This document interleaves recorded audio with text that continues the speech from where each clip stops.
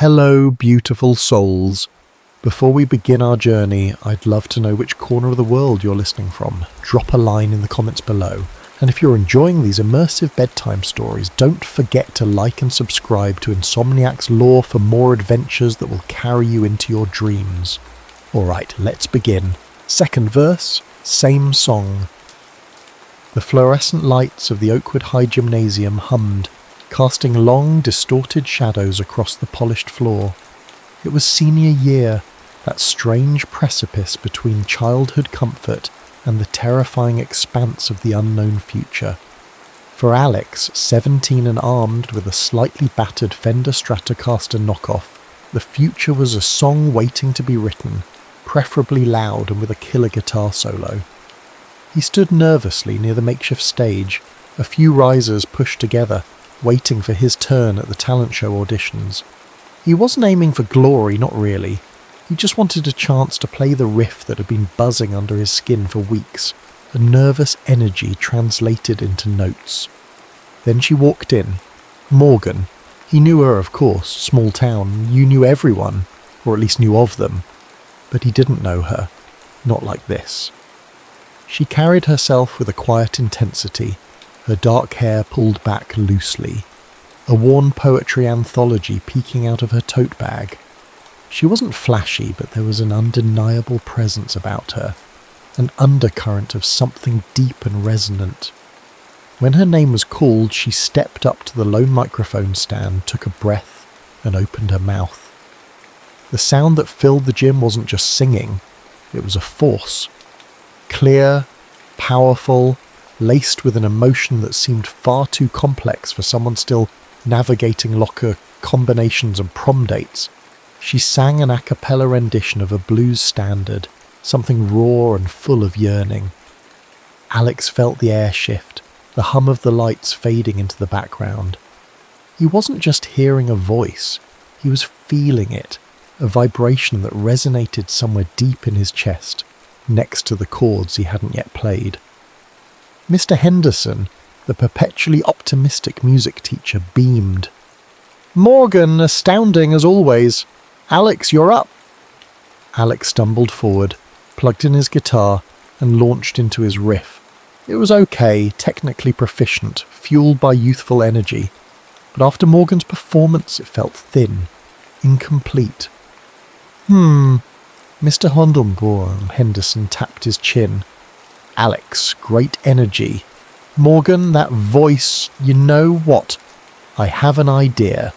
Why don't you two try working together? A duet. Find a song, or better yet..." He paused for dramatic effect. "Write one. Paired together." Alex felt a jolt, a mix of terror and exhilaration. Morgan simply nodded, her expression unreadable but for a flicker of curiosity in her eyes. Their first rehearsal was awkward. They met in the deserted bandroom after school, the air thick with the smell of valve oil and old sheet music. Alex noodled aimlessly on his guitar, chords that felt suddenly inadequate. Morgan sat cross-legged on an amplifier, flipping through her notebook. "So," Alex finally managed, "any ideas?" Morgan looked up. "I don't know. What do you usually write about?" "Duff," he mumbled. "Girls, driving around, wanting to get out of this town." She smiled, a small, genuine curve of her lips that lit up her face. "Standard songwriter fare?" She paused, then tilted her head. "What if we wrote about this? Right now, this feeling, like standing on the edge of something." And just like that, the awkwardness began to dissolve, replaced by a shared frequency. Alex played a hesitant chord progression, something melancholic but hopeful.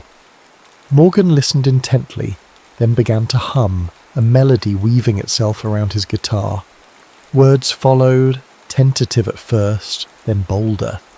They talked about the bittersweet ache of senior year, the pull of the future, the fear of losing what felt so immediate, so real.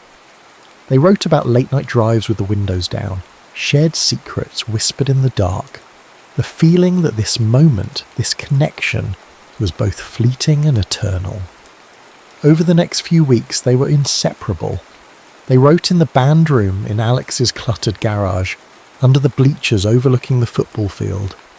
He'd play a riff, she'd find the words, she'd sing a line, he'd build the harmony around it. The song took shape, a raw acoustic piece they tentatively titled Same Song. It wasn't just about young love, it was about the specific, fragile intensity of their love, the kind that feels like the only song the universe knows how to play. It captured the thrill of discovery, the comfort of being truly seen, the quiet dread of the inevitable ending that loomed with graduation. Their first kiss happened during a frantic late-night writing session, fueled by cheap pizza and nervous energy. Alex had just figured out the bridge, a soaring, slightly dissonant section that perfectly captured the tension they felt. Morgan leaned closer to hear it better, her hair brushing his cheek. The air crackled. He stopped playing, looked at her, and the world narrowed to the space between them. The kiss was hesitant, then deepening, a harmony they hadn't planned but felt utterly right. They became Alex and Morgan, a single entity navigating the final frantic months of high school. They held hands in the hallways, shared knowing glances across crowded classrooms, found excuses to be together every possible moment. They even recorded a demo of Same Song on Alex's ancient cassette recorder, layering his guitar and her vocals, the tape hiss adding a layer of nostalgic imperfection. It was their anthem, their secret handshake, the tangible proof of what they shared.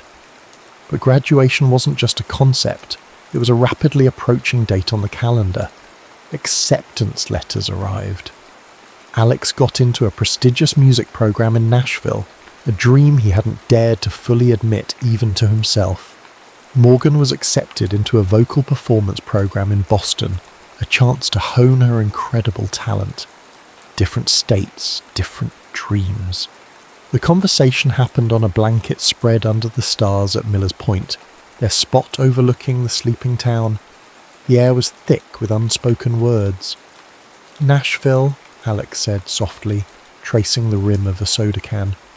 It's everything I've worked for. Boston, Morgan whispered, her voice catching. It's where I need to be, to really learn. They didn't fight. There were no accusations, no ultimatums, just a deep shared sadness, a mutual understanding that the paths they needed to walk were diverging. They clung to the idea of staying together, long distance, making it work. But even as they made the promises, calls every night, visits during breaks, a heavier truth settled between them. They were young. They needed to explore, to grow, to become the artists they were meant to be, independently. It's the right thing, isn't it? Morgan asked, tears finally slipping down her cheeks, even though it feels completely wrong. Alex couldn't speak. He just pulled her close, burying his face in her hair, breathing in the scent of her shampoo and the faint aroma of the woods around them. It felt like tearing himself in two. On their last day together before heading off to different corners of the country, they exchanged gifts. Alex fastened a simple silver chain around her neck. Dangling from it was the worn tortoiseshell guitar pick he'd used during their first talent show duet practice. "So you don't forget the first verse," he mumbled, his voice thick. Morgan pressed a familiar dog-eared journal into his hands. It was the one she carried everywhere, filled with her elegant script. "There are lyrics in here," she said, her eyes meeting his, full of unshed tears. "Ones we started, ones we never finished.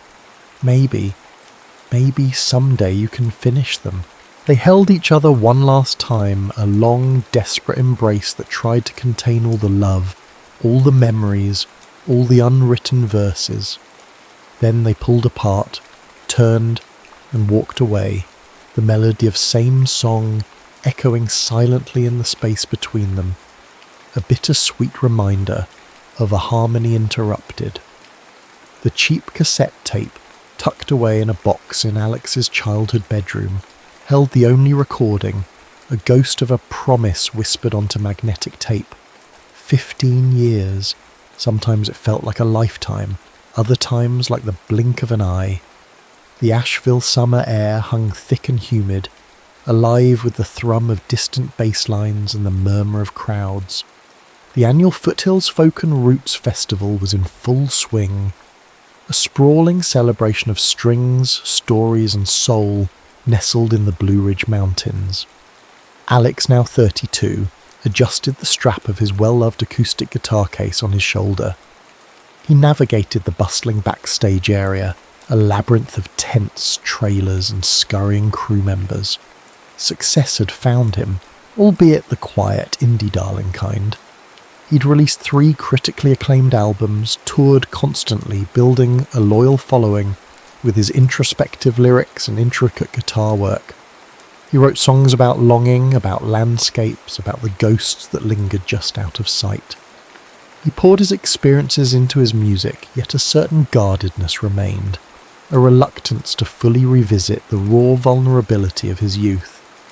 He still carried the weight of that first sharp heartbreak, a subtle minor key beneath his newer melodies. Nashville had honed his craft, but it hadn't entirely healed the old wounds. He was here as a solo act, booked for a prime slot on the main stage Saturday evening.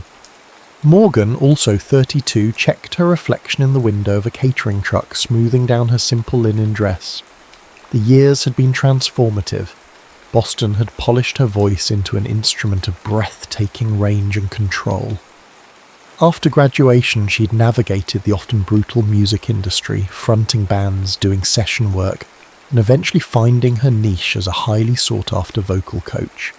She'd built a significant online following through powerful performance videos and insightful tutorials, her passion for music undimmed.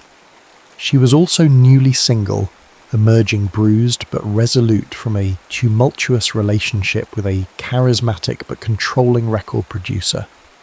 She was at the festival to lead a vocal workshop and perform a short set on one of the smaller stages, looking forward to immersing herself in music and reclaiming her own rhythm. Neither knew the other was there. Their lives had taken such different trajectories, their paths diverging so completely after that tearful goodbye that the possibility of crossing streams hadn't even registered. They'd lost touch gradually, the nightly calls dwindling to occasional emails, then silence. Life, careers, and new relationships had filled the void, burying the memory of same song under layers of adult experience. Alex found his assigned green room, a small trailer thankfully equipped with air conditioning. Liam, the festival's slightly frazzled stage manager, poked his head in. "Alex, glad you made it settling in." "Yeah, man, good to be here," Alex replied, cracking open a bottle of water. "So, listen." Liam shifted his weight, clutching a clipboard. Bit of a schedule change for the closing night tribute. We had a last-minute cancellation for the duet spot. Alex raised an eyebrow. "Okay." "Well, we were scrambling, but then we realised. You know, Morgan Vance is here, right? The vocal coach, amazing performer." Alex froze, the water bottle halfway to his lips. Morgan Vance, he knew the name.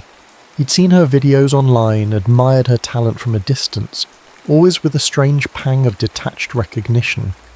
He hadn't connected that Morgan Vance with his Morgan. It seemed impossible. "Yeah, I know who she is," Alex said carefully, his pulse suddenly erratic. "Eat, because we thought you two together. A surprise duet for the final act Sunday night. A tribute to classic songwriting duos. Your styles would just mesh perfectly. What do you think?" Liam beamed, oblivious to the bomb he'd just dropped. Alex felt the air leave his lungs. Morgan, here, a duet? After all these years? His mind raced, a chaotic mix of disbelief, dread, and a terrifying flicker of something else, hope. He stammered. "I mean... yeah, why not? Who wouldn't want to sing with Morgan Vance?" He forced a casual tone, but his hands felt clammy. "Fantastic!" Liam made a note on his clipboard. I'll let her know.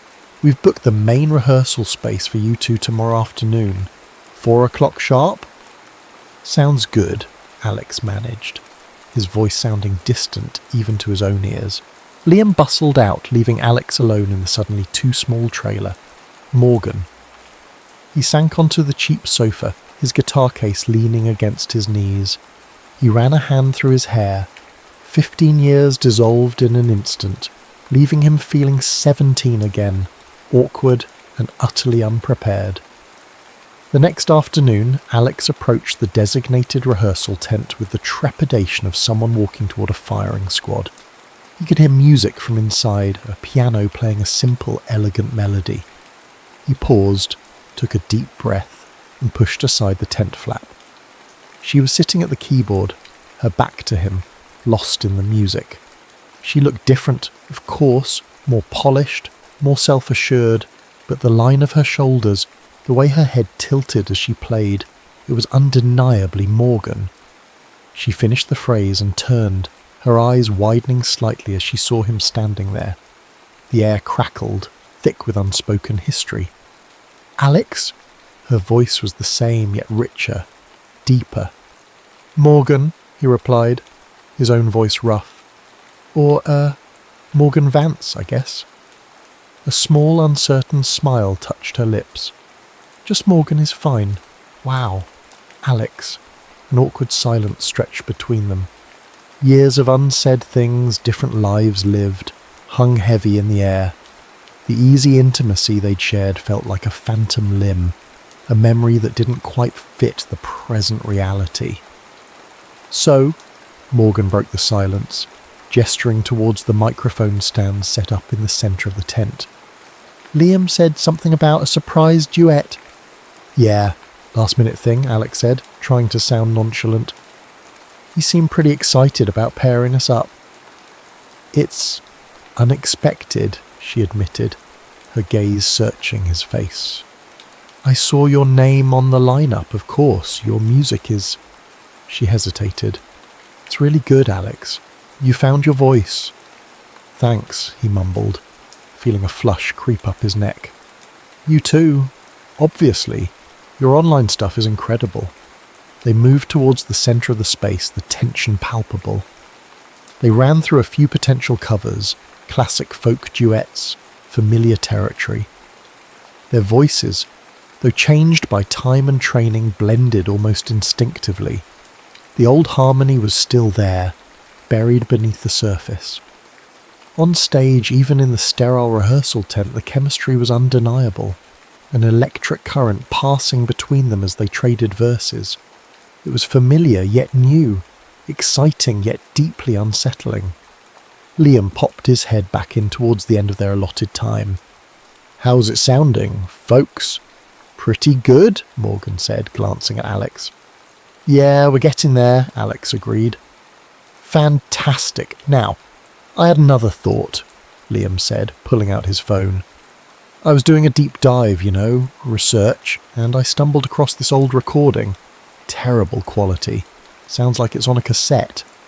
He played a few seconds of tinny, warbly audio. Alex's blood ran cold. It was them. 17 years old, voices cracking slightly, singing same song in his garage. The tape hissed like audible dust motes. Liam continued, oblivious. "Is that... you guys?" Morgan stared at the phone, her face pale. "Where did you find that?" "Some obscure corner of the internet. An old high school band archive site, maybe. Anyway, the melody, the lyrics, they're beautiful, raw but beautiful. What if for the encore Sunday night you performed this? Your own song. Talk about a full circle moment."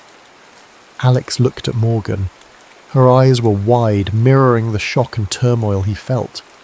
That song, their song, the one born from their first connection, the one sealed with their breakup, the one neither of them had likely listened to, let alone performed in 15 years. Resurfacing it felt like excavating a time capsule, unearthing emotions they had both carefully buried. Nostalgia warred with the remembered pain of their parting, the unresolved questions swirling in the charged air between them. I don't know, Morgan stammered, looking away. It's been a long time, Alex added, the understatement hanging heavy in the humid tent. Liam, sensing the sudden shift in atmosphere but misinterpreting it as artistic modesty, just grinned. Think about it. It would be magic. Pure festival magic. He gave them a cheerful wave and disappeared again. Alone once more, Alex and Morgan stood in silence, the ghost of their 17-year-old voices hanging in the air, the weight of their shared past pressing down on them. The same song, unfinished and unresolved, was suddenly terrifyingly back on the set list. The Asheville Festival pulsed with life around them, a vibrant ecosystem of music, craft beer, and swirling crowds. Yet for Alex and Morgan, the noise seemed to fade whenever they found themselves drawn back into each other's orbit. The initial awkwardness of the reunion slowly began to yield, replaced by a hesitant curiosity, a careful exploration of the 15 years that lay between their past and present. They started spending time together, initially under the guise of rehearsing for the Sunday duet, but soon seeking each other out during downtime between sets and workshops. They grabbed coffee from a vendor truck, sharing a picnic table under the shade of a sprawling oak tree. They wandered through the craft booths, commenting on handmade pottery and tie-dyed shirts. Each interaction felt like deciphering an old map, tracing familiar routes that led to unexpectedly changed landscapes. Their conversations, at first tentative, grew deeper, more candid. They talked about the years immediately following their split, the loneliness of new cities, the struggle to find their artistic footing, the relationships that had shaped them for better or worse. Nashville was intense, Alex admitted, stirring his coffee. Sink or swim, I swam mostly, wrote a lot of sad songs. He offered a self-deprecating smile. Guess some things don't change. Boston pushed me, Morgan shared, tracing patterns on the wooden table. Technically, vocally, but finding my own artistic voice separate from what instructors or others wanted, that took longer. She alluded vaguely to her recent breakup, the shadow of it still visible in her eyes. It's hard sometimes, untangling your art from your relationships. Alex nodded, understanding more than she might realise.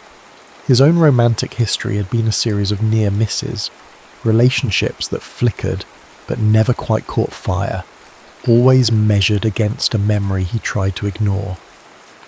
One afternoon, escaping the main festival grounds, they found a quiet spot by the Swannanoa River, the gentle murmur of the water a soothing counterpoint to the distant music. Alex had his guitar, not the one he performed with, but an older, travel-worn acoustic. Morgan pulled out a familiar-looking notebook, not the original journal she'd given him, but clearly its descendant. You know, Morgan said softly, looking out at the water, after we split, I kept writing, adding verses to same song. She opened the notebook, revealing pages filled with her distinctive script. Not constantly, but whenever something big happened, a milestone, a heartbreak, a moment of clarity, it felt like checking in with us, or with the memory of us. Alex felt a lump form in his throat. He hadn't known. He'd kept her journal safe, tucked away in her box, but he hadn't dared open it often, the unfinished lyrics a painful reminder. I kept the journal you gave me, he confessed. I couldn't finish the lyrics, but the melodies, bits and pieces of things we wrote back then, they still show up in my songs. Sometimes I don't even realise it until later. He started playing then, not same song, but a new melody, something quiet and searching. Morgan listened, then, hesitantly at first, began to hum along, finding a harmony. Soon she was pulling lines from her notebook, weaving them into his music. They weren't just rehearsing anymore, they were creating, the old spark flaring back to life, fueled by 15 years of separate experiences that somehow still resonated on the same frequency. They played for hours, the sun dappling through the leaves, the rest of the world falling away until it was just the two of them and the music they made together, a language they'd never forgotten how to speak. That evening, there was an informal bonfire acoustic set near the artist's camping area. Someone coaxed Alex into playing a song. He glanced towards Morgan, who was sitting on a log bathed in the flickering firelight. He started playing one of his own tunes, but halfway through he shifted the chords, finding the familiar progression of same song. He sang the first verse, his voice filled with a newfound resonance, his eyes finding hers across the fire. Without a word, Morgan stood up, walked over and joined him on the second verse, her voice blending with his as if no time had passed at all. It wasn't the full raw version from the demo tape, nor the version Liam had proposed. It was something new, imbued with the weight of their lived experiences. The small crowd fell silent, captivated by the palpable emotion radiating from them. As the last chord faded, the only sound was the crackling fire. Later, walking back towards their respective accommodations under a canopy of trees strung with fairy lights, the air felt charged. The music, the firelight, the shared vulnerability, it had stripped away the last layers of their reserve. Alex stopped, turning to face her. "Morgan," he started, then stopped. Words felt inadequate. She looked up at him, her eyes reflecting the tiny lights. He reached out, his fingers brushing her cheek, a spark igniting at the contact. And then he kissed her. It wasn't like the tentative kiss of their youth. This was a kiss freighted with years of unspoken longing, regret, and the overwhelming relief of reunion. It was a kiss that acknowledged the past but anchored itself firmly in the present, a desperate, hopeful collision under the Carolina stars. The fragile bubble of their rekindling, however, was soon threatened. The next day, a sleek black car pulled up backstage. Out stepped Julian Vance, Morgan's recent ex, the record producer. He was all sharp suit and predatory charm, ostensibly there to support Morgan, but clearly intending to reassert his influence. He cornered her after her workshop, waving a recording contract. "Morgan, darling," he crooned, loud enough for Alex standing nearby to overhear. "I pulled some strings. This is a major label deal. Solo album. Big budget. We can pick up right where we left off, professionally speaking, of course." The implication hung in the air. The contract came with strings, the kind that tangled art with control, the kind she'd just escaped. Morgan looked trapped, the old anxieties flickering across her face. Before Alex could intervene, his own manager intercepted him, phone pressed to his ear.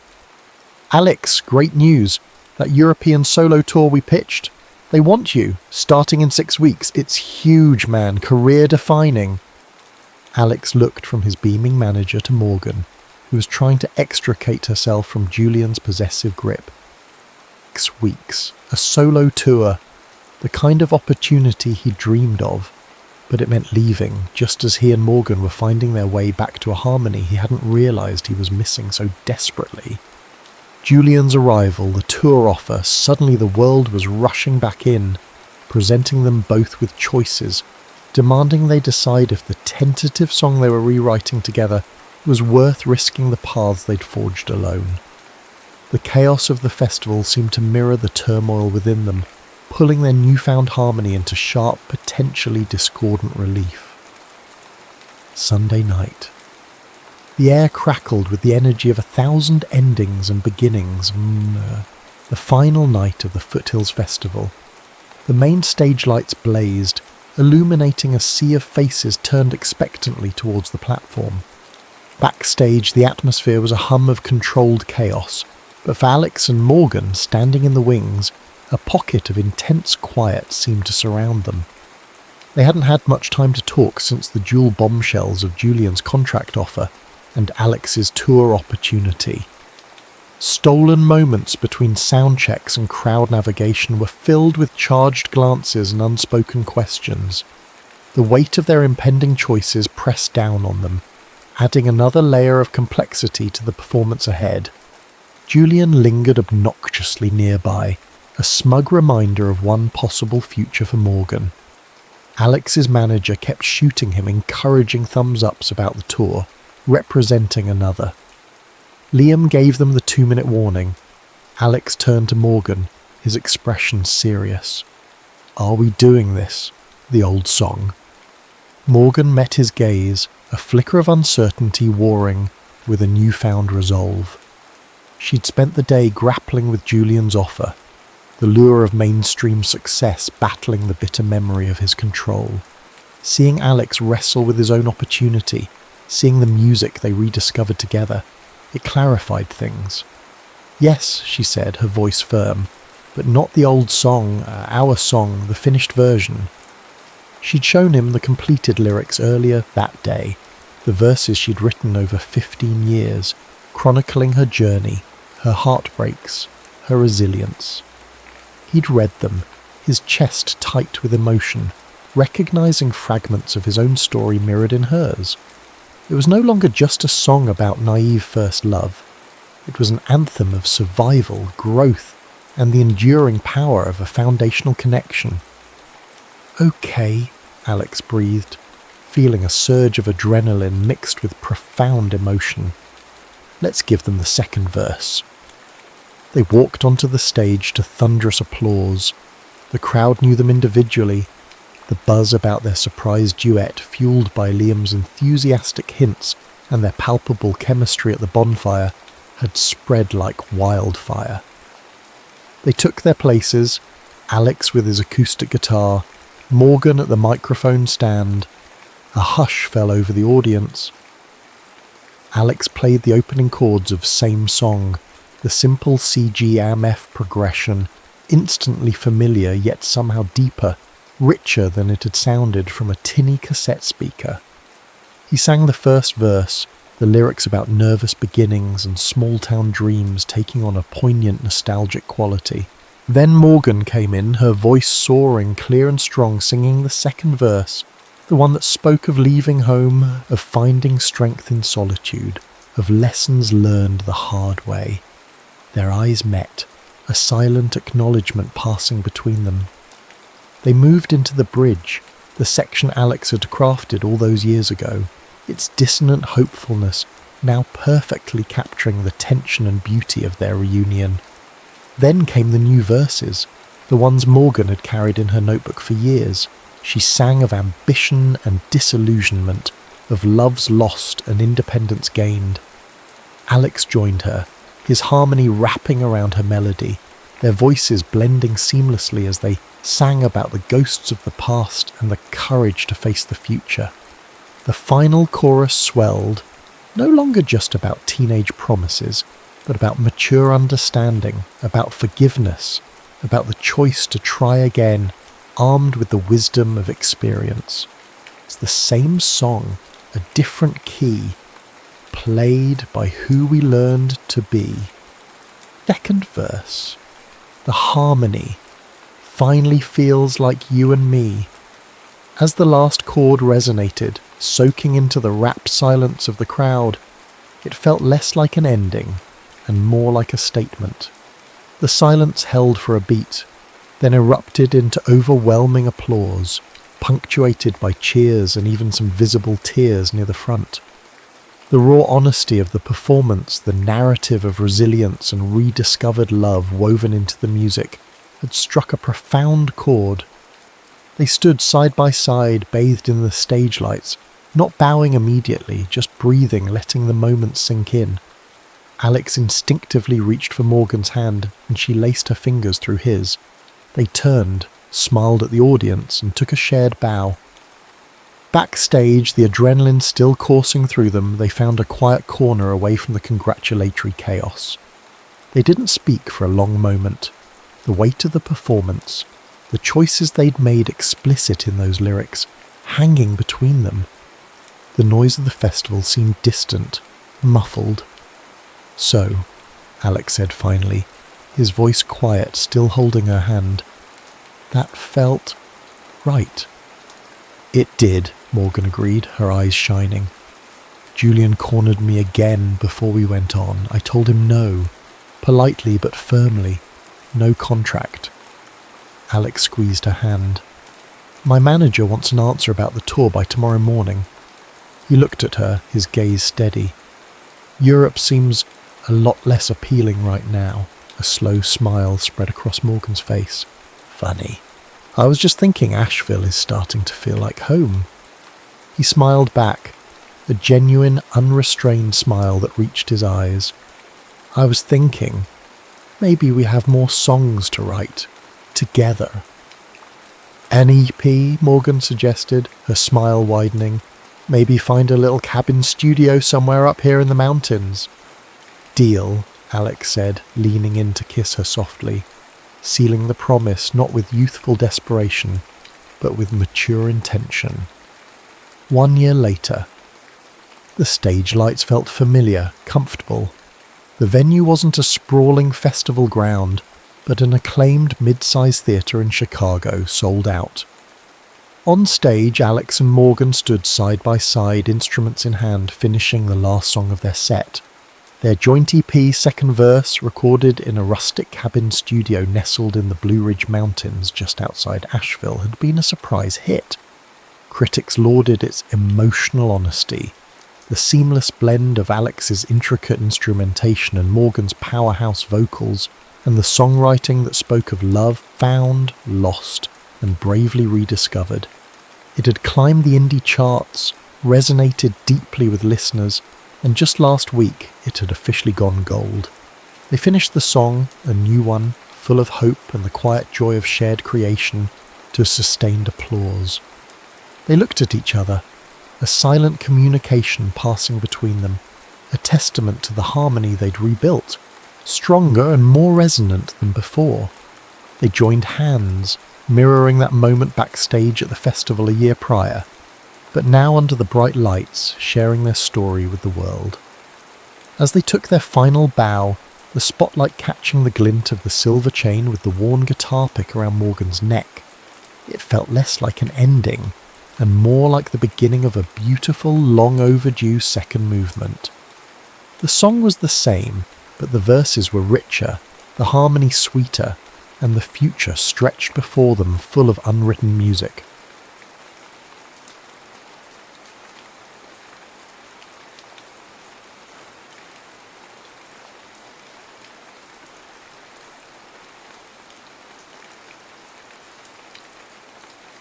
Echoes of Autumn. Catherine Winters stood at her kitchen window, watching autumn leaves spiral down from the massive oak that had guarded her home for 30 years. 53 years old today, and the universe had sent her a windstorm as a birthday gift. How fitting. Her phone buzzed on the counter, a text from her daughter in Seattle. "Happy birthday, Mum. Did the package arrive?" It had. Unopened, it sat on her dining room table like an unexploded ordnance. Ellie meant well, but Catherine couldn't bear another well-intentioned self-help book or meditation cushion. Not today. She texted back, "It did.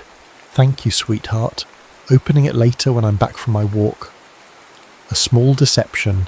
She had no intention of walking in this wind, but it bought her time. 20 years as a high school counsellor taught her that sometimes small untruths prevented larger hurts.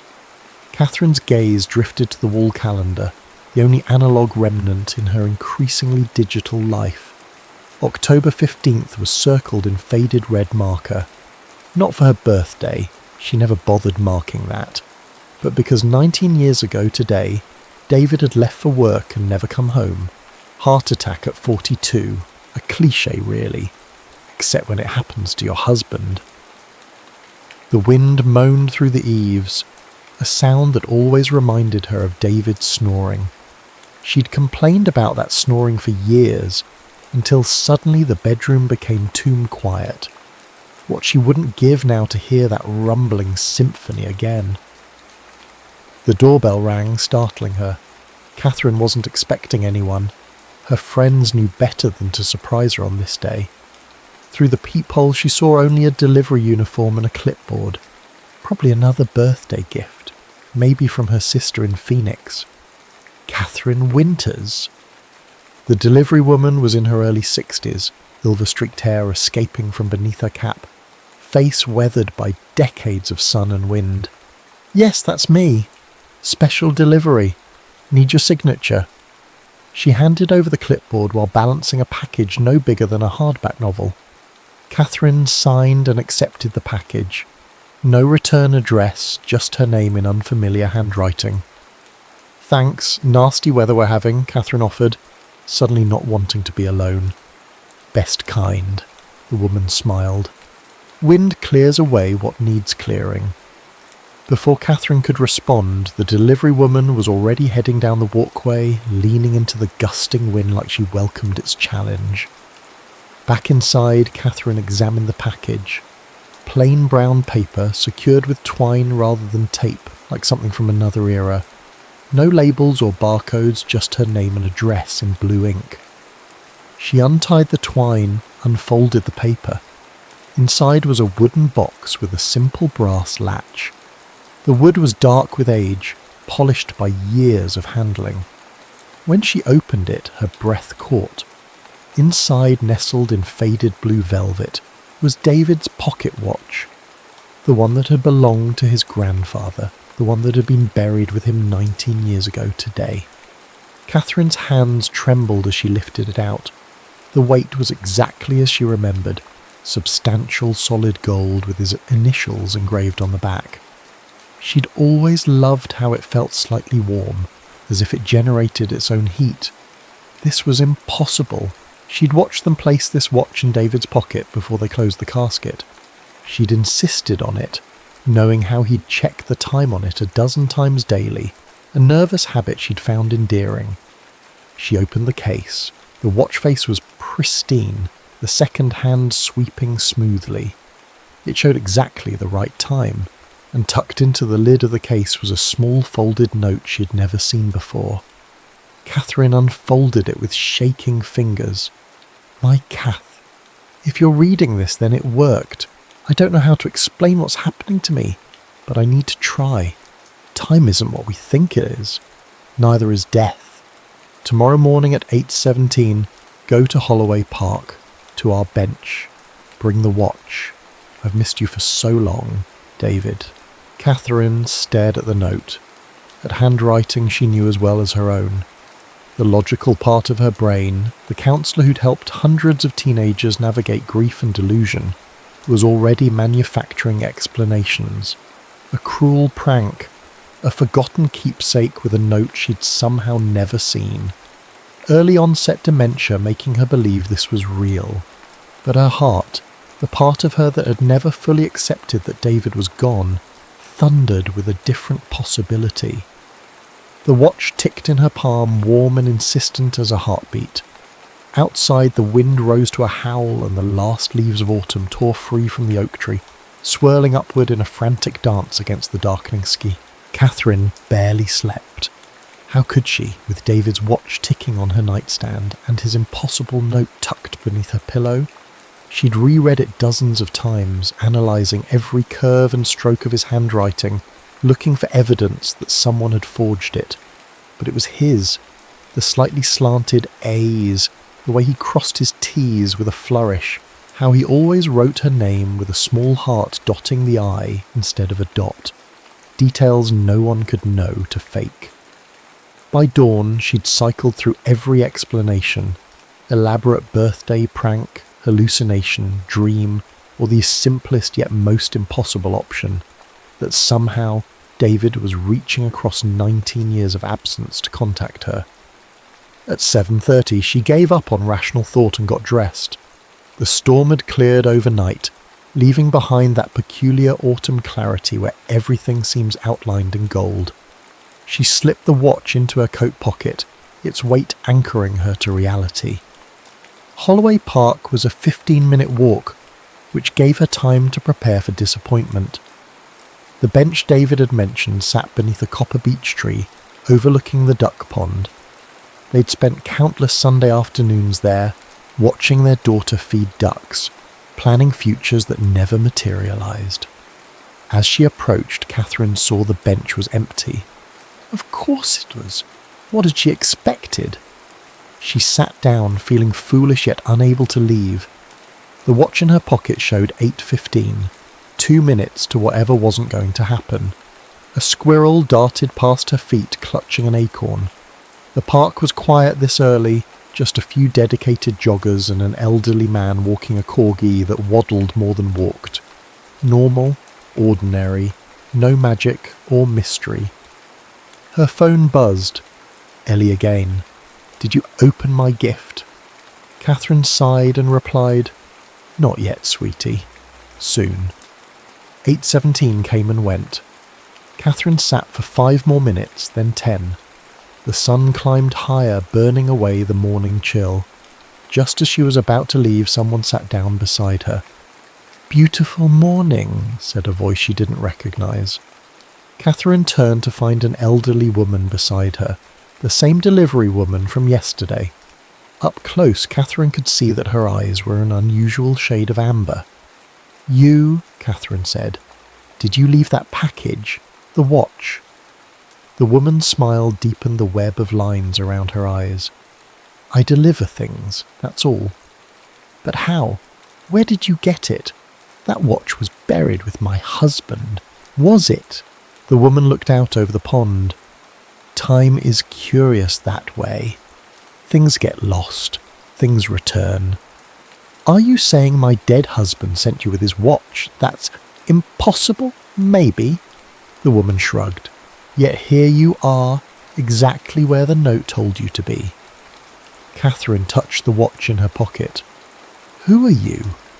"A courier, a connector, someone who helps things find their rightful place."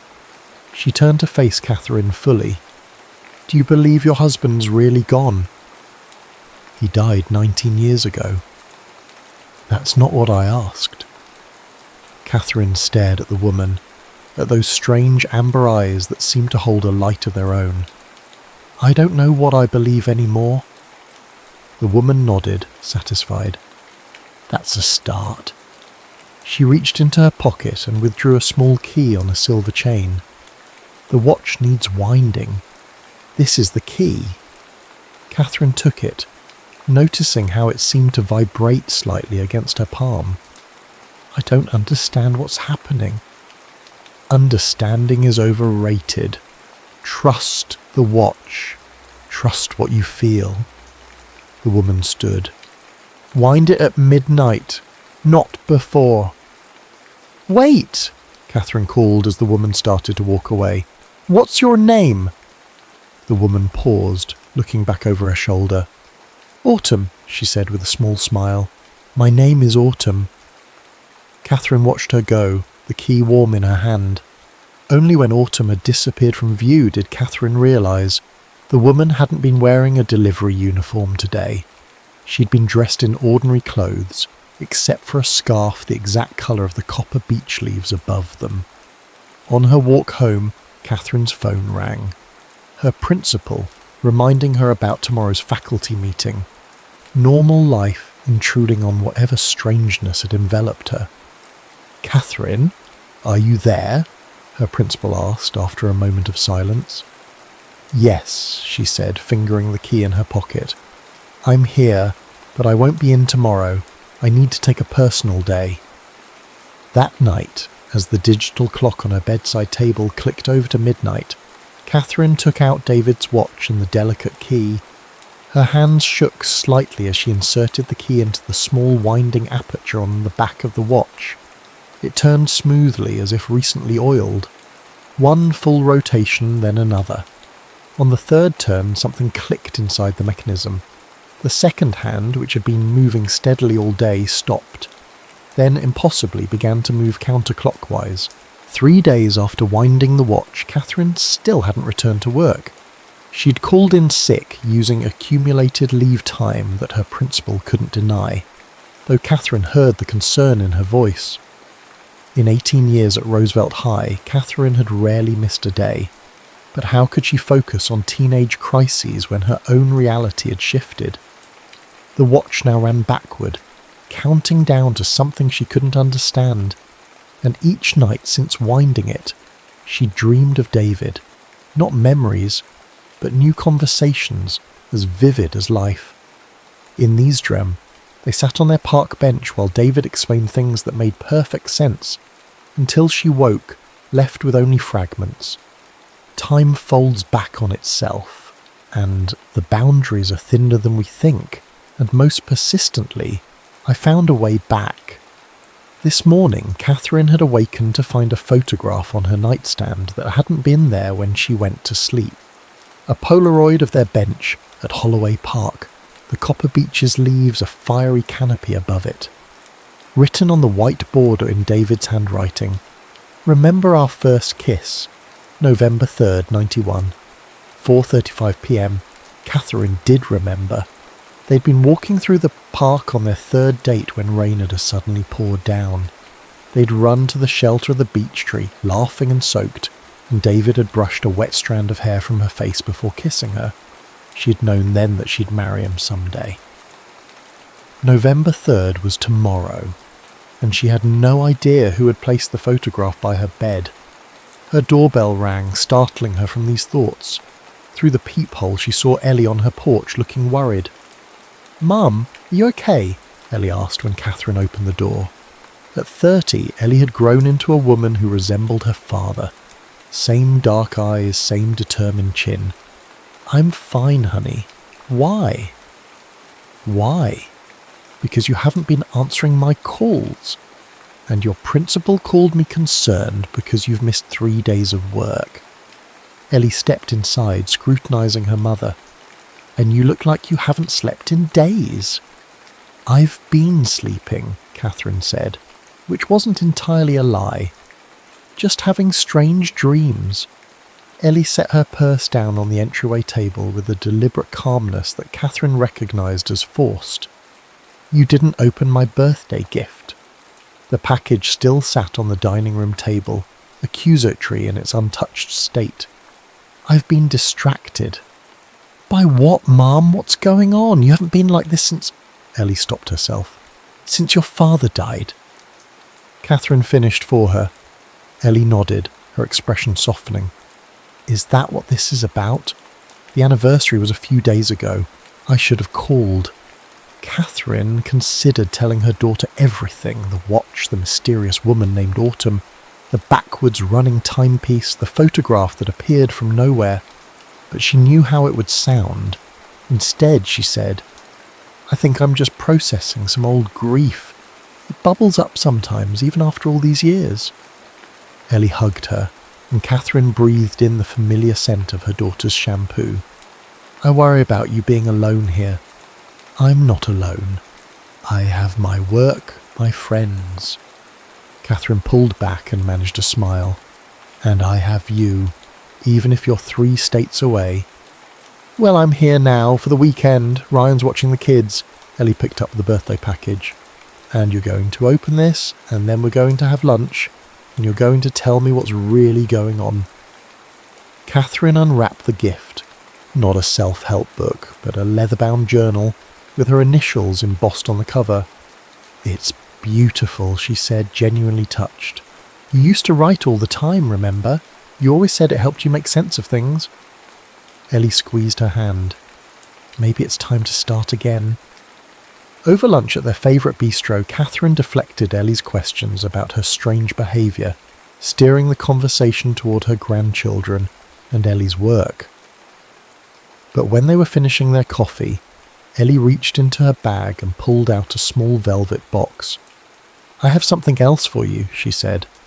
"I was saving it for Christmas, but I think maybe you need it now." Inside the box was a silver locket.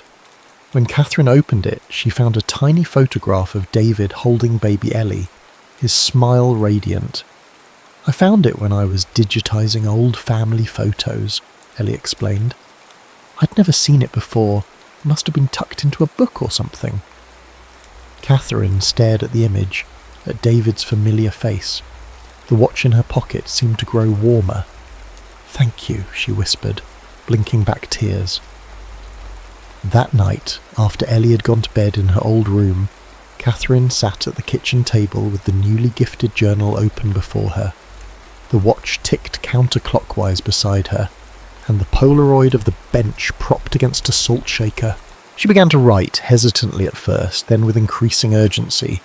David, if you can somehow read this, if you're somehow finding ways to reach me, I need to understand.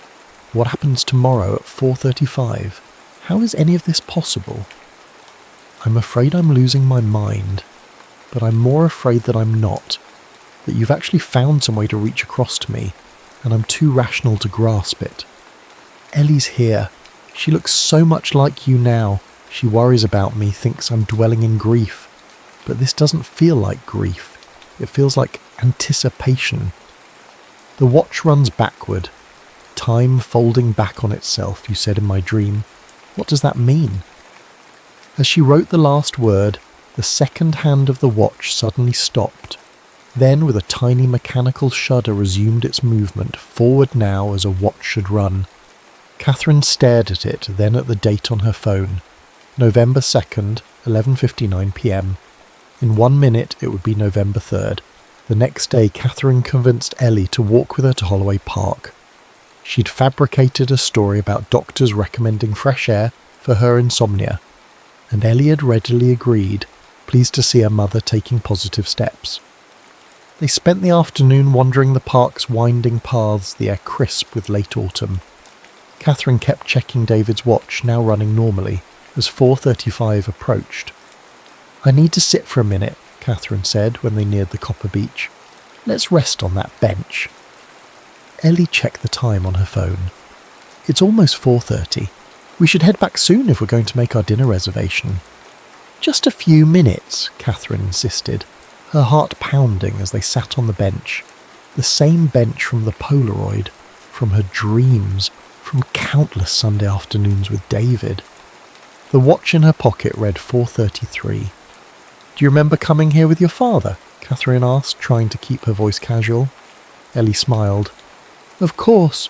He used to lift me up to see the ducks, and he'd tell me that ridiculous story about the fish that lived in top hats at the bottom of the pond. The gentleman fish, Catherine laughed. I'd forgotten about them.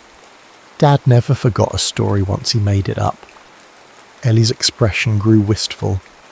I still talk to him sometimes, you know, when I'm having a hard day or when one of the kids does something that would have made him laugh. What do you say to him? Catherine asked softly. Ordinary things, updates on the kids. Sometimes I ask him questions like what he would do in my place. Ellie shrugged, looking slightly embarrassed. It's silly, but it helps me feel connected to him.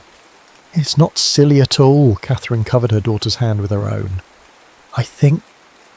A sudden gust of wind interrupted her, whipping through the copper beach above them, sending a shower of russet leaves spiralling down around them. Catherine's watch vibrated in her pocket. 4:35. And there, walking toward them along the park path, was David. Not the David of 19 years ago, who had left for work one October morning and never returned. This was David as he would be now, hair silver at the temples, lines around his eyes, but unmistakably, impossibly him. Catherine froze, her hand tightening on Ellie's. Mum, what's wrong? Ellie followed her gaze, squinting at the approaching figure. Who's that? He was close enough now that Catherine could see his eyes, those dark eyes that had always reminded her of deep water. He wore clothes she had never seen before, a charcoal sweater, dark jeans, a scarf the same amber colour as the mysterious woman's eyes. He stopped a few feet away, his gaze fixed on Catherine with such intensity that she could barely breathe. Hello, Kath, he said, and his voice, slightly rougher than she remembered, but still unmistakably his, undid her completely. David, she whispered. Beside her, Ellie had gone rigid. Mum, what are you talking about? That's not... She stopped, staring at the man more closely. That's not possible. Aviz took another step forward, and Catherine could see he was trembling slightly. I know this is impossible to understand, but I promised I'd find a way back to you, and I have. You're dead, Ellie said, her voice cracking. You died when I was 11. In this timeline, yes, David nodded, his eyes never leaving Catherine's face. But time isn't linear. It branches, folds back on itself, and sometimes, very rarely, the boundaries between different branches become permeable. Catherine found her voice at last. The watch, the key, the woman named Autumn. She helped me find the crossing point. David gestured to the bench where they sat. This place, this date, is where our timelines intersect, where I could come through just for a little while. Ellie stood abruptly. This is insane. Mum, we need to go. She tugged at Catherine's arm, but Catherine couldn't move, couldn't look away from the man who wore her husband's face, spoke with her husband's voice, looked at her with her husband's eyes. Ask me something, David said quietly. Something only I would know. The scar on your left shoulder, Catherine said immediately. How did you get it? A small smile touched his lips. Falling out of the apple tree in my grandmother's orchard when I was 9. I told everyone it was from a knife fight until you made me tell the truth on our second date. Ellie's grip on Catherine's arm slackened. The gentleman fish, she said suddenly. What colour was the mayor fish's top hat? Purple with silver stars, David answered without hesitation. And he had a monocle that he was always losing in the cattails. Ellie sank back onto the bench, her face drained of colour. How is this possible? Catherine asked. How are you here? I don't have time to explain everything, David said, glancing at his own watch, identical to the one in Catherine's pocket. The window is short, but I had to see you both to tell you that I never left you. Not really. But you died, Ellie whispered. We buried you. In this timeline, yes. David knelt in front of the bench, looking up at them. But there are others. And in one of them, I found a way to step sideways just for a moment. Can you stay? Catherine asked, already knowing the answer. David shook his head.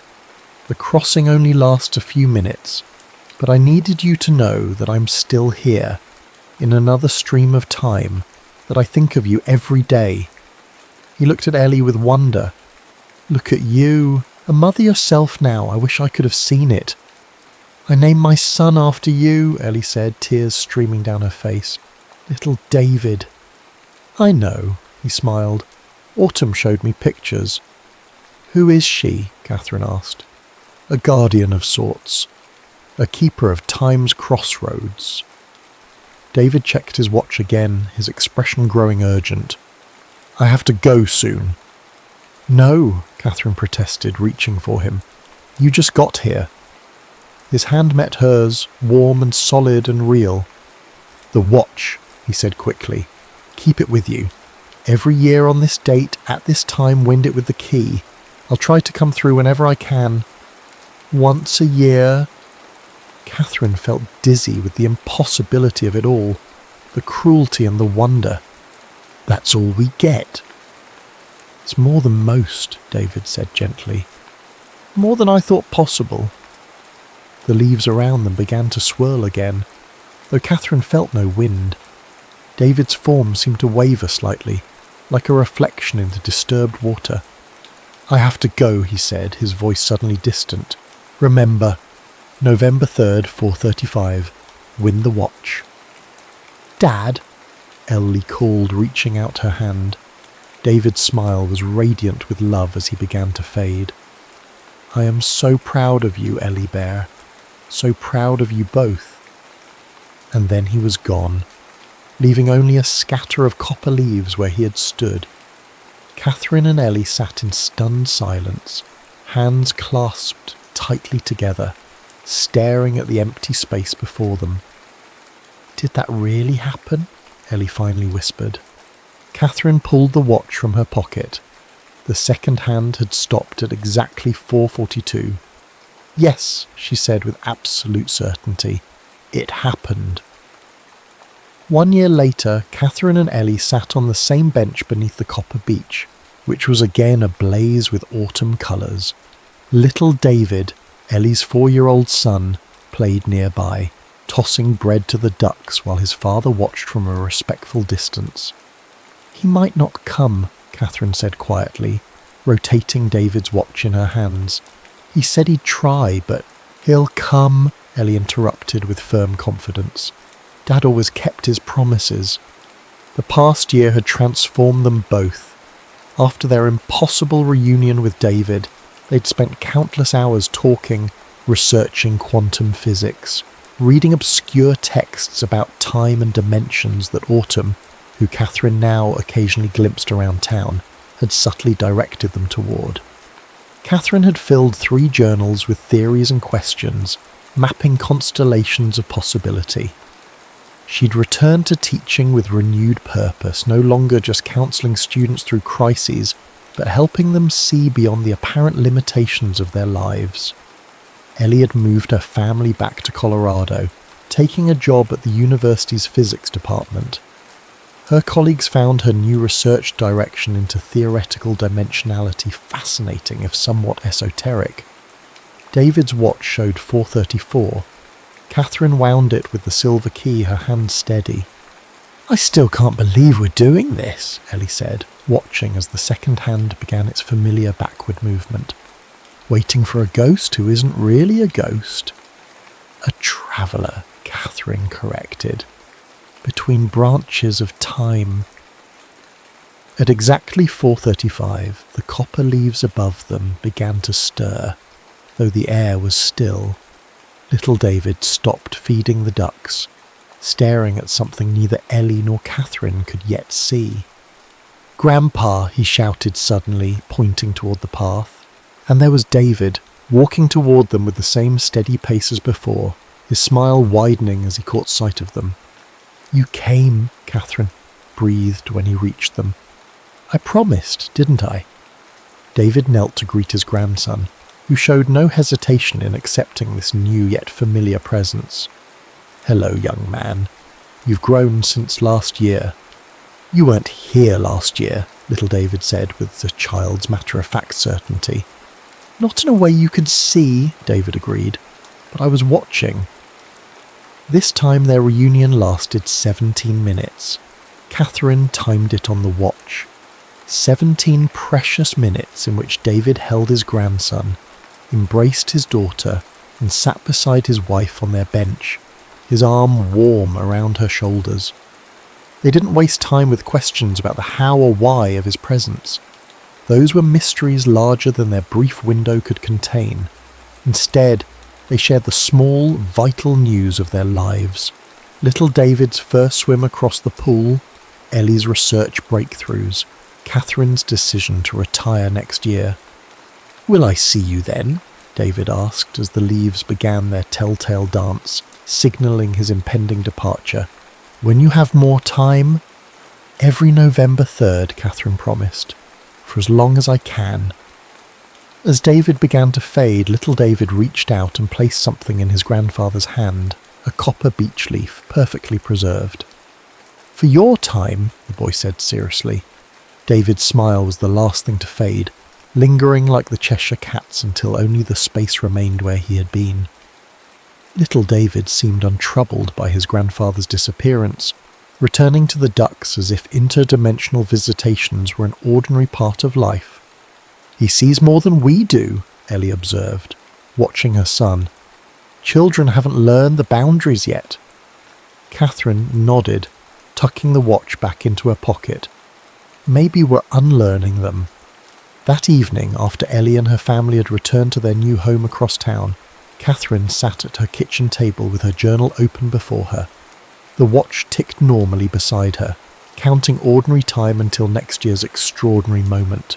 She wrote, "David came again today, 17 minutes according to the watch, not enough, never enough, but infinitely more than I believed possible a year ago. Ellie thinks she's found a mathematical model for what's happening, something about quantum resonance and memory as a stabilizing force.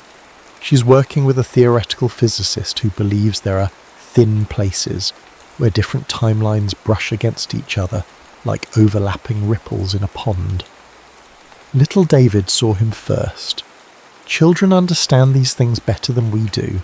They haven't yet built walls between what is and what could be. I used to think grief was the price we pay for love. Now I wonder if it's just a failure of perception, our inability to see beyond the apparent boundaries of reality. Autumn left another book on my porch yesterday. Ancient Greek philosophy this time, all about time being circular rather than linear. There was a pressed flower marking a passage about how everything that has happened is happening somewhere, always. I don't know if that's true for everyone, but I know that somewhere, in another stream of time, David never left for work that October morning. And somewhere else, he found a way to reach across the divide and remind us that love doesn't recognise the boundaries we think exist between life and death, presence and absence now and then.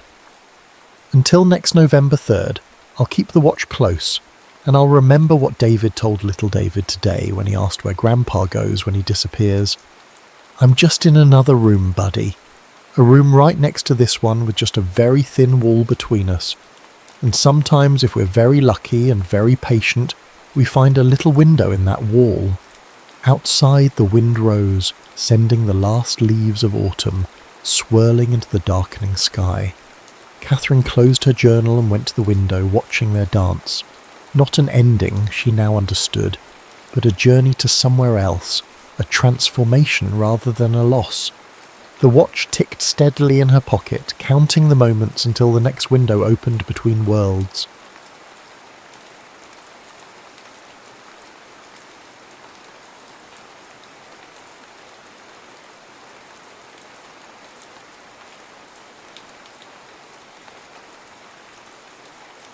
Quarantine Hearts. Olivia Cross gripped her carry-on handle until her knuckles whitened as CDC officials in hazmat suits boarded the aircraft. After 20 hours of flying from Geneva, all she wanted was to collapse into her own bed. Instead, she was watching a potential public health crisis unfold in real time. "Ladies and gentlemen, remain calm," announced a woman in full protective gear. "A passenger on this flight has exhibited symptoms consistent with the new Kappa variant. As a precautionary measure, everyone will be escorted to a quarantine facility for observation." Collective groans filled the cabin. Olivia closed her eyes, mentally calculating the reproduction rate of the variant based on the latest data she'd reviewed at the summit. 14 days minimum. She'd need to email her team, reschedule appointments, and request her research files be uploaded to the secure server. "Dude! This is insane. Look at this, everyone. I'm literally being quarantined right now." Olivia's eyes snapped open. 3 rows ahead, a man with artfully tousled dark hair was holding his phone aloft, filming the officials while narrating in an excited voice as if he'd won a prize rather than been detained. "Harvey Pennington here, coming at you live from what might be the most extreme travel delay of my career. We're being taken to a government facility. Sir, please lower your device," instructed one of the officials. Sorry, the man said, though his apologetic smile suggested the opposite. "Just documenting history. My 3 million followers are going to freak." The journey from JFK to the hastily converted airport hotel was a blur of forms, temperature checks, and the constant backdrop of Harvey Pennington's voice as he charmed every official they encountered. By the time Olivia received her room key, her temples throbbed. "Room 718, said the quarantine coordinator. "And sir, you're in 720. Olivia's head snapped up. "Wait, those are adjoining rooms." "All rooms are paired for safety monitoring," the coordinator explained tiredly. "The connecting door remains locked, but it allows staff to check on multiple guests efficiently." "But, Cross, we're processing 400 passengers. I'm sorry, but room assignments are final." Olivia reluctantly wheeled her suitcase toward the elevator, hyper-aware of Harvey falling into step beside her. "So, doctor, huh? Let me guess. Plastic surgery, dermatology?" She gave him a withering look. "Epidemiology. I track infectious diseases." "Whoa!" Harvey stepped back dramatically. "So this is like, what, a typical Tuesday for you?" The elevator doors opened, saving her from responding. Once inside, Harvey immediately pressed the button for their floor, and then every button in between. What are you doing? She snapped. Force of habit, he shrugged. My brother and I always used to... He stopped abruptly, then flashed a smile that didn't quite reach his eyes. Anyway, 14 days. Guess we're going to be neighbours. Olivia silently counted to 10 as the elevator stopped at every single floor. Their rooms were indeed adjacent, the connecting door visible on the far wall of each. After a cursory inspection of her quarters, standard hotel fare with the addition of medical monitoring equipment, Olivia heard a soft knock on the connecting door. Hey neighbour, just checking if this thing opens. It doesn't, she called back curtly, unpacking her laptop. It's locked from both sides. Shame. We could have had adjoining quarantine living rooms. Olivia didn't respond, instead setting up her workspace at the small desk. Through the wall she could hear him moving about, followed by the unmistakable sound of live streaming. What's up, Pennington Pack? Day 1 of hotel quarantine life and I'm making the best of it. Let me give you the grand tour of my luxurious accommodations, courtesy of the CDC. His voice continued for hours, punctuated by laughter and the occasional sound of furniture being moved. By midnight, Olivia had drafted 3 research emails, organised her digital files, and was attempting to sleep when music began thumping through the wall. She knocked sharply on the connecting door. It's midnight. The music lowered marginally. Sorry, Robot Doctor. Some of us work on content creation at night. Robot Doctor, Olivia fumed silently. Some of us are trying to prevent the next pandemic, she called back. Is that what you were doing in Geneva? His voice came closer to the door. I saw your boarding pass when we were checking in. The fact that he'd noticed such a detail surprised her.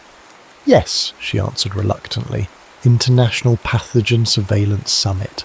Sounds intense. No wonder you're so focused. She couldn't tell if that was an insult or not. Good night, Mr. Pennington. Harvey, he corrected. And I'd say sweet dreams, but you'd probably prefer efficient ones. Olivia rolled her eyes, but found herself smiling despite her exhaustion. She placed her pillow over her head to muffle the continued low beat of his music and eventually drifted off, dreaming of invisible walls and the spaces between people that no amount of proximity could bridge. By morning she had established a rigorous schedule. Wake at 6 a.m, exercise using the limited floor space, shower, work until lunch delivery, afternoon conference calls, data analysis, dinner, more work, sleep by 10 p.m, a routine to maintain sanity. Harvey, meanwhile, seemed to exist without any discernible pattern. Some mornings she heard him before dawn, other days there was no sound until afternoon. His meals arrived at irregular intervals, often growing cold while he filmed content or conducted boisterous video calls. On day 3, as Olivia was in the middle of a crucial analysis of Kappa variant mutations, Harvey began what sounded like parkour in his room. She marched to the connecting door. What on earth are you doing? 10-minute hotel room workout challenge, he called back breathlessly. Using furniture as gym equipment. The video's already at 50,000 views. You're going to break something, either hotel property or yourself. Worried about me, Doc? She could hear the smile in his voice. Worried about having to listen to you complain about injuries for the next 11 days. There was a pause, then a thud, followed by a groan. Are you okay? She asked, surprised by her own concern. Just misjudged the distance between the desk and the bed, he admitted. Maybe you have a point. Olivia pressed her forehead against the cool door. Do you need medical attention? Nah, just bruised my ego, and maybe my hip. He paused. This quarantine thing is harder than I expected. I'm used to constant movement, new places every few days. Something in his voice, a vulnerability she hadn't heard before, made her soften. It's about adaptation, she said. Finding ways to function within constraints. Is that your secret, scheduling everything down to the minute? Structure helps maintain normalcy in abnormal situations. Harvey laughed softly. I haven't done normal in about a decade. Olivia returned to her work, but found herself distracted, wondering what kind of life existed entirely outside the boundaries of routine, and what would drive someone to choose it. On day 5, Olivia's Wi-Fi crashed during a critical video conference with her CDC team. After 20 minutes of futile troubleshooting with hotel IT, she paced her room like a caged animal. A tentative knock came from the connecting door. "Everything okay in robot land?" I can hear you muttering scientific profanities.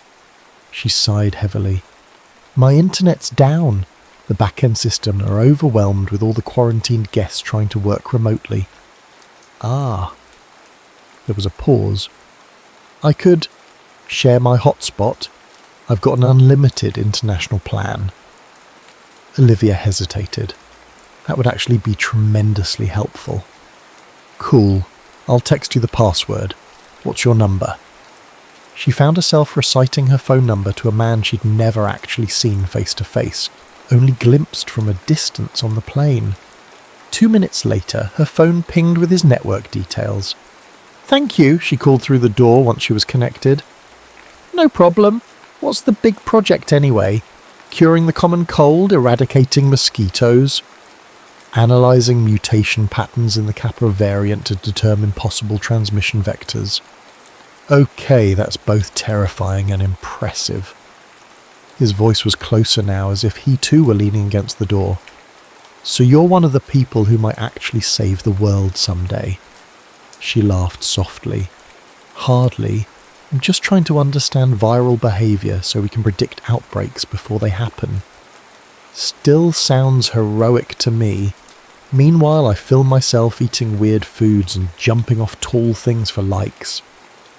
"I doubt that's all you do," she said, surprising herself with the defence of his career. "Yesterday I spent 4 hours editing a video of myself building a fort out of hotel bedding. And brought joy to, how many followers did you say? 3 million? There was a pause. "Huh. Robot Doctor has a soft spot after all." "Stop calling me that," she said, but without heat. "I'm just saying different work has different value." "Fair enough, Olivia." Hearing her name in his voice created an odd flutter in her chest. "What exactly do you do, Harvey? Besides hotel parkour?" "I travel. Document places most people never see. Started as a backpacker with a GoPro and somehow turned into whatever this is," he sighed. "Though lately I've been wondering if any of it matters." "What do you mean?" "I've been to 68 countries, climbed mountains, explored caves, eaten things that made my camera crew gag. But sometimes I think I'm just skimming the surface, collecting places like stamps without really understanding them." The vulnerability in his admission resonated with her. "I understand surface skimming. In my field, we're always racing against time, moving from one potential crisis to the next. Sometimes I wonder what I've missed while focusing on microscopic threats."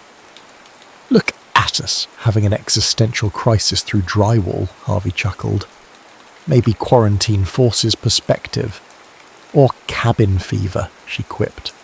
"Speaking of which," Harvey's voice brightened, "I've been brainstorming quarantine activities that don't involve spreadsheets or risk assessments. Any interest in a crossroom challenge?" "Depends on the challenge." "Tonight, creating gourmet meals using only room service ingredients and the coffee maker. I'll judge yours, you judge mine." Olivia surprised herself by laughing. "That sounds ridiculous." "Exactly. That's the point. We need ridiculous right now."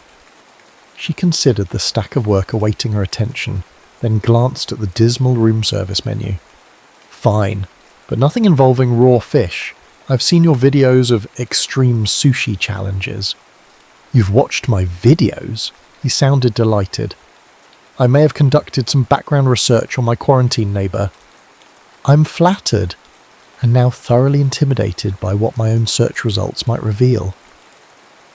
That evening they exchanged photos of their culinary creations through the door crack beneath their rooms. Harvey somehow crafted a deconstructed Wellington, Using hamburger patties and dinner rolls, Olivia countered with molecular gastronomy dessert, jello dissolved in hot water, then re-solidified around fresh berries. They declared it a tie and agreed to a poetry slam challenge for the following night. Olivia, who hadn't written anything creative since high school, found herself composing verses about microscopic worlds during conference calls. By day 8, they had established a strange routine: work during the day, with occasional text messages about mundane observations or complaints about quarantine life, followed by evening wall talks, where they sat with backs against the connecting door, voices travelling through the thin barrier. It was during one of these sessions that Harvey asked about her work in Sudan, something she had mentioned briefly during a discussion about career paths.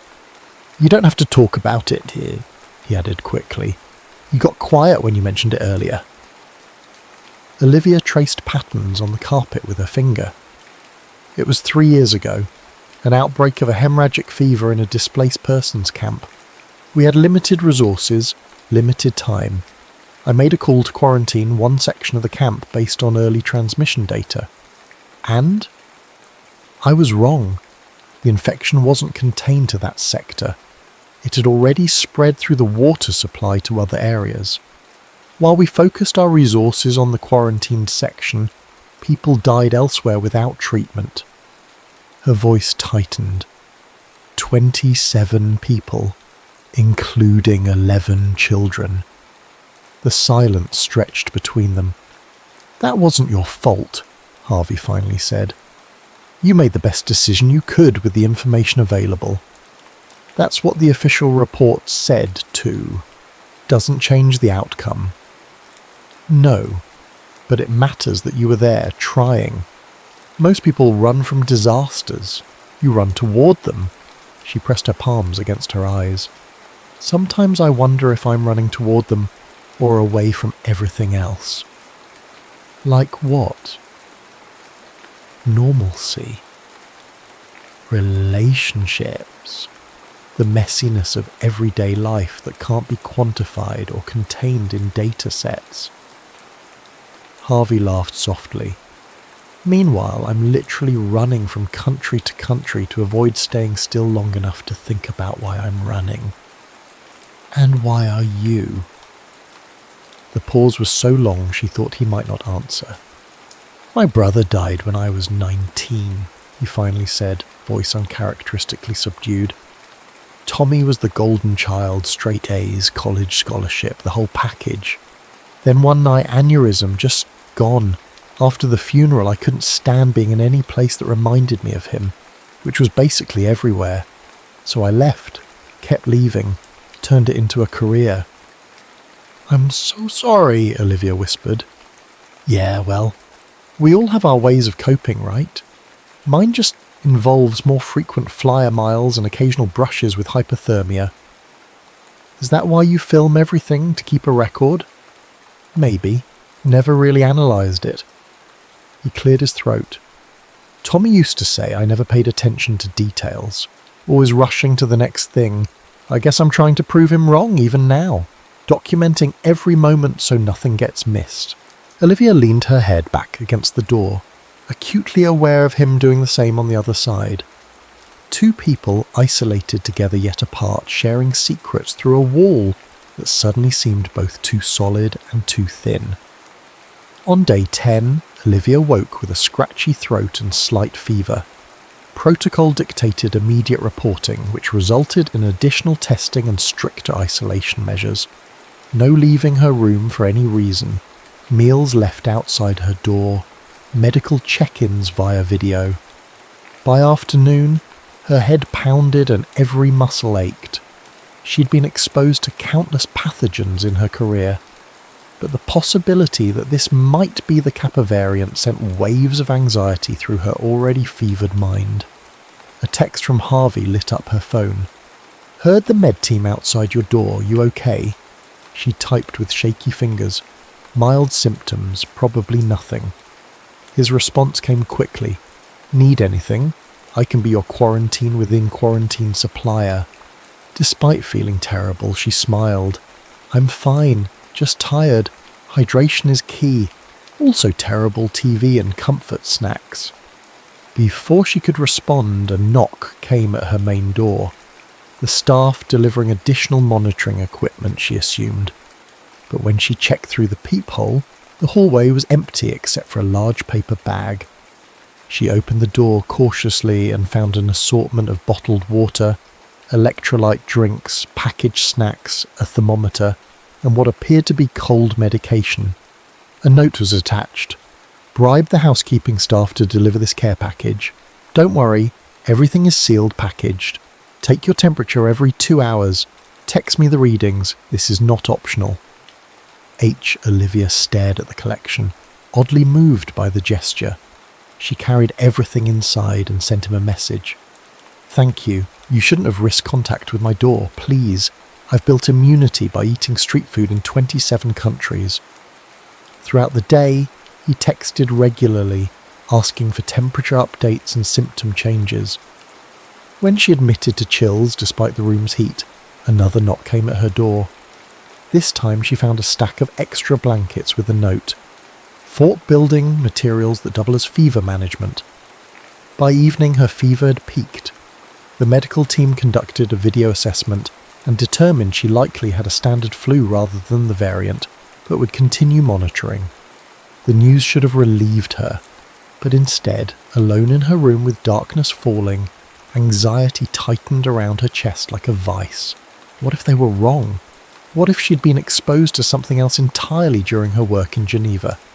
The possibilities multiplied in her fevered mind, each worse than the last. Her breath came in short gasps as panic took hold. A text illuminated her phone. Wall check. You awake? She couldn't bring herself to respond. The room seemed to be closing in, her breathing fast and shallow. Olivia? Harvey's voice came through the connecting door. Your light's still on. Can you come to the wall? She managed to drag herself from the bed to the door, leaning heavily against it. I'm here, she said, voice raspy. You sound terrible. Have you taken the meds I sent? Yes. She slid down to sit on the floor back against the door, drawing her knees to her chest. It's not that. It's... She tried to inhale deeply, but couldn't get enough air. Are you having trouble breathing? His voice sharpened with concern. Not physically. She closed her eyes, embarrassed. It's anxiety. Happens sometimes. Ah. There was a rustling sound as he settled against his side of the door. Okay, breathe with me. In through your nose, count of 4, hold for 7. Out through your mouth, count of 8. His voice was steady, calming. She followed his instructions, focusing on the counts rather than the spiral of worst-case scenarios. Good, he encouraged after several cycles. Again. Gradually her breathing steadied. The tight band around her chest loosened. Thank you, she murmured. I don't usually fall apart like that. Everyone falls apart sometimes, even robot doctors. She laughed weakly.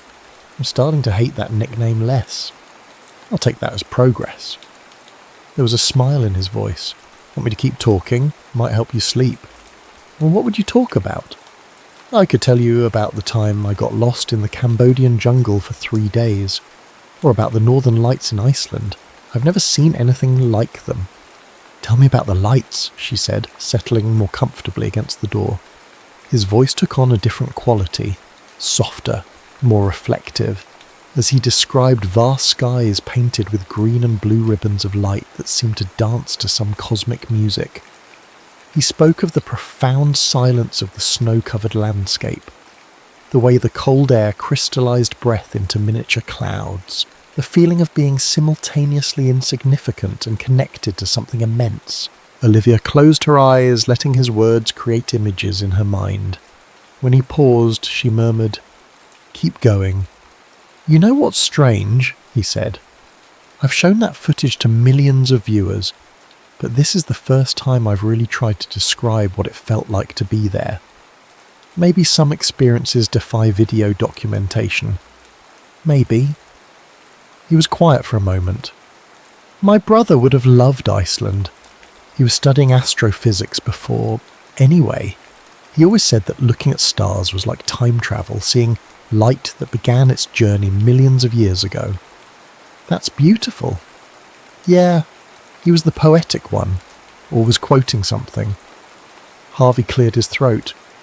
Speaking of which, I found this poem yesterday that made me think of this situation.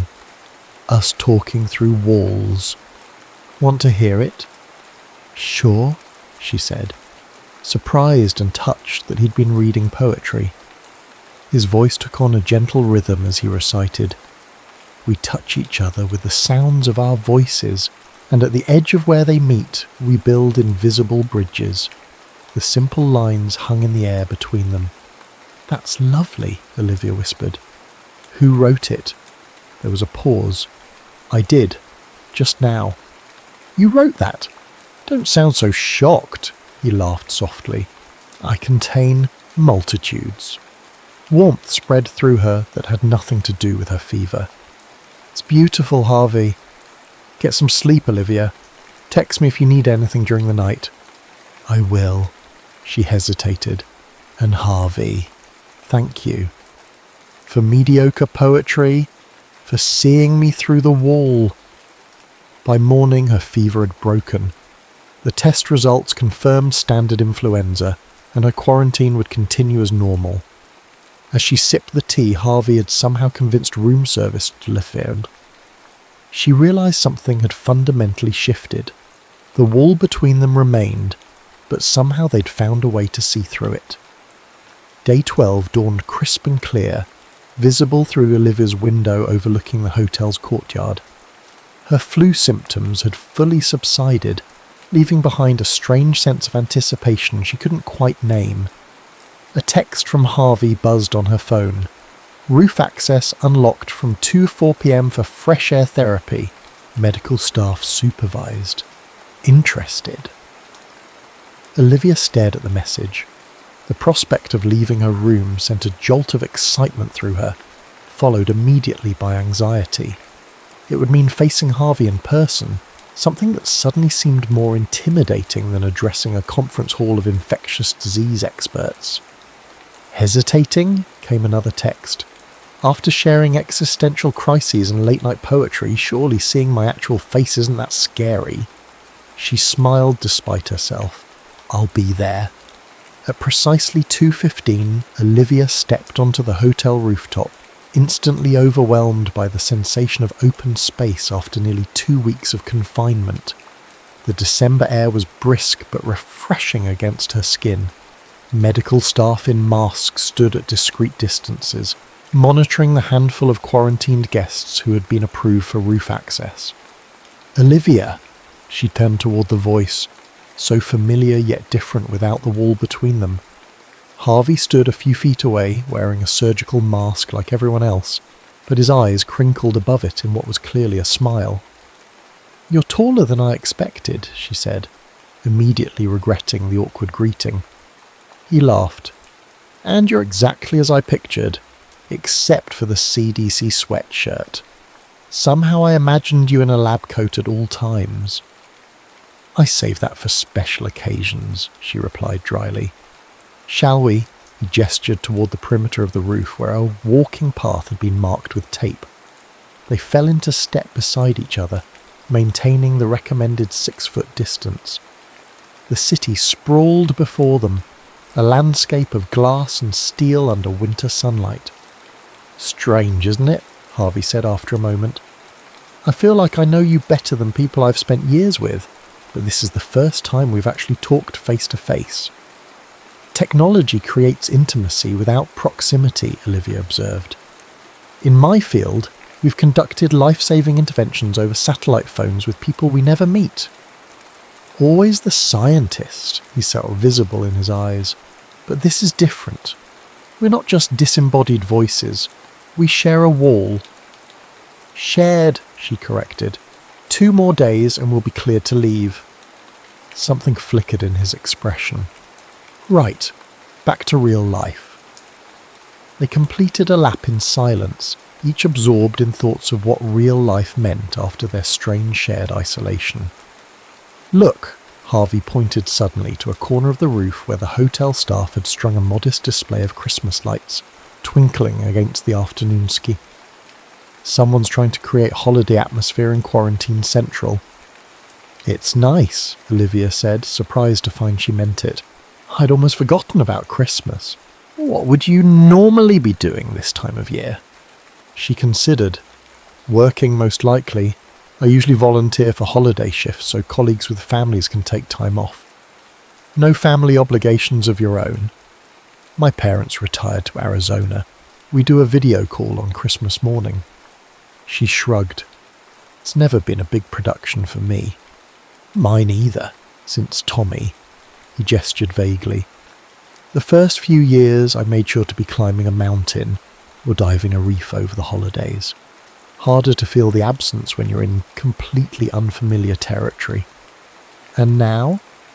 Now I do Christmas specials on the channel. Harvey's Holiday Adventures. Very festive. Lots of fairy lights and local traditions. His tone was light but didn't quite mask the underlying melancholy. They reached the Christmas lights display.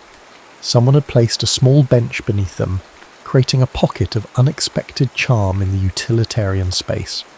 Shall we? Harvey gestured to the bench. Is that allowed? Olivia glanced at the medical staff. I checked earlier. As long as we maintain distance and keep masks on except for drinking water. They sat at opposite ends of the bench, the twinkling lights casting a gentle glow above them. A medical staff member approached with small bottles of water, then retreated to her position. To unexpected connections, Harvey said, raising his water bottle in a toast. Olivia tapped her bottle against his. To walls that become bridges. He looked at her with surprise. You remembered my terrible poem. It wasn't terrible. She lowered her mask briefly to sip water. It was honest. Harvey studied her for a long moment. You know what I've been thinking about these past few days? How easy it was to tell you things I've never told anyone, not even my millions of followers.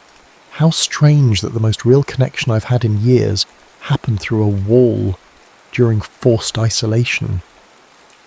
There's something freeing about constraints, Olivia said. Parameters create clarity, like controlled laboratory conditions. Always the scientist, he repeated, but fondly this time. It's how I make sense of the world. She hesitated. Including whatever this is between us. And what is your analysis to cross? She took a deep breath. That proximity without physical presence created an accelerated emotional intimacy. That shared stress, the quarantine, bonded us in ways that might not have happened under normal circumstances. Very clinical, he noted. What about your non-scientific conclusion? Olivia met his gaze. But I'm going to miss talking to you through that wall. The admission hung between them, more revealing than she'd intended. I got a call this morning, Harvey said suddenly. A major travel channel wants to sponsor a series in Tokyo.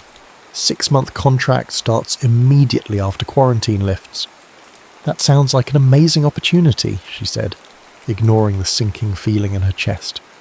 It is. He looked down at his water bottle. I also heard you mention a Brazil assignment during your work call yesterday. Sounded important. Potential new variant monitoring. She twisted the cap on her bottle. The WHO and CDC are establishing a joint task force. They want me to head the field research team. Of course they do. You're brilliant at what you do. The compliment warmed her, despite the circumstances.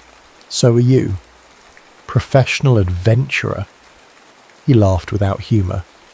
Not exactly saving lives.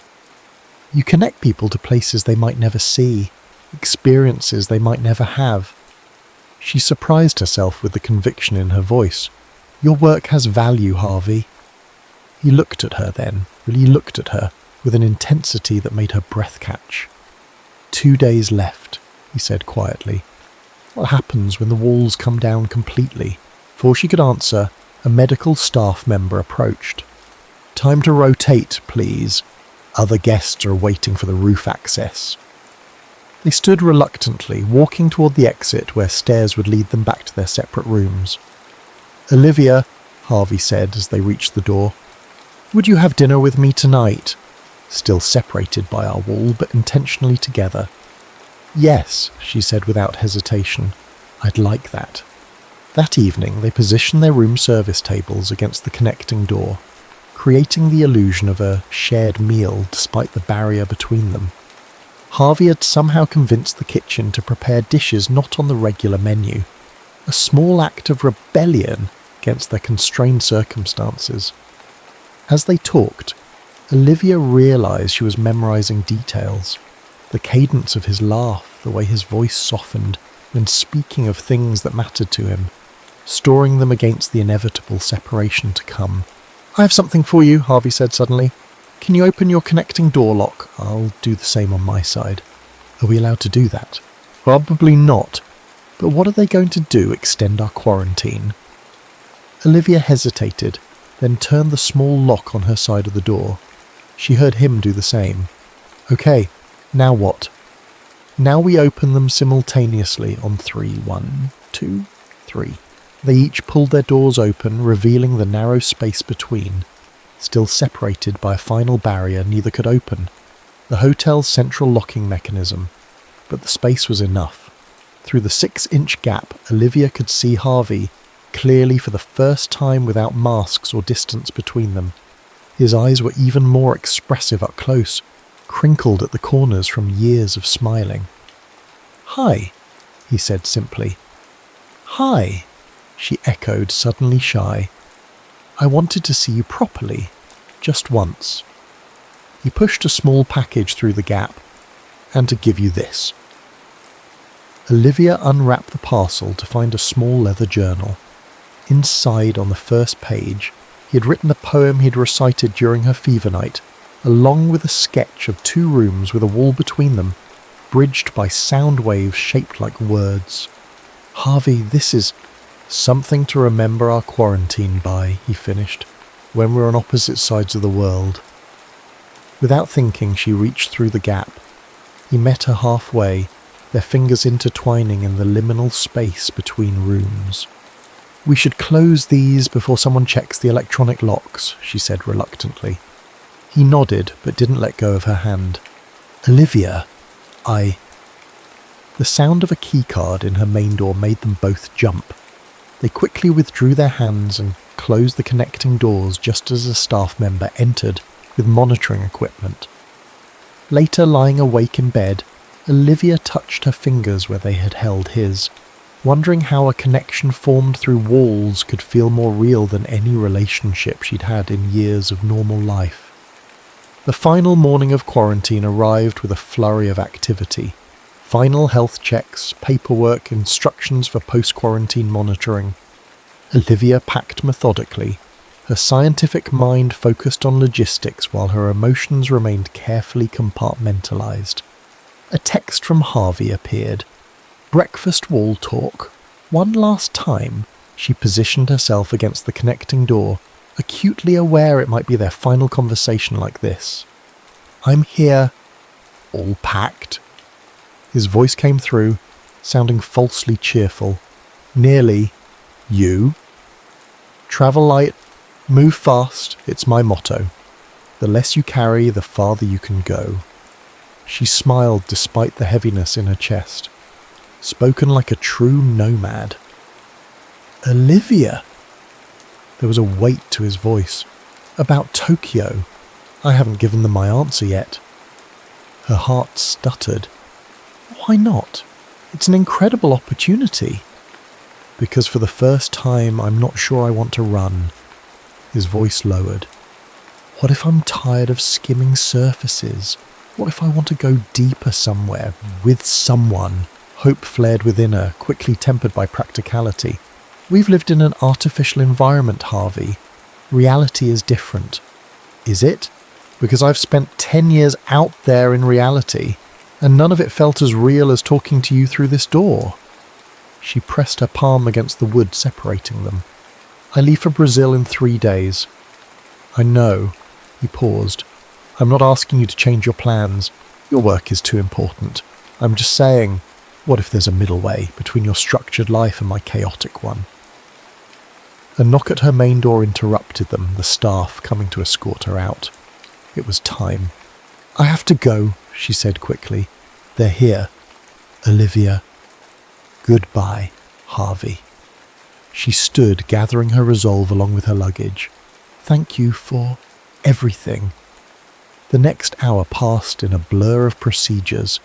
Guests were being released in staggered intervals to prevent crowding. Olivia didn't see Harvey among those leaving with her group. Outside, the winter air felt startlingly fresh after 2 weeks of recycled hotel atmosphere.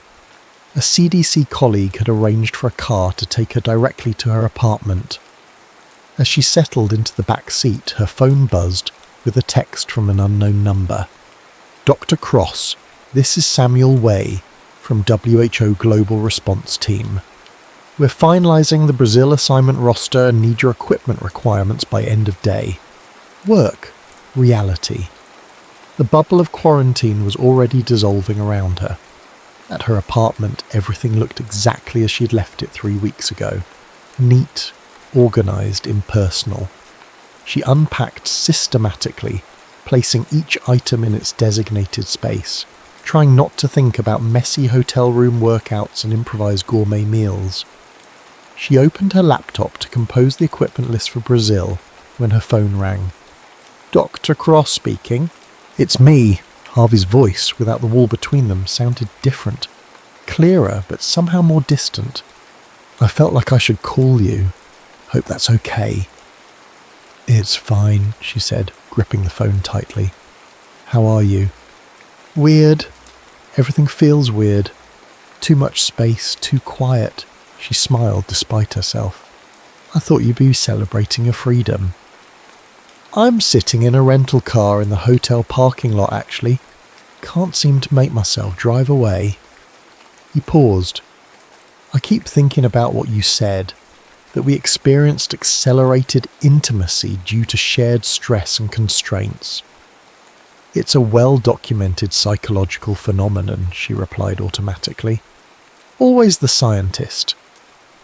The fondness in his voice made her chest ache. But what if it's more than that? What if the walls didn't create our connection but revealed it? Stripped away all the distractions and pretenses? Olivia closed her eyes. Harvey, I turned down Tokyo, he interrupted. 5 minutes after they released me, I called and declined. Her breath caught. Why would you do that? Because I'm tired of running. Because for the first time since Tommy died, I found something, someone, I don't want to run from. His voice grew determined. I'm not asking you to change your plans. Your work matters. But I had this crazy thought. What if I came to Brazil? What? Not to intrude on your work, he added quickly, but to document it.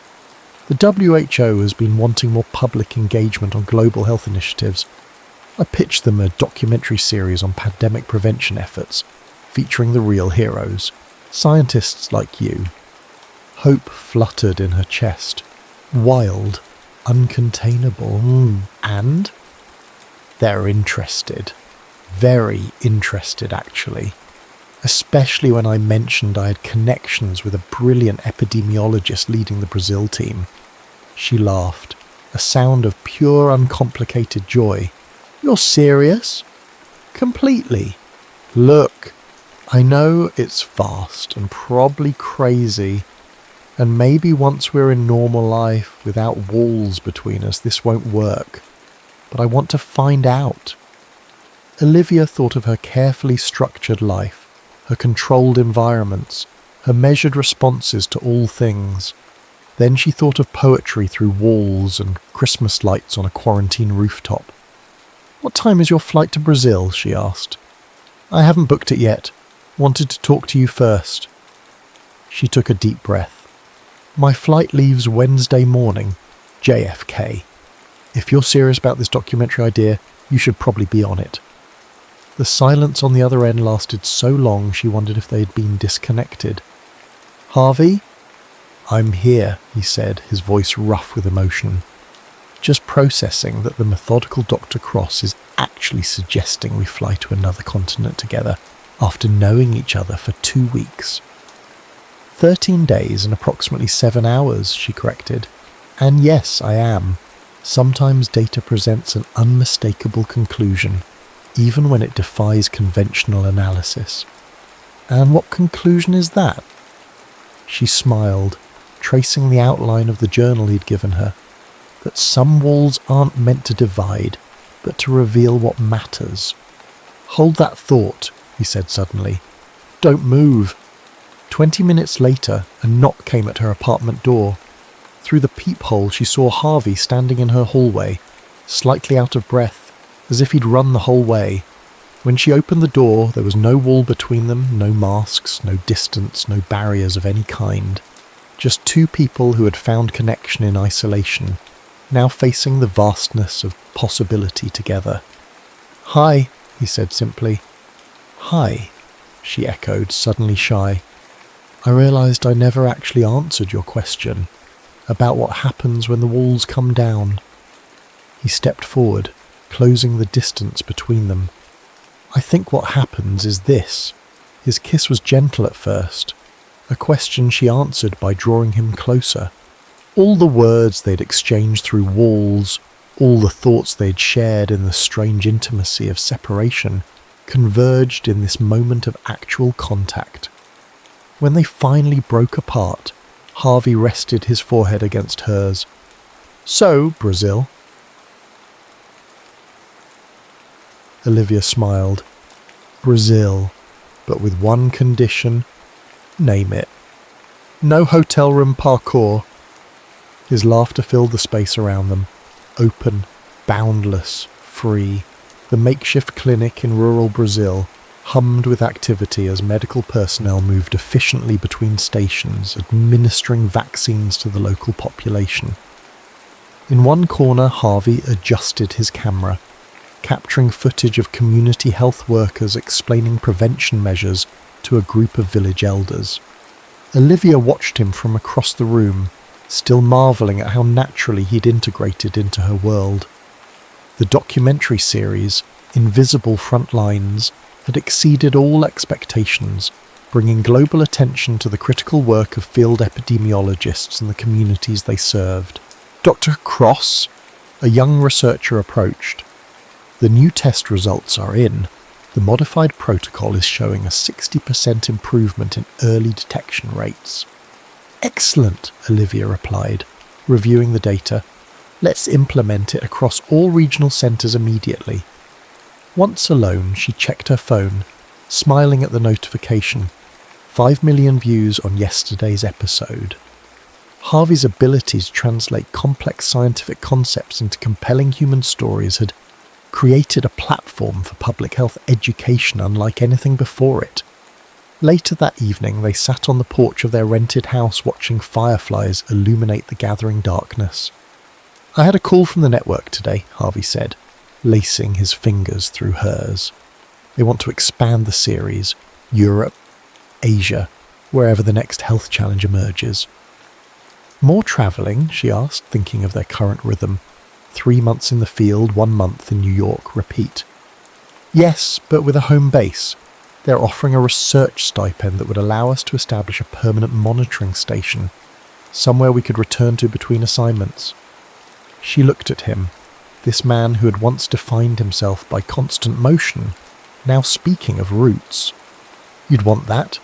Something permanent? With you? Yes. He traced the lines of her palm. Turns out having someone to come home to makes all the different landscapes richer.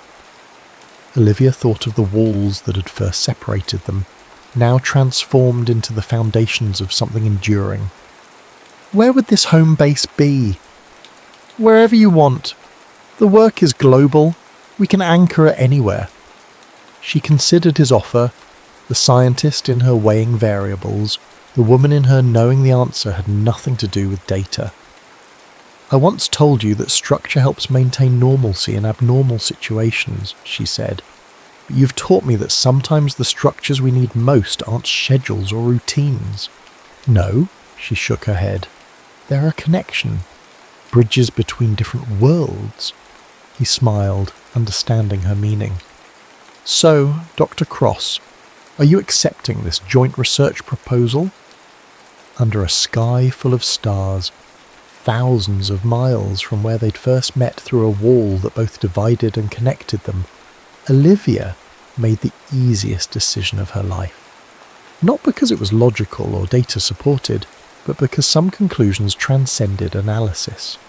Yes, she said simply, I accept. And in that moment, they were neither running toward danger nor away from pain, but simply standing still together in a world without walls. The end.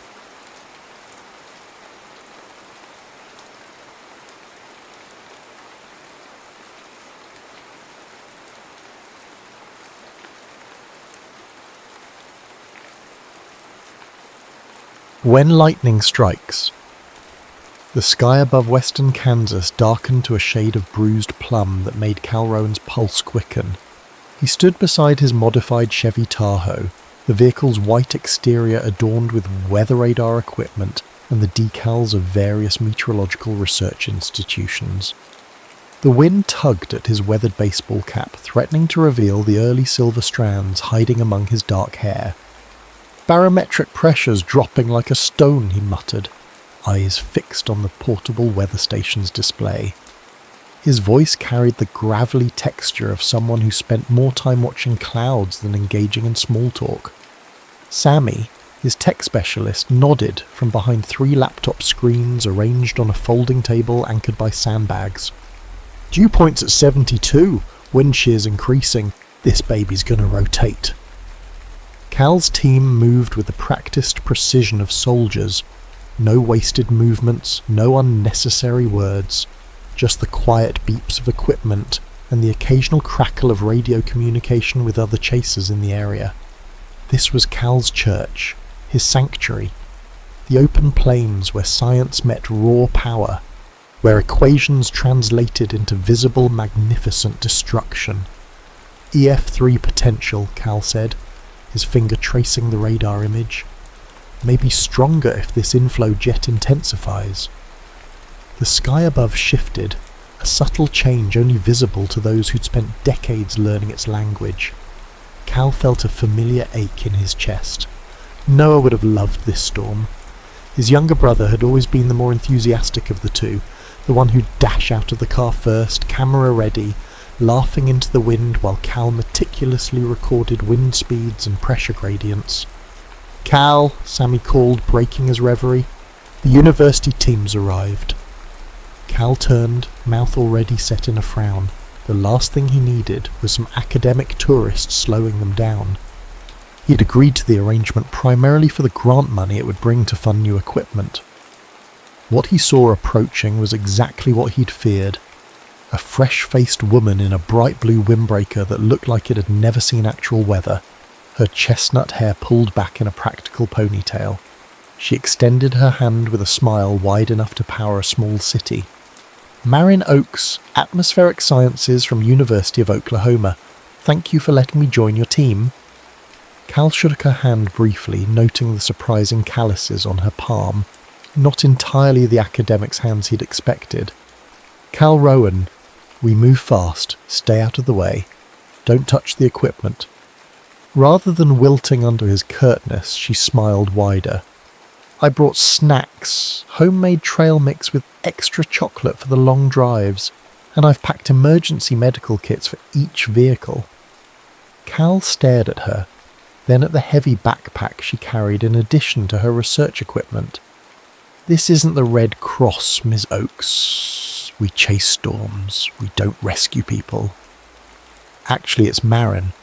And I spent 3 years with the Red Cross before starting my PhD, she replied, her smile never faltering though her eyes hardened slightly. Figured both skills might come in handy, observing destructive forces of nature and actually helping those affected by them. Sammy winced audibly from behind his computers, clearly expecting Cal's typical burst of temper.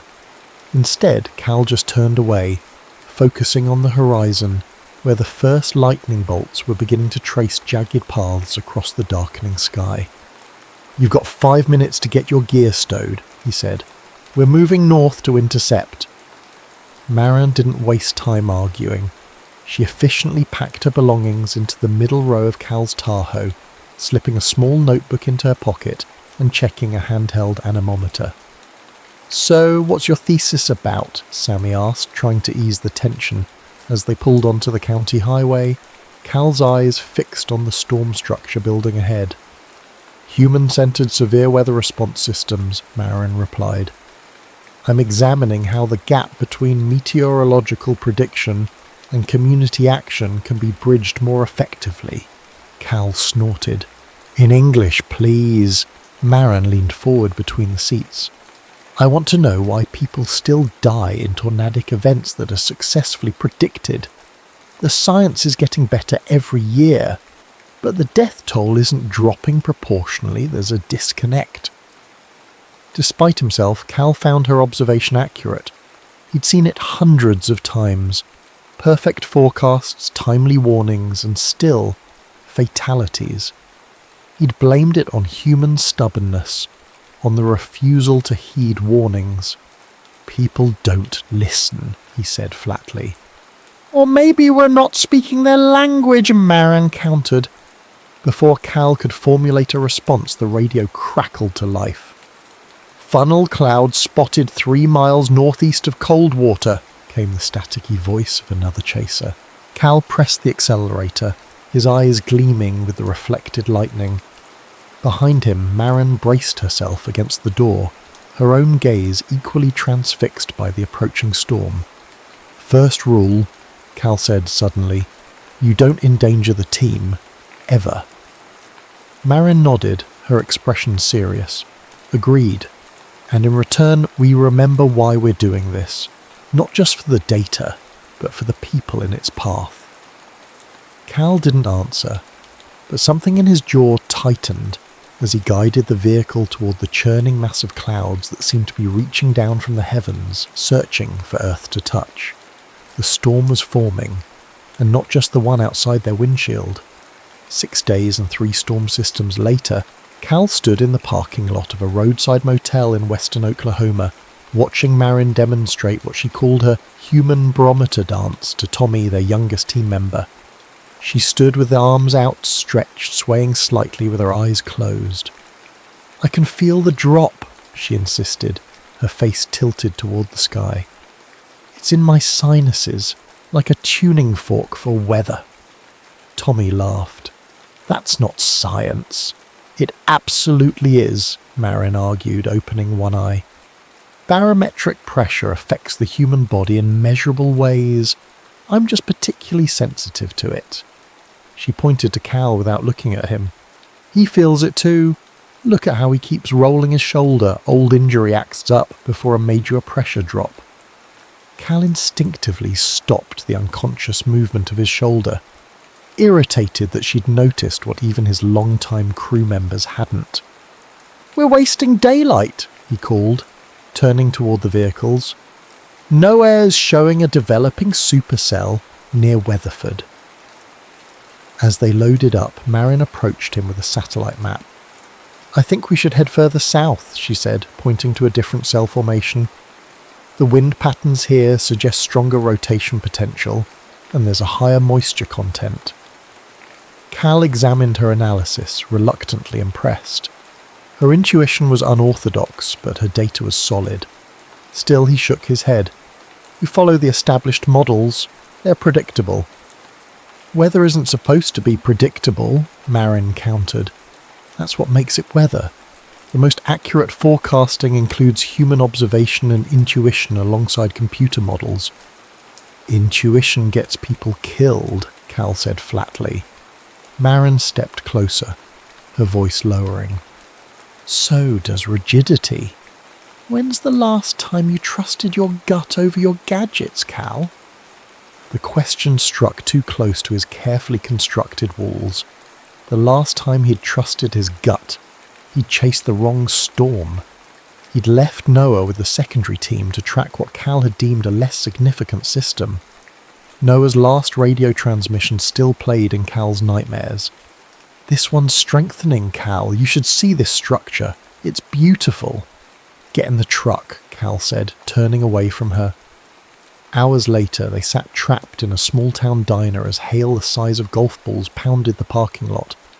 Cal's chosen storm had fizzled out, while the system Marin had identified had intensified into a rotating supercell, just as she'd predicted.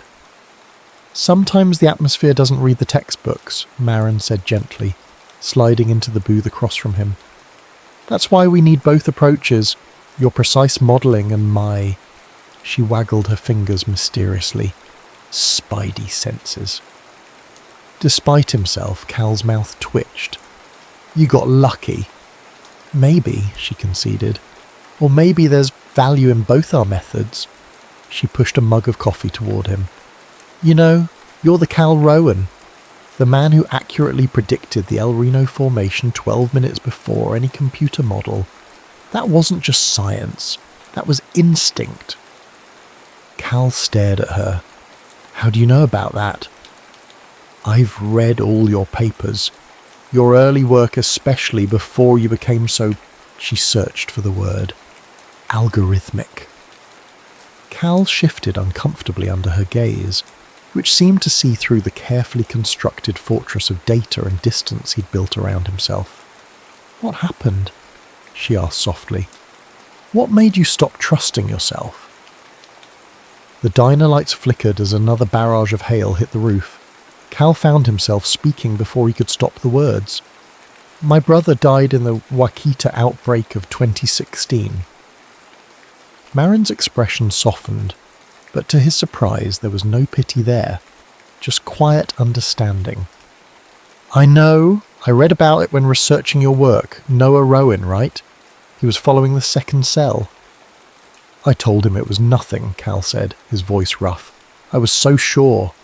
"And since then, you only trust what the machines tell you," Marin finished for him. "But Cal, machines don't chase storms. People do, and people need to understand other people to save them." Outside, the hail stopped suddenly, the silence almost deafening after the constant bombardment. Through the window, Cal could see the sky turning an unnatural shade of green. "We need to move," he said, standing abruptly. "That's wall cloud formation." As they rushed to the vehicles, Marin keeping pace easily beside him, Cal felt something shift inside him, like the change in atmospheric pressure before a storm, subtle but significant. For the first time in years, he allowed himself to feel the weather rather than just analyse it.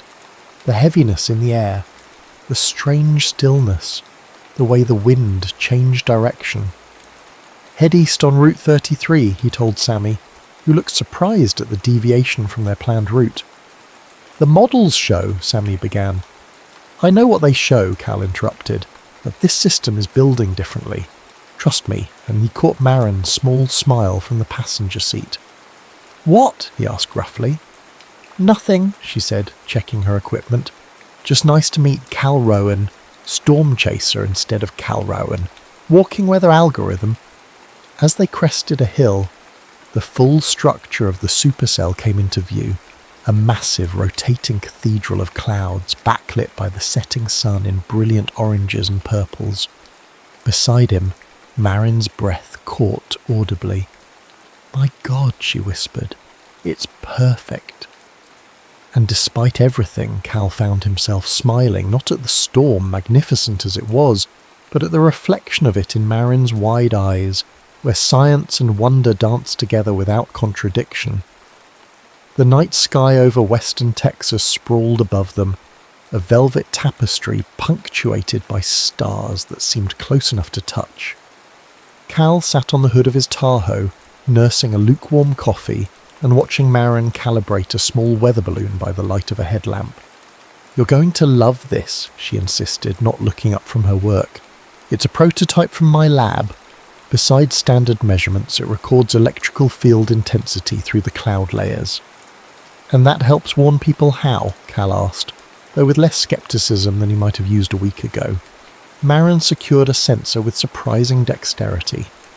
Lightning patterns change before tornado genesis. If we can identify those changes earlier, we gain precious minutes of warning time. She glanced up at him. Minutes that save lives. 2 weeks into their storm-chasing partnership, Cal found himself increasingly drawn into Marin's orbit. Her approach to meteorology was unlike anyone he'd worked with, a seamless blend of rigorous science and human-centered application that challenged his clinical detachment. "Ready?" she asked, holding up the balloon. Cal nodded, setting down his coffee to help. Their hands brushed as they released the instrument, and Cal found himself acutely aware of the brief contact. The balloon rose quickly, disappearing into the darkness above.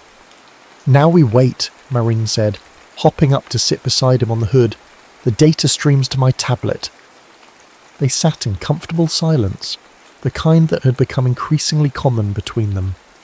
Cal stole a glance at her profile illuminated by starlight. She was nothing like he'd expected when she'd first arrived with her bright jacket and cheerful demeanour. Beneath that sunshine exterior was a mind as sharp as any he'd encountered, paired with a compassion that somehow didn't compromise her scientific rigour. "You know," she said, breaking the silence, "most people think storm chasing is just adrenaline junkies with cameras. They don't understand the science, the predictive models, the atmospheric physics involved." "Most people run from storms, not toward them," Cal pointed out. Marin laughed, the sound carrying across the empty plains. "That's because they don't see what we see. They don't understand the architecture of a supercell, the beautiful complexity of air masses interacting." "Architecture," Cal repeated, finding the word surprisingly apt. "I've never heard it described that way." "That's because you think in data points and probabilities," she said, nudging his shoulder with hers. "I think in structures and systems." "And people," Cal added quietly. "Yes," she acknowledged. "Always people?" She turned to face him directly. "Yeah, did you want to be before you became a storm chaser?" The question caught him off guard. "An architect, actually," he admitted, surprising himself with the confession. "I used to sketch buildings as a kid." Marin's face lit up. "See? You do understand structure. You're just applying it to something more ephemeral than buildings." The tablet between them beeped, displaying readings from the weather balloon. Marin leaned closer to Cal as they both studied the numbers. "Look at this electrical field measurement," she said, pointing to a graph.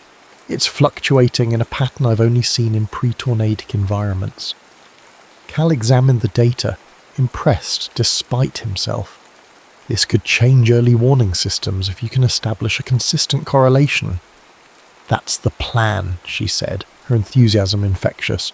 "Combine this with your ground-level pressure mapping, and we might gain critical lead time." Something about the way she automatically included his work alongside hers, as if their approaches were complementary rather than contradictory, warmed him in a way he hadn't felt in years. "I've been meaning to ask," he said. "Why tornadoes? Why not hurricanes or flash floods?" Marin's expression grew more serious. "I was volunteering with disaster relief after an EF4 hit a small community in Missouri. A woman grabbed my hand as we were clearing debris from what had been her home. She told me her husband had died because their shelter was too far from the house, and by the time the warning came through, they couldn't reach it safely." She paused, looking up at the stars. She said, "If only we'd had 5 more minutes." 5 minutes, Cal. That's all it would have taken to save a life. The weight of her words settled between them. Cal thought of Noah, of the minutes that might have saved him, of the warning Cal might have given if he'd trusted his instincts over the computer models. "What about you?" Marin asked. "What keeps you chasing?" Cal could have given his standard answer about scientific advancement or the pursuit of better predictive models. Instead, he found himself speaking truth. "I'm looking for answers," he said quietly. "Why some storms turn deadly while others with similar signatures dissipate. For why we can track everything from wind shear to barometric pressure and still miss the one storm that..." He trailed off, unable to finish. "That takes someone you love," Marin completed softly. Cal nodded, throat tight. Science doesn't have all the answers, she said, her voice gentle but firm. That's why we need both, the data and the human element. The radio crackled suddenly, breaking the moment. A weather spotter was reporting wall cloud formation 30 miles southwest. Simultaneously, Marine's tablet displayed a sudden spike in the weather balloon's readings. They looked at each other, a silent understanding passing between them. Within moments, they were packed up and back on the road, heading toward the developing storm. Cal drove while Marine coordinated with the rest of the team by radio, her voice clear and authoritative as she relayed coordinates and data points. As the first flashes of lightning illuminated the horizon, Cal realized something had fundamentally shifted in him. For the first time since Noah's death, the chase wasn't just about collecting data or proving theories. It wasn't even about redemption anymore. It was about possibility, the possibility that science and humanity didn't have to be separated, that precision and compassion could coexist, that maybe, just maybe, there was room in his life for both the storm and the shelter from it. The motel room door slammed behind them, cutting off the howling wind outside. Marin shook water from her hair while Cal dropped their equipment bags by the heater, both of them soaked to the skin from the sudden downpour. "Well, that escalated quickly," Marine said, peeling off her drenched jacket. "I've never seen a shelf cloud form that fast." Cal nodded, trying not to notice how her wet t-shirt clung to her shoulders. The atmospheric instability was extraordinary. Perfect ingredients for rapid development. Outside, thunder cracked loud enough to rattle the windows. The power flickered once, twice, then stabilized. They'd been forced to take shelter when the supercell they'd been tracking had suddenly accelerated, the approaching hail making further pursuit too dangerous. "Only motel for 50 miles, and only one room left," Marin said with a wry smile. "The universe has a sense of humour." "I'll take the floor," Cal said automatically. Marin rolled her eyes. "Don't be ridiculous.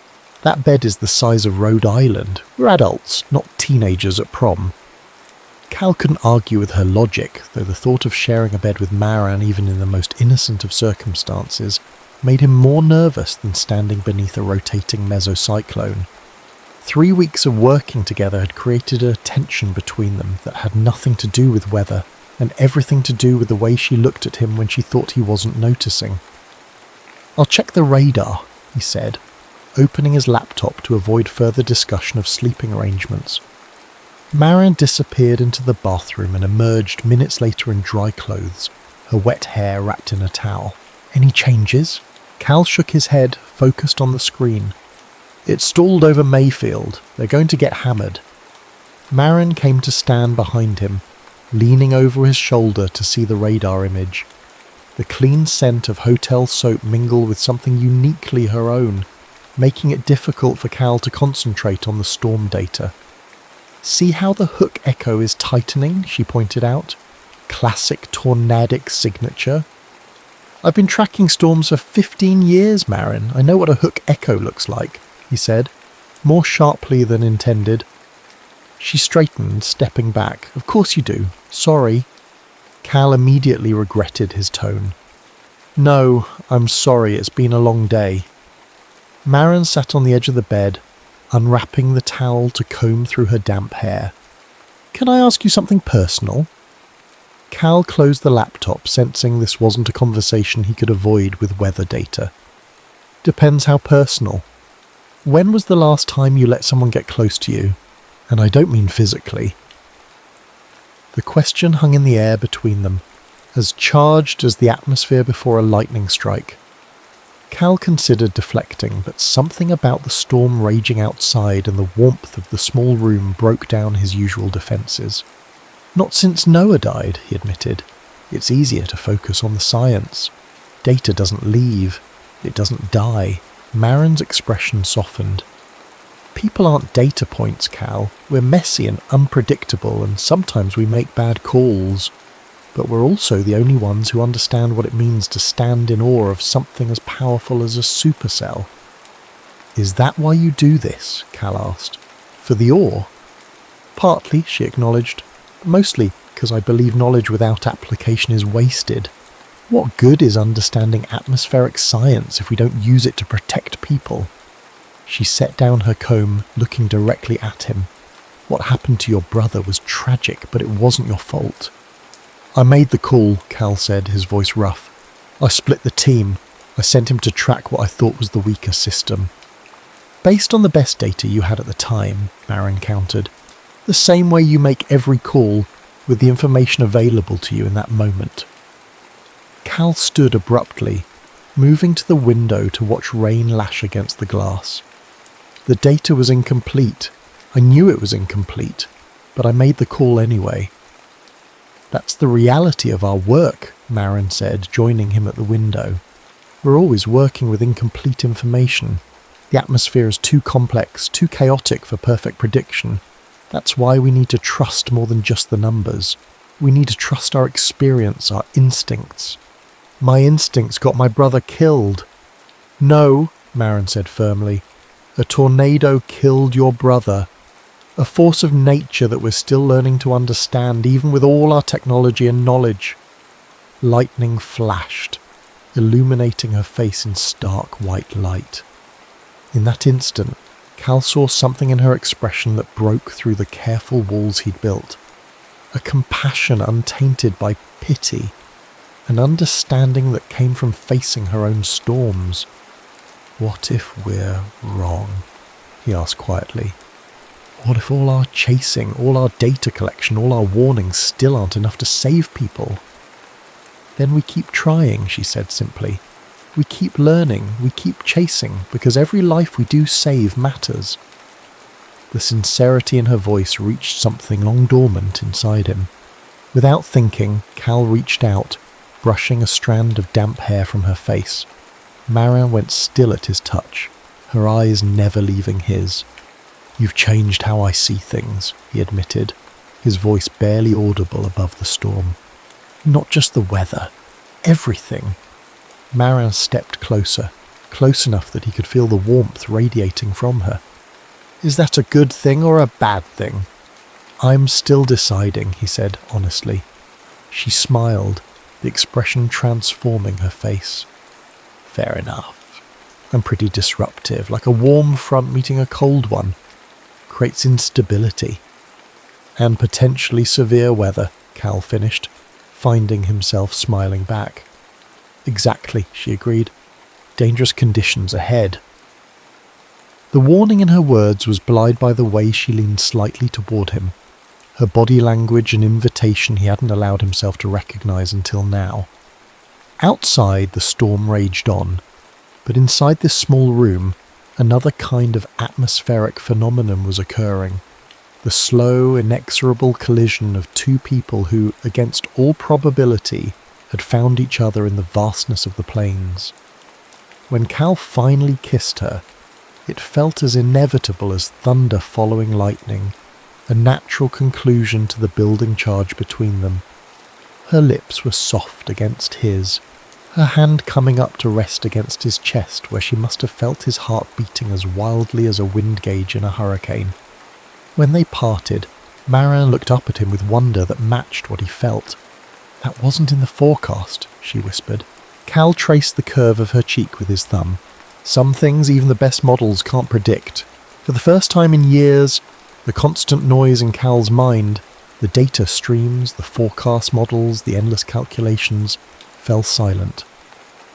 There was just this moment, this woman, and the understanding that some forces of nature couldn't be tracked or measured, only experienced.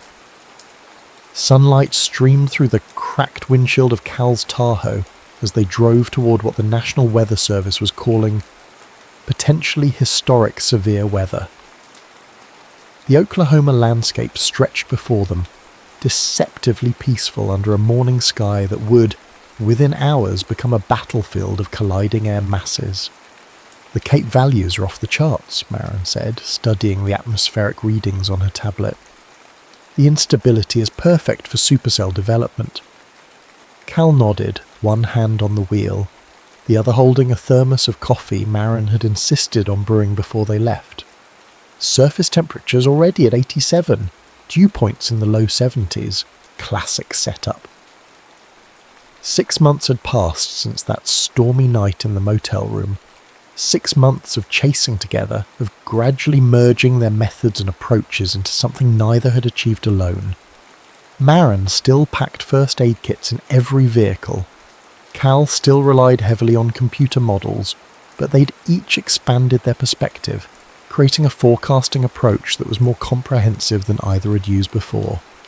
Sammy had taken to calling them the perfect storm, Cal's precision and Marin's intuition creating something more powerful than its component parts. Today they would put their combined approach to the test.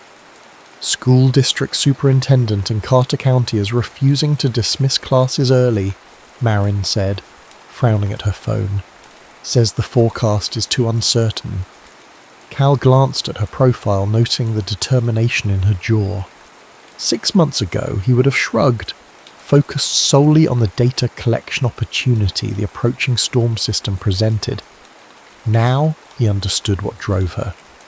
"Call him," Cal said decisively. "Put him on speaker." Marin looked surprised but quickly dialed. When the superintendent answered, Cal introduced himself. "Mr. Ellison, this is Cal Rowan with the Central Plains Storm Research Team. I'm calling to strongly advise you to dismiss your students by noon today." "Mr. Rowan, we have had severe weather warnings before that amounted to nothing," the superintendent replied. "We can't disrupt the school day every time." "Sir," Cal interrupted, "I've been chasing storms for 15 years. I've published 27 peer-reviewed papers on tornadic supercell formation.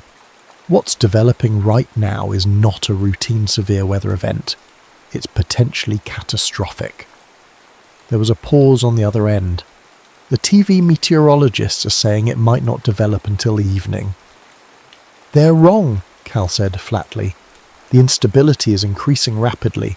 We're looking at potential tornado genesis by mid-afternoon, possibly earlier."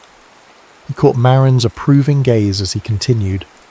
"I understand the disruption early dismissal causes, but I'm asking you to consider the alternative." 10 minutes later, Marin ended the call with confirmation that the schools would be closing at noon.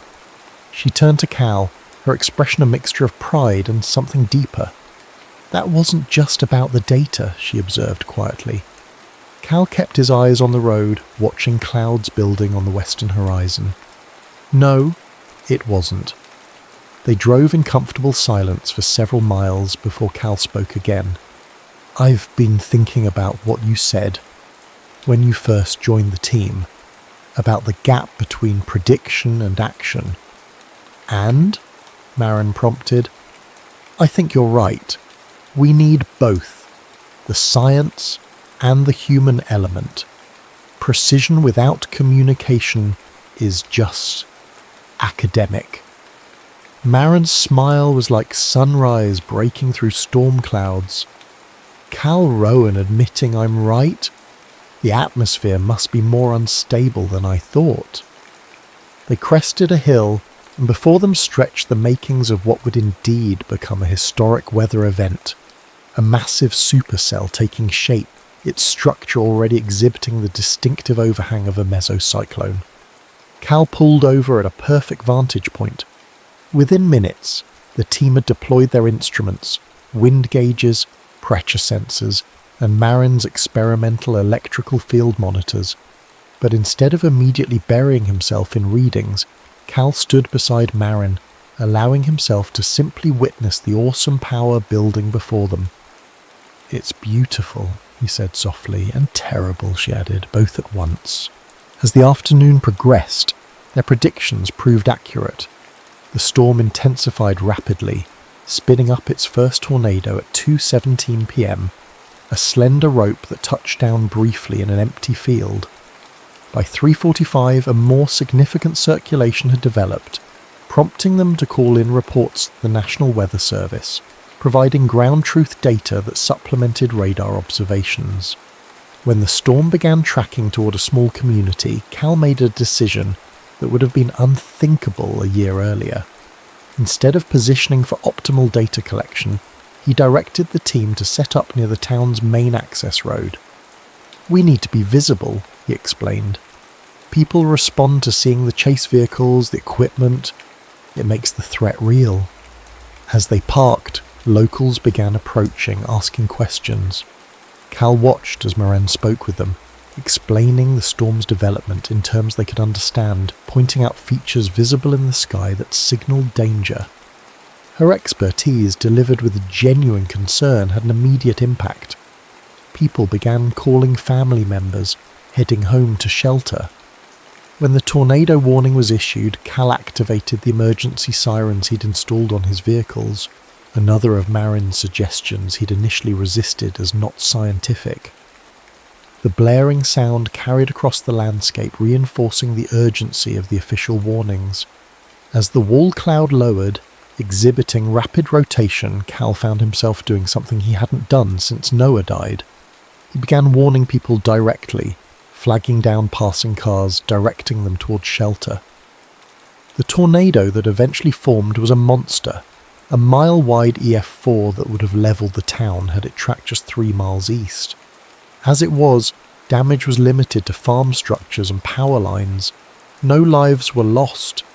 Hours later, as sunset painted the now clearing sky in shades of amber and rose, Cal and Marin sat on the tailgate of his Tahoe, watching the storm's departure.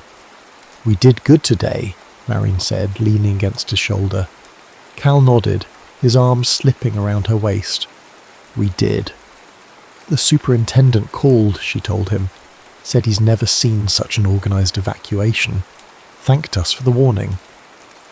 A feeling of peace settled over Cal, not the cold detachment he'd cultivated for years, but something warmer and more complete.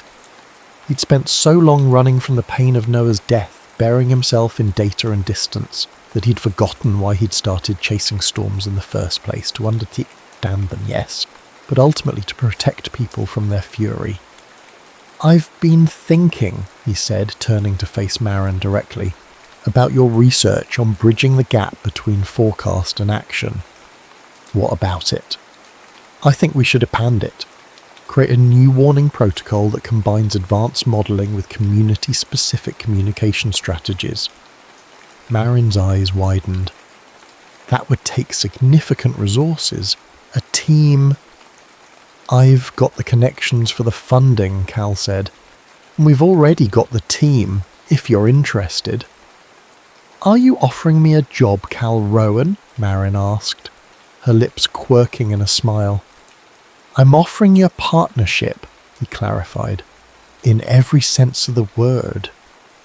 The implication hung between them, as clear as the now cloudless sky. Marin studied his face, her expression softening. "You know, partnerships are risky, like chasing storms. Unpredictable, potentially volatile." "Some risks are worth taking," Cal said, surprising himself with the certainty in his voice. "When did you become such an optimist?" she asked, her fingers intertwining with his. Cal looked out at the horizon, where the last traces of the storm were visible as distant lightning flashes. "I think it happened gradually, like pressure building over time, changing the atmosphere." "Very poetic for a man of science," Marin teased.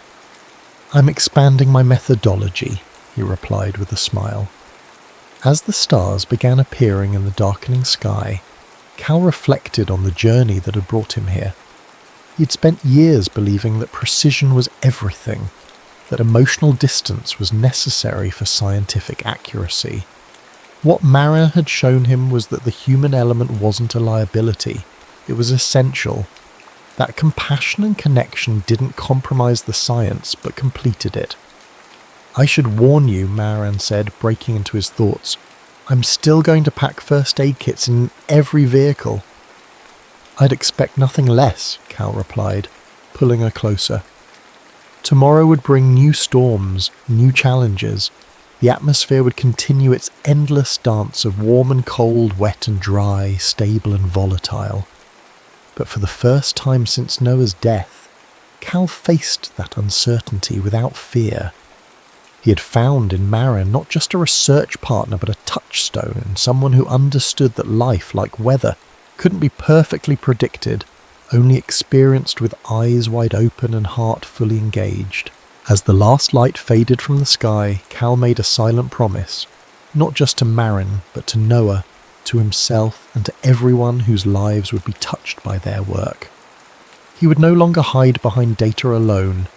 He would embrace the full spectrum of what it meant to chase storms, the science and the humanity, the precision and the passion, the danger and the beauty. "What are you thinking about?"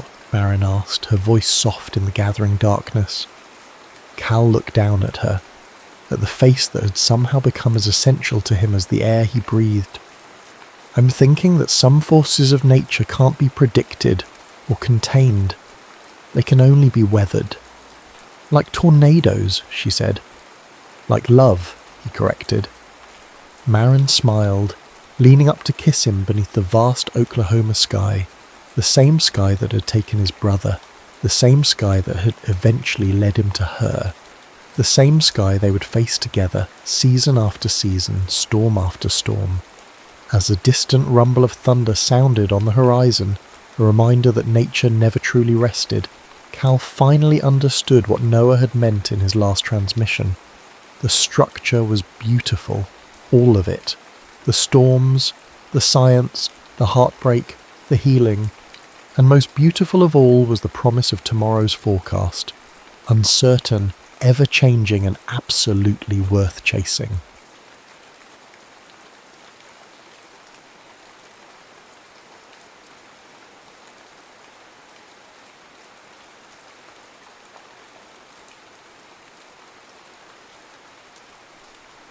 Laudine Rising. The mist clung to the forest of Broceliande like ghosts unwilling to depart. Through this silver veil Lady Laudine walked alone. Her footsteps made no sound upon the moss-covered stones leading to the Fountain of Tears, the heart of her domain and the source of her sorrow. 40 days had passed since Lord Escalados fell. 40 days since a foreign knight named Yvain had challenged her husband and left her lands without a protector. The waters of the fountain gurgled and spilled over ancient stone, indifferent to human grief. "My lady." The voice belonged to Meliora, her handmaiden since childhood, and now her closest advisor. "The council awaits." Laudine nodded, her face composed behind her mourning veil. The veil was not custom, but necessity. In these early days of widowhood, she could not afford to let others see the doubt that shadowed her eyes. "Tell them I come." Her voice betrayed nothing of the storm within. The great hall of Broceliande Castle hummed with tension. Lords from neighbouring domains had gathered, ostensibly to pay respects, but Laudine knew better. They smelled vulnerability. In their world, a woman alone was a territory unclaimed. At the head of the long oak table, Laudine sat straight-backed, her black gown stark against the carved wooden throne. The ancient seat had been her family's for 7 generations before her marriage to Escalados. Now it felt both too large and perfectly sized for her slender frame. "My lords," she began, her voice carrying to the rafters where stone gargoyles peered down with knowing smirks. "I thank you for your condolences. Now, let us speak plainly of borders and treaties." The eldest of the gathered men, Lord Callum of the Eastern Ridge, leaned forward. "Lady Laudine, your situation is precarious. The fountain requires protection. Its magic sustains not only your lands, but touches all our realms." "I am aware of my inheritance, Lord Callum," she said, one eyebrow arched beneath her veil. "As I am aware that 3 of you have already sent messengers suggesting marriage alliances." A murmur rippled through the assembly. Meliora, standing behind Laudine's chair, allowed herself the ghost of a smile. "Forgiveness, my lady," said another lord, younger and bolder, "but these are dangerous times. The king's influence wanes. Knights wander unchecked. Your husband's killer still roams free." "And what would you have me do?" Laudine asked. "Surrender my sovereignty for protection?" Trade one master for another before my husband's place at table has grown cold. The silence that followed was broken by the sudden clanging of the castle bell. Thalen, captain of her guard, burst through the doors, his weathered face flushed. "My lady," he said with a hasty bow, "a knight seeks audience. He claims to be—" Thalen faltered, clearly uncomfortable with his message. "He claims to be the one who slew Lord Escalados." A collective intake of breath swept through the hall. Laudine felt her heart stutter, then resume at a quicker pace. "Bring him," she said, and was proud that her voice remained steady. The man who entered walked with the measured stride of one accustomed to bloodshed yet burdened by its weight. His armour bore the dents and scratches of recent battle, but his face, surprisingly young beneath a shock of dark hair, was clean-shaven and solemn. "Lady Laudine," he said, dropping to one knee, "I am Yvain of Camelot." She studied him from behind her veil. This was the man who had made her a widow. She had expected a brute, a monster, not this grave-eyed knight who knelt as though awaiting execution. "You have remarkable courage," she said at last, "to enter the home of the man you killed." "Not courage, my lady. Remorse." He kept his eyes lowered. "I have come to offer restitution. My sword, my service, my life, if you demand it." The lord shifted uneasily. Such an offer was unprecedented. "And if I choose your life?" Laudine asked. "Then I die having tried to right my wrong." His voice held no fear, only resignation. Later that night, in her private chambers, Laudine paced while Meliora watched from a window seat. "He's either a fool or the most cunning diplomat I've ever encountered," Laudine said, discarding her veil at last. Without it, she looked younger, her features sharp and intelligent beneath a crown of dark braids. "Or perhaps," Meliora suggested, "he is exactly what he appears, a man haunted by his deeds." "Men of violence are seldom haunted by anything," Laudine replied. "Yet you didn't order his execution." Laudine stopped pacing. The political consequences would be complicated. "Is that the only reason?" Laudine chose not to answer. Instead, she moved to the window, gazing out at the courtyard below where a strange sight caught her eye. A lion, massive and golden in the torchlight, paced the outer wall. Such creatures were not native to Broceliander. "Meliora, look," she pointed. The handmaiden joined her. "It appeared 3 days ago. Thalen's men tried to drive it away, but it keeps returning. It harms no one." 3 days, Laudine murmured, the same day Yvain arrived. "Perhaps it follows him." "A lion follows a knight?" Laudine's mouth curved slightly, like something from a bard's tale. "Sometimes," Meliora said quietly, "the old stories have wisdom we've forgotten." The marriage proposal came from an unexpected quarter, not from Yvain, but from Meliora herself. "The lords respect strength," she argued as they walked the ramparts 2 days later. "They fear Yvain for his prowess. Wed him, and you transform a threat into a shield." "Wed my husband's killer?" Laudine's voice was sharp with disbelief. "Wed a knight of Arthur's court who has proven his combat skill and now offers fealty." Meliora's pragmatism was like a cold wind. "The fountain requires protection. You require allies, and he requires redemption. A neat solution to 3 problems." Below them, in the practice yard, Ivan sparred with Thalen. The 2 men moved with the fluid precision of seasoned warriors, their swords catching the morning light. Watching him, Laudine felt a confusion of emotions, anger, curiosity, and something else she refused to name. "And what of justice for Escalados?" she asked softly. "Was it not a fair combat? Did your husband not accept the challenge?" Meliora's questions were gentle but insistent. "Escalados lived by the sword. You always knew how his story might end." That evening, as storm clouds gathered above the castle, Laudine summoned Yvain to the fountain. He came alone, without armour, dressed simply in a tunic and breeches.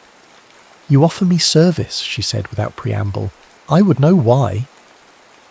Lightning flashed, illuminating the clearing around the ancient stone basin. The fountain bubbled with otherworldly energy, its waters glowing faintly blue. "Because I took something that was not mine to take," Yvain answered. "A life, a protector, a husband." "And you believe you can replace him?" "No." His honesty was disarming. "But I can offer what skills I possess to preserve what he valued." Thunder rumbled overhead.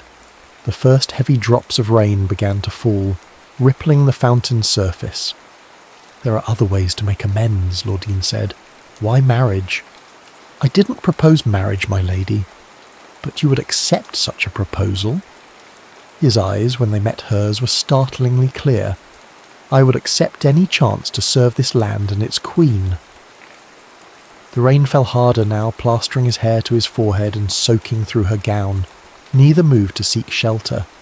"Then hear me, Yvain of Camelot. I will wed you, not for love, nor for absolution, but for the protection of my people. My heart remains my own." "As it should be," he said, and went to one knee before her in the mud. "I pledge my sword and my honour to you and to Broceliande." As he spoke, a massive shadow detached itself from the tree line. The lion padded silently into the clearing, its golden eyes fixed on Yvain. It circled once, then settled at the edge of the fountain, watching them both. Laudine felt a shiver that had nothing to do with her rain-soaked clothes. "It seems," she said, "that your pledge has a witness." Their wedding was a subdued affair, conducted under clouds that never quite broke into storm but never cleared to blue. The lions of Yvain's family crest now hung alongside the waters of Laudine's banner. The symbolism was lost on no one. That night, as Laudine stood at the window of what was now their shared chamber, she heard Yvain speak of tournaments and glory, of Arthur's court and the honours to be won there. Even on his wedding night, the hunger for acclaim burned bright in him. She closed her eyes, suddenly weary. Outside, the lion prowled the castle walls like a silent guardian, or perhaps a warning of what was to come. "1 year," Yvain said, his eyes alight with a fervour that made Laudine's heart constrict. "I ask for only 1 year to prove myself worthy of you." They stood in the inner courtyard, surrounded by the morning mist that seemed perpetually to cling to Broceliande.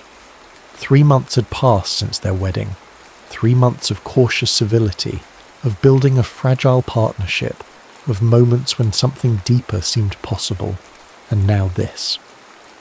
"The tournaments at Camelot begin in a fortnight," he continued, oblivious to her silence. "Knights from across the realms will gather. I could win honour for our house, forge alliances that would strengthen our position." "Our position is secure," Laudine said, her voice carefully neutral. "The fountain flows. The borders are quiet. But for how long? The more renowned I am, the less likely others will challenge us." His enthusiasm was genuine, she could see that. In his mind, he rode for her. "Think of the prestige, the connections to Arthur's court. Think of the lands left without their knight," she countered. "Think of the vows so recently spoken." Something in her tone finally penetrated his excitement. He reached for her hand, and after a moment's hesitation, she allowed him to take it. "I will return," he promised. 1 year from today, I will ride through these gates a knight worthy of the Lady of the Fountain." She studied his face, earnest, handsome, already half gone from her. Part of her wanted to forbid it, to command him as his liege lord to remain. But she recognised the restlessness in him, the yearning for a claim that no peaceful domesticity could satisfy. 1 year, she agreed at last, not a day more, swear it on your honour. "I swear it," he said solemnly, pressing her fingers to his lips, "on my honour and my love." Love! The word hung between them, sincere yet untested. The lion appeared as Yvain prepared to depart, materialising from the forest like a golden shadow. It padded to his side, massive head brushing his hip. The sight of them together, knight and beast, stirred something primal in Laudine's chest. Pride mingled with foreboding. She watched from the highest tower as they vanished into the mist, two silhouettes growing smaller until the forest swallowed them completely. Only then did she allow herself a single tear, quickly brushed away. "He will return," Meliora said, appearing at her side with the silent grace that still sometimes startled Laudine. "Perhaps," Laudine replied, "but will he return unchanged?" The seasons turned with relentless indifference to human concerns. Spring yielded to summer, summer to autumn, autumn to winter, and winter again to a reluctant spring. The rhythms of court continued, petitions heard, justice dispensed, harvests tallied. Laudine found herself changing in ways she hadn't anticipated. Without Ivan's martial presence, she was forced to rely more heavily on diplomacy. She developed a talent for it, surprising even herself with her ability to navigate the treacherous currents of inter-domain politics. "Lord Callum actually smiled today," Meliora observed after a particularly successful negotiation over water rights. "I didn't think his face could form such an expression." Laudine allowed herself a small laugh. "He's discovered it's less costly to trade fairly than to maintain soldiers on our borders." They sat in Laudine's study, once her husband's war room, now transformed into a space of maps and manuscripts rather than weapons. Meliora had taken to wearing the keys of the Castellan at her belt, a role traditionally held by men but which she filled with formidable efficiency. "The spring planting exceeds last year's," Meliora noted, consulting a parchment, "and the new aqueduct system has increased the flow to the lower fields by 1/3. "And the fountain?" Laudine asked. It was always her first concern. Meliora's expression sobered slightly. "Unchanged. Neither stronger nor weaker. Unlike my heart," Laudine thought but did not say. The truth was she had grown in Ivan's absence. Not happier perhaps, but more fully herself. The court had become hers in truth as well as name. Thalen now deferred to her not out of courtesy but genuine respect for her judgment. The servants no longer whispered about her need for a husband's guidance, and yet at night she found herself writing letters to Ivan, letters she never sent. In them she told him of small triumphs and quiet fears, of the way sunlight caught in the fountain's spray, of how his lion had been spotted several times at the forest's edge, as if checking that she remained. "Where are you?" she wrote as the 1-year mark approached. "Do you remember your vow?" But the appointed day came and went without word or sign. 1 week stretched into 2, then a month, then 3. "He isn't coming back," she said to Meliora on a chill autumn evening, her voice flat with certainty rather than sorrow. "Perhaps he's injured," Meliora suggested, "delayed by circumstance." "A messenger requires only a horse and a clear road," Laudine replied. "No, he has found glory more enticing than honour, than Broceliande, than me." She stood abruptly, moving to the hearth where she cast the latest unsent letter into the flames. It curled and blackened, her words disappearing into smoke. "From this day forward," she said, watching the paper collapse into ash, "Ivan is dead to me and to this court. I rule alone." Meliora said nothing, but her eyes held both approval and concern. That night, for the first time in months, the lion appeared at the castle walls. It paced restlessly until dawn, golden eyes reflecting the torchlight before vanishing once more into the wild. The second year without Yvain passed more swiftly than the first. Laudine remade her court, establishing a council of advisors that included not only traditional lords, but also representatives from the guilds and villages under her protection. She commissioned a detailed survey of the fountain's influence, mapping the intricate network of springs and streams that carried its magic throughout the land. "You've created something remarkable," Thalen told her as they reviewed the completed maps. The grizzled captain had become something of a friend, his initial skepticism transformed into steady support. "Lord Esclados focused on defending the fountain. You've learned to extend its reach." "The best defence is to make the fountain vital to all our neighbours," Laudine replied. "They won't threaten what sustains them." Winter settled over Broceliande with unusual harshness. Snow buried the forest paths, and ice formed at the fountain's edges, creating delicate crystalline sculptures that caught the weak sunlight. Laudine found beauty in the stark landscape, a reflection of the clarity she had found within herself. On the winter solstice, the shortest day of the year, she performed the ancient ritual of renewal at the fountain's edge. Alone, barefoot despite the cold, she poured a mixture of wine, honey, and her own blood into the bubbling waters. "I am Laudine," she spoke to the listening silence, "daughter of this land, guardian of these waters. I stand alone but unwavering." The fountain's glow intensified briefly, illuminating her face from below. In that moment she felt a sense of completion, of having found at last the woman she was meant to be. Yet that night she dreamed of a lion roaring in anguish, its mighty form brought low by chains it could not break. The third spring since Yvain's departure arrived in fits and starts, warm days followed by bitter frosts, sudden downpours giving way to brilliant sunshine. Laudine had just concluded a council meeting when Thalen requested a private audience. "My lady," he said, his weathered face grave, "there is a matter requiring your attention at the Southern Gatehouse." Something in his tone made her dismiss Meliora's offer to accompany her. She followed Thalen across the rain-washed courtyard, her mind already calculating potential problems, border incursions, trade disputes, perhaps news of unrest in neighbouring domains. Nothing prepared her for the sight that greeted her inside the small stone building. A man sat slumped on a bench, his clothing travel-stained and torn. His hair, once dark, now streaked with grey, hung lank around a face that bore a ragged scar from temple to jaw. At his feet lay a lion, its golden coat dulled with dirt and age, one eye milky with blindness. It took her a full breath to recognise Yvain. "Leave us," she told Thalen, her voice far steadier than she felt. When the door closed behind the captain, Yvain raised his head. His eyes, at least those remained unchanged, found hers with painful intensity. "Lady Laudine," he said, his voice a shadow of its former resonance, "I have no right to stand in your presence." She remained by the door, arms folded across her chest. "Yet here you are. I come only to beg forgiveness, not to claim what I forfeited." He gestured to the lion. "We have travelled long to reach you." 3 years, she said flatly. "You promised one." "I have no defence to offer."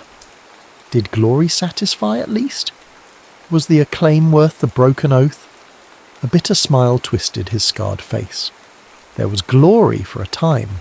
Tournaments won, quests completed, songs sung in halls where kings feasted. He looked down at his hands, once a knight's hands, now calloused differently, with missing fingers on the left. Then came pride, challenges accepted that should have been declined, a fall from favour, exile. The lion stirred at his feet, raising its great head to look at Laudine with its one good eye. She felt something pass between them, an understanding perhaps, or a judgment.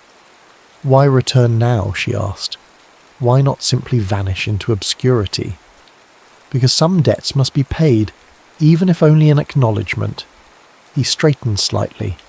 "I have wronged you twice over. First your husband, then your trust. I could not die with such weight unconfessed." She studied him, this broken version of the proud knight who had ridden away. Part of her, a part still raw with abandonment, wanted to order him gone. Another part, the queen she had become, recognised the courage it took to return in disgrace rather than hide in pride. "You may speak your apology to the full court tomorrow," she said at last. "After that, I will decide your fate." The great hall fell silent as Yvain walked its length, the lion limping beside him. Courtiers who remembered the handsome knight of Arthur's favour whispered behind their hands at this diminished figure. Meliora, standing at Laudine's right, watched with narrowed eyes. Thalen at her left kept one hand on his sword hilt. Laudine herself sat unmoving on her throne. her face composed into the mask of authority she had perfected in his absence. Her gown was the deep blue of the fountain waters, adorned not with feminine embroidery, but with the symbols of her sovereignty. Silver keys, antlers, and flowing streams worked into the fabric. Ivan stopped at the prescribed distance and went to one knee with difficulty. The lion settled beside him, golden eyes watchful. "Lady Laudine, sovereign of Broceliande and guardian of the fountain," he began, his voice carrying despite its new roughness. "I come before you and your court to acknowledge my failure and betrayal." The formal words fell away as he continued, his confession becoming raw with honesty. He spoke of his early triumphs in Arthur's tournaments, of the intoxication of praise, of how each victory made him hunger for the next challenge rather than for home. "I told myself it was all for your honour," he said, "that each feat reflected glory upon Broceliande. But in truth, I had forgotten my purpose. When a year had passed, I found reasons to delay. One more quest, one more battle, one more chance to hear my name spoken with awe." Murmurs rippled through the court. Laudine's expression remained unchanged, though her knuckles whitened where they gripped the throne's armrests. "Pride led to recklessness," Yvain continued. "I challenged a knight protected by sorcery. My defeat was public, my disgrace complete.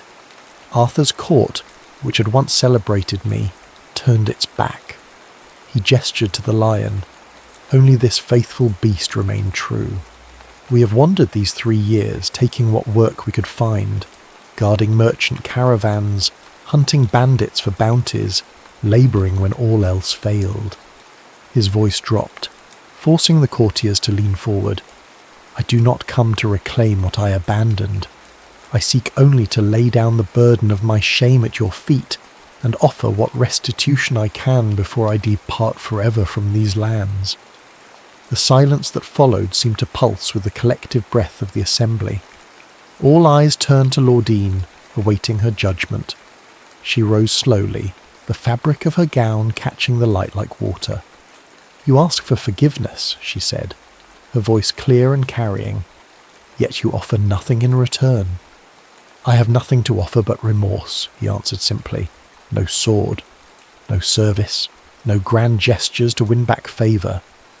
Those were the promises of a younger man who didn't understand their weight.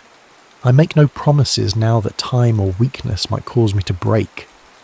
Something in his admission, its complete lack of pretense, struck Laudine deeply. This was not the practiced contrition of a courtier seeking to manipulate, but the hard-won humility of a man who had faced his own failings. "Rise," she said after a long moment. "You will remain at court until I determine what justice requires." As the assembly dispersed, Meliora leaned close to Laudine's ear. "Be wary," she whispered.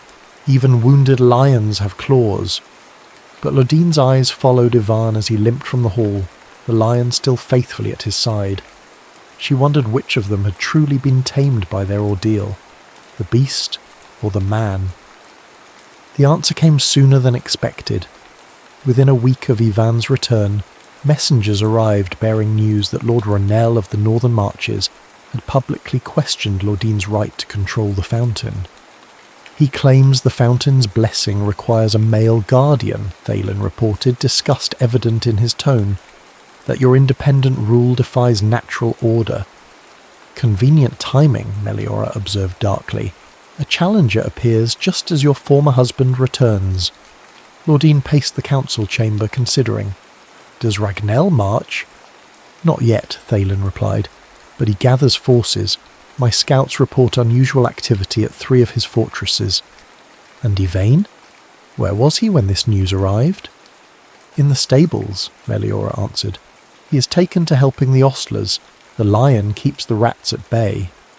Laudine nodded, decision made. "Send for him." Ivan appeared promptly, cleaner than when he'd arrived, but still bearing the unmistakable marks of his fall. He stood with the slight stoop of one who had endured too many blows to stand fully straight again. "Lord Ragnell challenges my rule," she said without preamble. "He will likely march within the month." Something sparked in Ivan's tired eyes, a remnant of the warrior he had been. "My lady, if you permit, I could—" "No," she cut him off. "I did not summon you to offer battle on my behalf." The spark dimmed. He nodded, accepting the rebuke. "I called you here to understand your connection to these events," she continued. "Ragnall makes his move immediately after your return. Coincidence seems unlikely." "I have had no contact with Renel or his men," Yvain said firmly, "but I'm not surprised by his actions. There was talk at Arthur's court, even before my disgrace, of certain lords who considered Brocelion vulnerable under a woman's rule. Your success these past years has likely only increased their determination to prove otherwise." Laudine studied him, searching for deceit but finding only weary honesty. "What would you advise?" she asked, surprising herself with the question. Equally surprised, he considered before answering. "Not what I would have 3 years ago. Then I would have urged single combat, a champion's duel to settle the matter with minimal bloodshed." He gave a rueful smile. "I would have volunteered, of course." "And now?" "Now I would say that Renel expects martial challenge. He prepares for it, desires it even. But your strength, Lady Laudine, has never been the sword." She raised an eyebrow, unsure whether to be flattered or offended. "Your power lies in the fountain itself," he clarified. "In the connections you've built, the dependencies you've created. Ragnall cannot take by force what is freely given to those who respect its source." It was, she had to admit, an astute observation, one that aligned with the diplomatic framework she had spent years constructing. "Thank you," she said formally. "You may go." Later, as she formulated her response to Ragnell's challenge, she found herself incorporating elements of Yvain's insight. Not because he had suggested them, but because they reflected the ruler she had become in his absence. Her reply when it went out contained no threats of war. Instead, it carried a simple invitation. Come to Broceliand, drink from the fountain under truce, and speak of mutual benefit rather than conquest. "He won't come," Thalen predicted.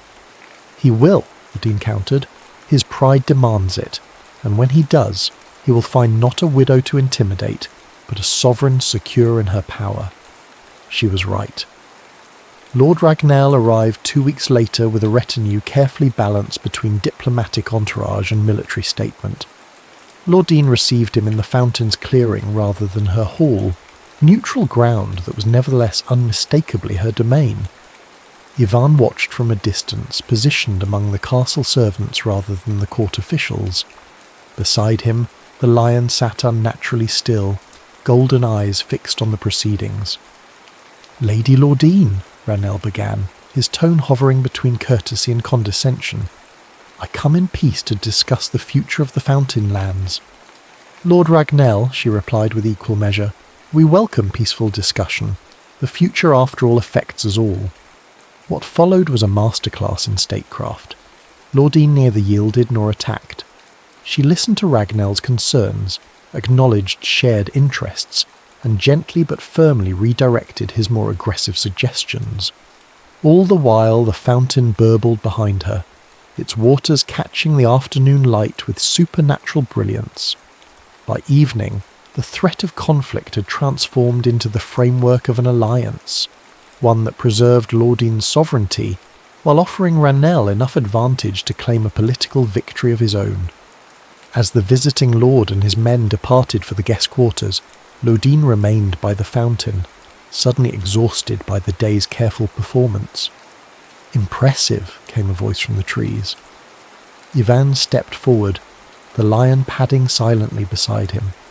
"You disarmed him more thoroughly than any sword could have." "Did I pass your test then?" she asked, sharper than intended. "It was never my place to test you," he replied quietly. "I see that now, among many other things I was too blind to recognize before." The honesty in his voice softened her response. 3 years ago, I would have welcomed your sword against such a threat. I believed I needed a champion. And now?" She smiled, a genuine expression that transformed her serious face. "Now I know that I don't need a saviour. I need them to see that I am the storm." From the fountain behind her, the waters suddenly leapt higher, as if responding to her words. Yvain and the lion bowed their heads in unison, a gesture not of submission, but of profound respect. Word of Laudine's diplomatic triumph spread quickly. Lord Ragnell, rather than returning home in bitter defeat, departed Broceliande as an ally, singing the praises of the Lady of the Fountain to all who would listen. The challenge that had threatened war instead cemented Laudine's reputation as a ruler of wisdom and strength. In the aftermath, the court of Broceliande hummed with renewed purpose. Craftsmen and scholars from neighbouring domains sought patronage. Foreign emissaries arrived bearing gifts and treaty proposals. The fountain itself seemed to respond to the changing tides, its waters flowing with increased vigour, its mystic light visible from greater distances. "They call you Laudine the Risen now," Meliora reported with poorly concealed pride, "the queen who rose from grief to glory." Laudine accepted the news with outward composure, though inwardly she felt a complex surge of emotions. Pride, yes, but also a strange melancholy that she couldn't immediately place. It was only when she spotted Ivan across the courtyard, quietly loading supplies into a small cart, that she understood. He was preparing to leave. She found him later that evening in the stables, meticulously checking the harness of a mule. Not even a proper horse, she noted with a pang. The lion lay nearby, watching his preparations with what seemed like resignation.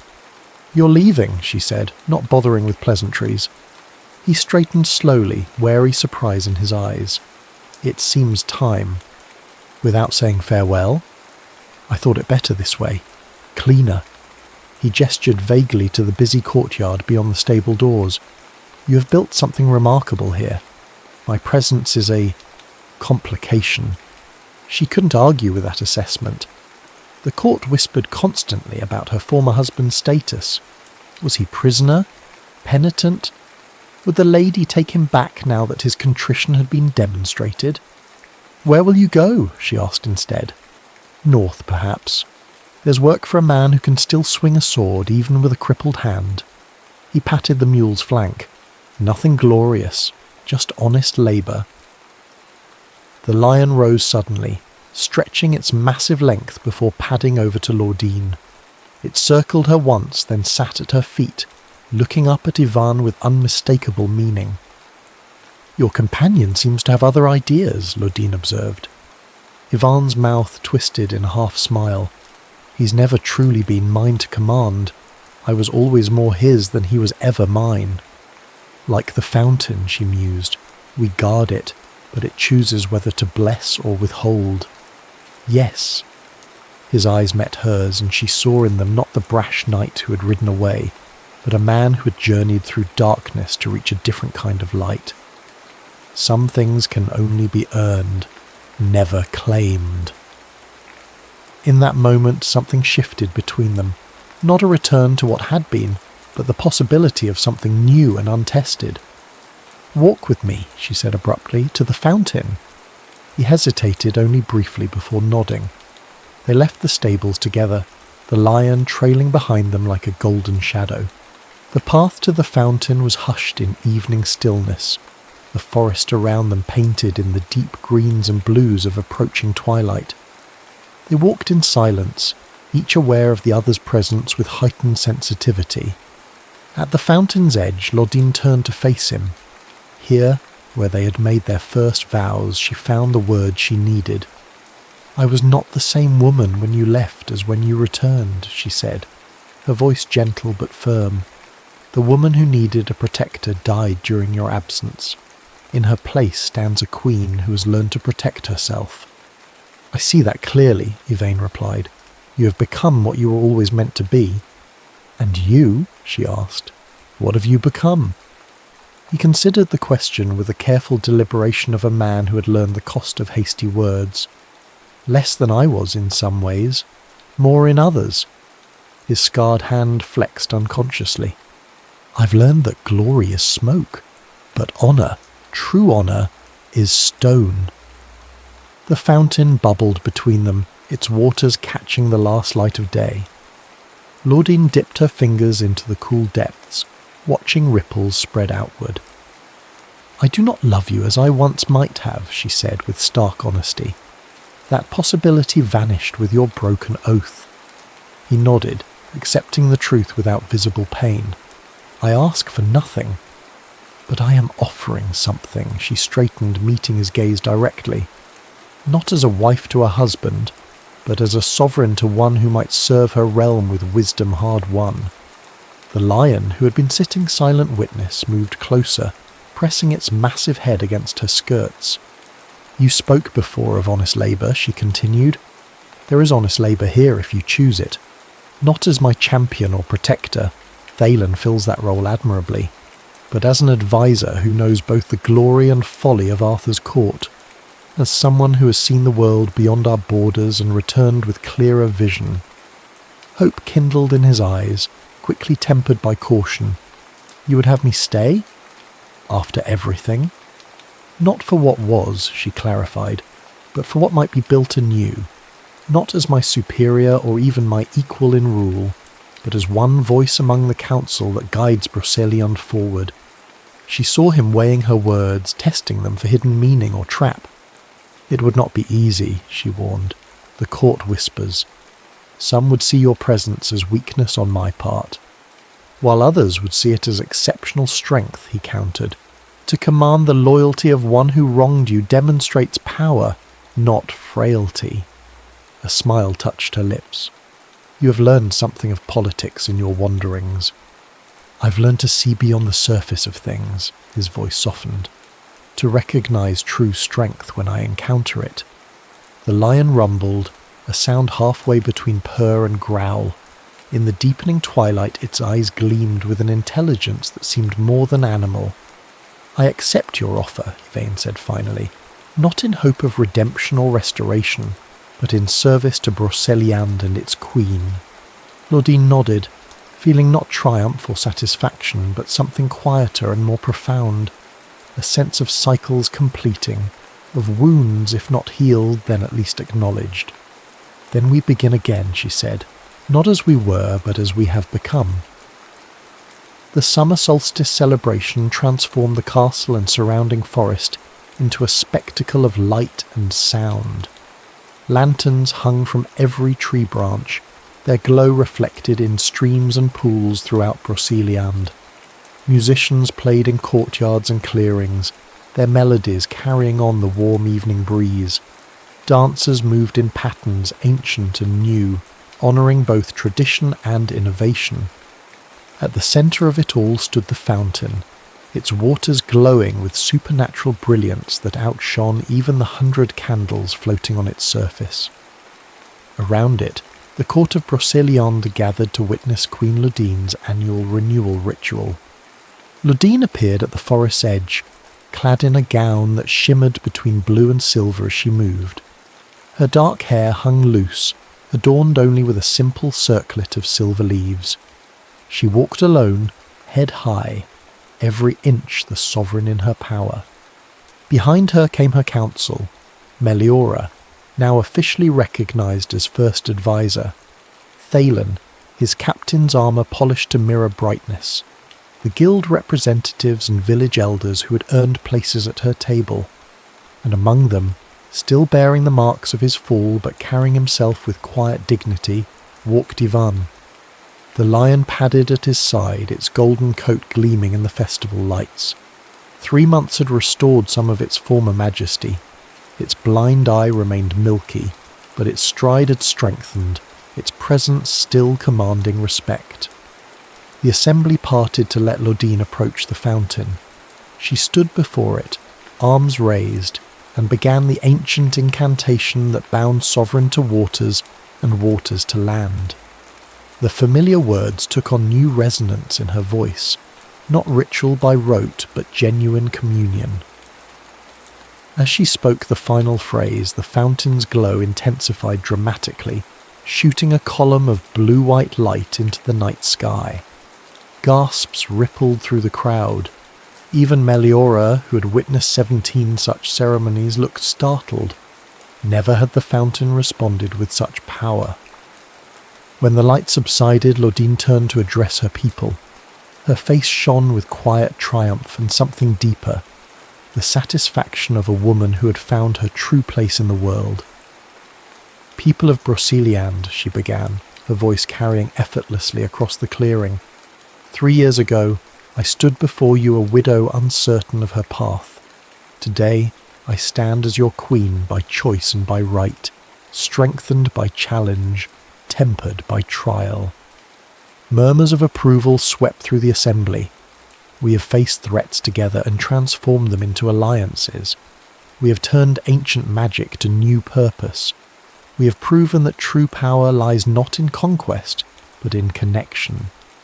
She gestured to her council, acknowledging each member with a nod. When her eyes met Yvain's, there was neither lingering resentment nor romantic longing, but something more valuable, mutual respect. Tonight we celebrate not only the turning of the season, but the continuing transformation of our realm. Broceliande stands stronger than ever, its fountain flowing, its borders secure, its future bright. A cheer rose from the crowd, spontaneous and heartfelt. Laudine accepted it with a smile, then raised her hand for silence. "Enjoy the festivities," she concluded. "Dance, feast, make merry. Tomorrow we continue our work together." As the formal ceremony concluded and the celebration proper began, Laudine found herself momentarily alone at the fountain's edge. Music and laughter swirled around her, but she stood in a pocket of stillness, savouring the rare moment of solitude. "My lady." Yvain approached, stopping at a respectful distance. "The ceremony was powerful. I've never seen the fountain respond so strongly." "Nor have I," she admitted. "Perhaps it approves of our new direction." A comfortable silence fell between them, not the charged tension of their earlier encounters, but the ease of two people who had found a workable peace. "I received word from Arthur's court yesterday," Yvain said eventually. "Sir Gawain inquires if you would consider receiving an official embassy. It seems your diplomatic success with Ragnell has impressed even Camelot." Laudine raised an eyebrow. Once they would have sent knights to challenge. Now they send diplomats to learn. "The world changes," he observed. "Even Arthur must adapt or fade." "And what of you?" she asked, studying his profile in the fountain's glow. "Do you miss it? The glory, the acclaim?" He considered the question with the thoughtfulness that had become his hallmark. "I miss the simplicity," he finally answered. "The clear lines between victory and defeat, honour and disgrace. Politics offers fewer certainties." "Yet you've taken to it well. Your insights on the northern trade routes proved valuable." "I've had excellent teachers." His smile included both Laudine and, with a glance, Meliora, who was engaged in animated conversation across the clearing. The lion, which had been lounging near the forest's edge, suddenly rose and padded over to them. It settled at Laudine's feet, its great head resting against her skirts in a gesture of unmistakable allegiance. "He's chosen," Yvain noted without jealousy, "as he always does, wisely." Laudine stroked the lion's mane, feeling the rumble of its contented purr. "Perhaps he simply recognises that we're stronger together, each in our proper place." From across the clearing, Thalin approached with a delegation of visiting merchants. Duty called, as it always would. "Enjoy the festivities, Sir Yvain," Laudine said, resuming her formal manner. "Tomorrow the council meets to discuss the eastern expansion." He bowed slightly, understanding the boundaries that remained between them. Not walls, but necessary markers of their new relationship. "Until tomorrow, my queen." As she moved away to greet her guests, the lion remained briefly at Yvain's side, looking up at him with ancient eyes that seemed to hold both challenge and approval. "Yes, old friend," Yvain murmured. "I understand now." The lion huffed once, then padded after Laudine, a golden shadow to her silver light. 5 years after Yvain's return, a travelling bard arrived at Broceliande Castle. Grey-haired but bright-eyed, he requested audience with the Queen, claiming to have composed a ballad in her honour. "Another one?" Meliora sighed, reviewing the request. That makes 3 this season. Your legend grows, Laudine. Laudine smiled, shuffling through the documents on her council table.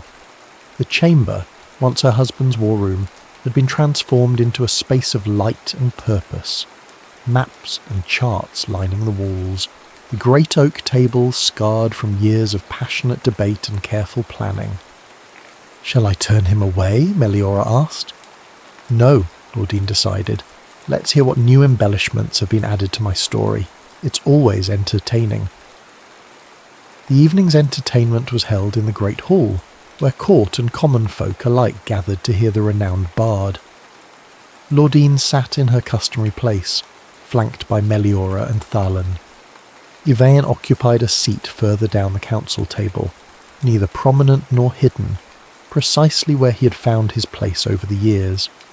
The lion, now visibly aged but still magnificent, lay at the foot of the dais, more a fixture of court than mascot. The bard stood before them, his fingers moving across harp strings with practiced grace. When he began to sing, his voice filled the hall with unexpected power. This is the tale of Laudine the Risen, Queen of the Waters, Lady of Light, who ruled not by conquest but by wisdom, who turned deepest sorrow to sovereign might. The ballad unfolded the story familiar to all present: Laudine's widowhood, her marriage to her husband's slayer, his departure and betrayal, her rise to independent rule. Yet in the bard's telling, the narrative took on mythic dimensions. Laudine became emblematic of feminine strength and resilience. Yvain, the embodiment of glory's emptiness and redemption's possibility. Most surprising was the lion's role in the bard's version. No mere beast, but a spirit of the fountain itself, sent to guide both knight and lady toward their true destinies. The bard sang of how the lion had chosen Laudine, recognizing in her the qualities needed to steward the fountain's magic for a new age. As the ballad reached its conclusion, the bard's voice softened, drawing his audience closer. Remember not how brightly their flames burned, but how steadily their light endured. Not the glory of conquest or the clash of swords, but the harder victory of wounds healed, wrongs forgiven. For Laudine rules not as she began, a wife, a widow, but as herself, a queen who found her power not in another's strength, but in her own. And the lion walks beside her, guardian and guide, golden witness to a reign built not on fear, but on the firmest foundation of all, a heart that broke, yet made itself whole again. Silence held the hall for several heartbeats after the final note faded. Then applause erupted, thunderous and prolonged. The bard bowed deeply, first to the assembly, then specifically to Laudine. Later, when gifts had been presented and the formal entertainment concluded, Laudine found the bard alone in the courtyard, gazing up at the stars. "Your ballad was beautiful," she said, approaching quietly, though somewhat fanciful in its details. He turned, smiling. "All good stories grow in the telling, Your Majesty. I merely shaped what was already becoming legend." "You made the lion a spirit of the fountain," she noted, "a poetic touch." The bard's eyes twinkled. "Are you certain it isn't? Look at him even now." Laudine followed his gaze to where the lion reclined near the courtyard fountain, a smaller reflection of the great fountain in the forest. Moonlight silvered its golden coat, and for a moment it seemed to shimmer with an inner light. "Your reign is remarkable," the bard continued, "a woman ruling in her own right, transforming a martial domain into a centre of learning and diplomacy. Future generations will look to your example." "If they remember me at all," Laudine said pragmatically. "Oh, they will remember," he assured her. "Not as you were, a woman defined by grief and marriage, but as you became, Laudine the Risen, who taught that true strength lies not in domination, but in transformation." Something in his certainty gave her pause. "You speak as if from a great distance, bard, as if looking back from years hence." His smile deepened. The best stories exist outside of time, Your Majesty. They were always true and will always be true." Before she could question him further, Meliora approached with news of a diplomatic matter requiring attention.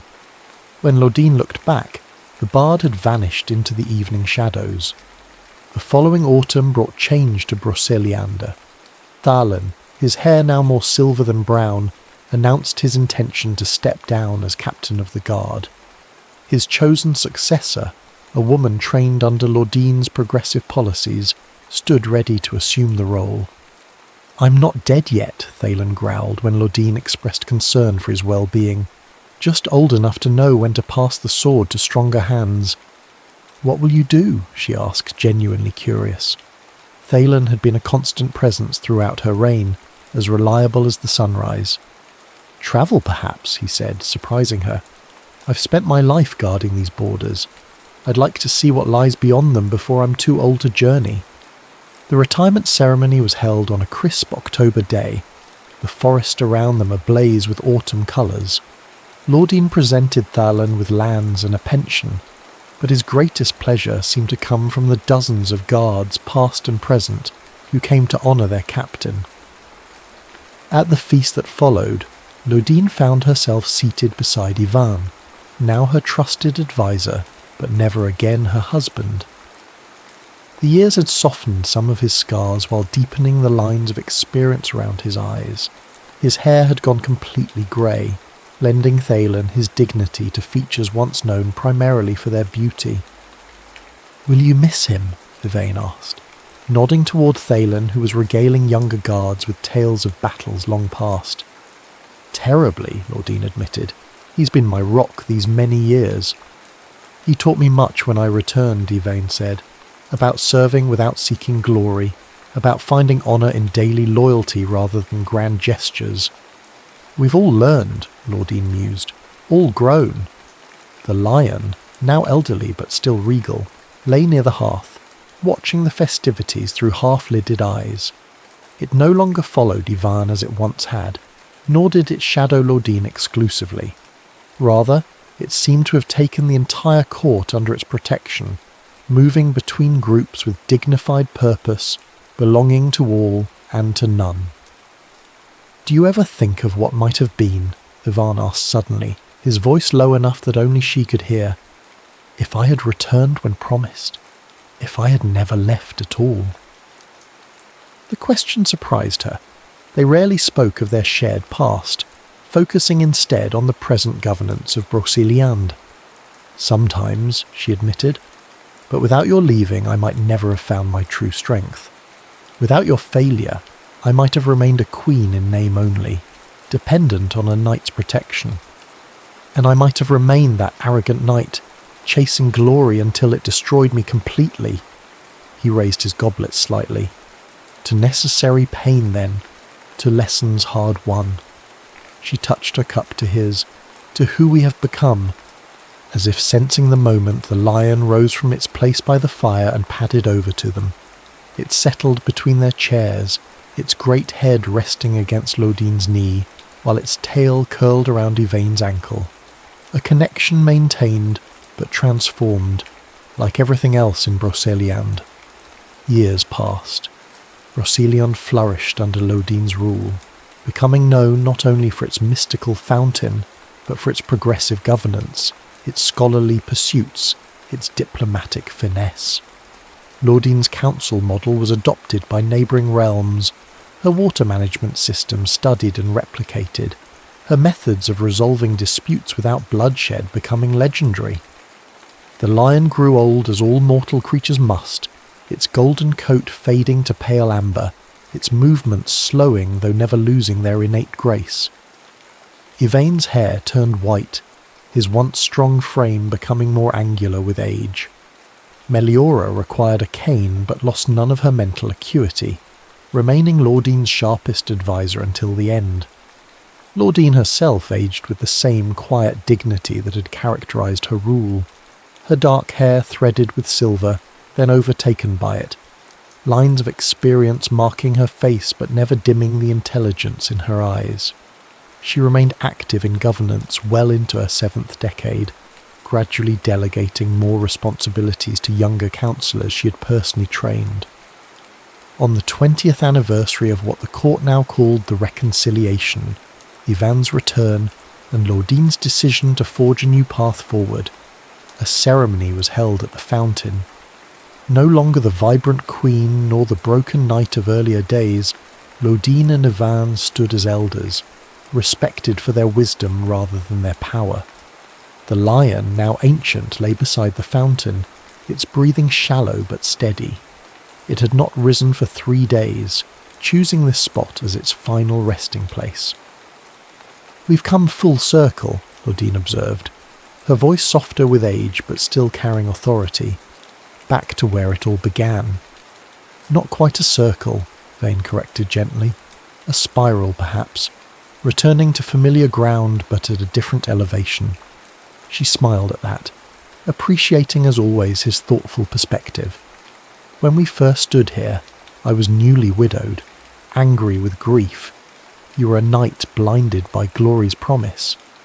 "And now?" he asked, leaning slightly on the staff he had recently begun to use. "Now we are simply two people who have lived long enough to understand what matters." She gazed at the fountain, still bubbling with the same vigour it had shown when she was a girl. Not conquest, not acclaim, but connection. The lion stirred at their feet, raising its noble head one last time. Its eyes, one clear, one clouded, seemed to hold the wisdom of ages as it looked between them. "He's saying goodbye," Yvain murmured. Laudine knelt carefully, her joints protesting the movement. She placed her hand on the lion's massive head, feeling the slow, steady pulse of life beneath her fingers. "Thank you, old friend," she whispered, "for watching over us both, for showing us the way." The lion exhaled, a sound somewhere between a purr and a sigh. Its eyes closed, and it settled more deeply against the fountain's stone edge. "I think," Yvain said quietly, "he was always more than just a lion." "As we were always more than just a widow and a knight," Laudine replied. Together they remained as twilight deepened around the clearing, bearing witness to the passing of something magnificent. When the lion finally stilled, its body began to shimmer with golden light that gradually dispersed into the fountain's waters like stardust returning to the sky. Neither Laudine nor Ivan expressed surprise. Some mysteries required no explanation.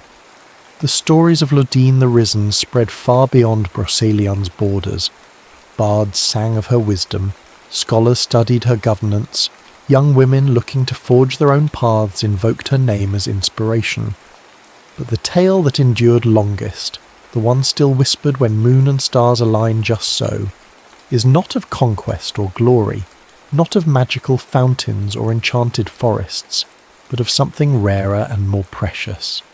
The story of two people who found their truest selves not in clinging to what was lost, but in growing beyond what they had been. And in the waters of Broceliander where the fountain still flows, sometimes visitors glimpse a golden shimmer beneath the surface, a reminder that the greatest magic of all lies not in power claimed, but in wisdom earned, wounds healed, and hearts that made themselves whole again.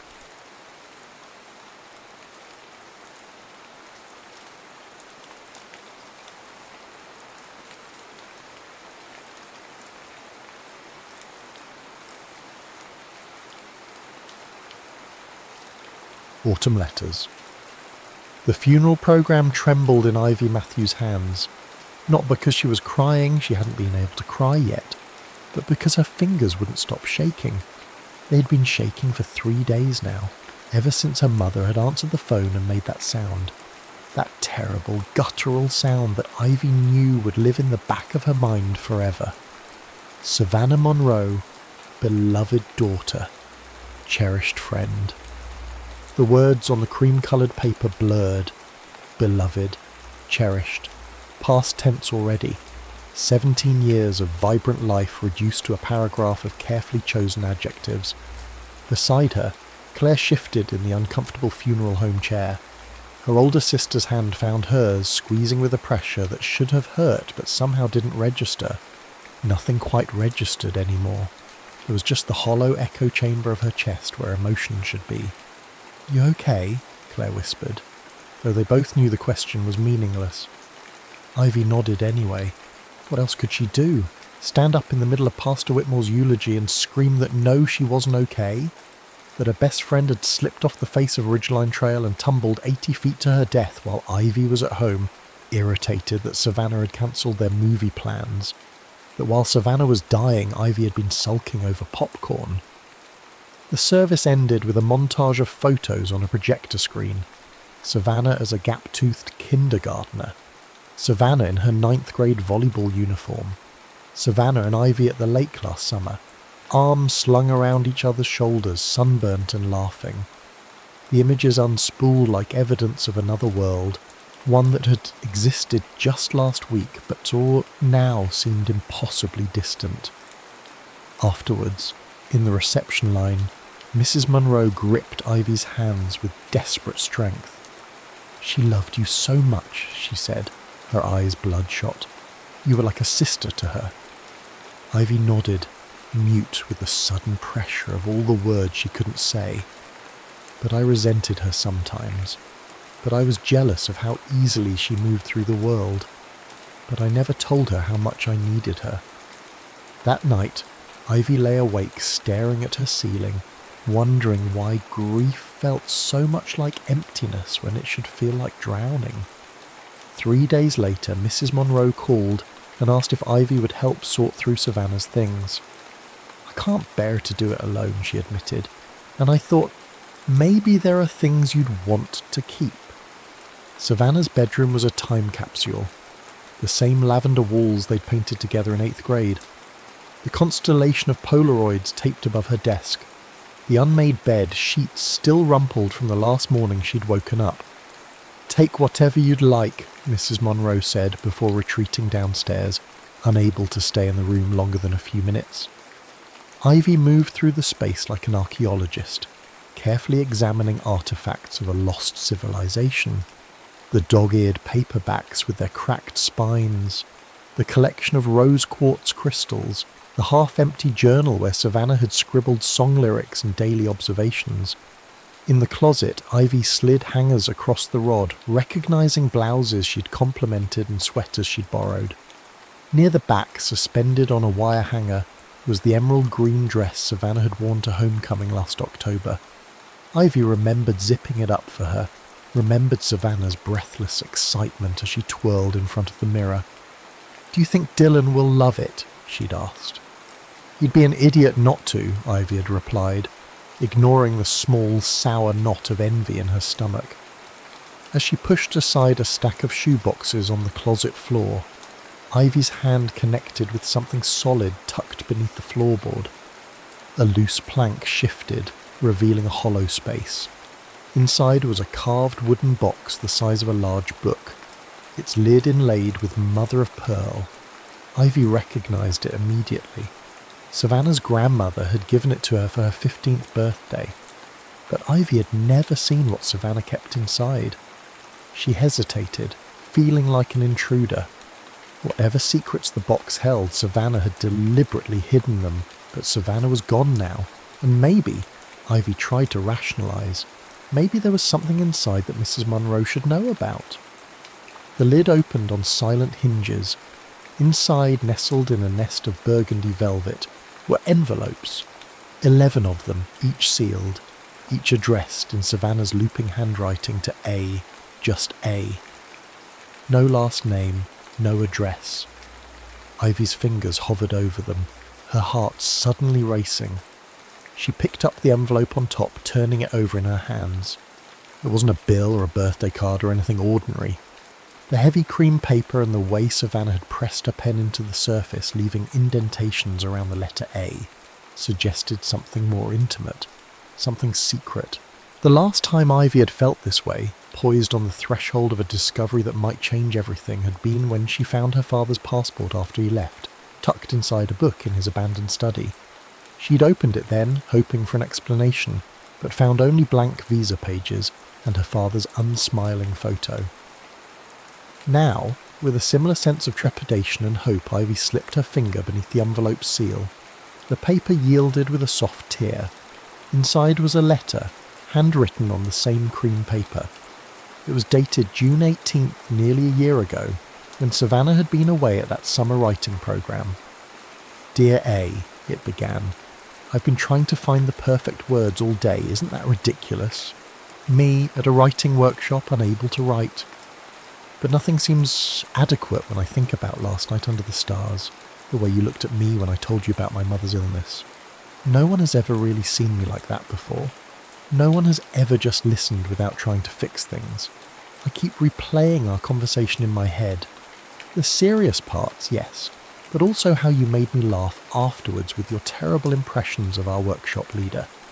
You said that good writing isn't about sounding smart, but about being honest. So here's my honesty. I've known you for 5 days and already you feel important. Is that crazy?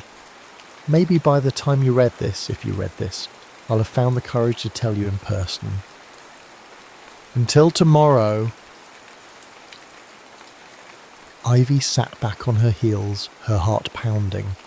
This wasn't just a letter. It was the opening chapter of a story she'd never known existed. A hidden current in Savannah's life that had flowed beneath the surface of their friendship.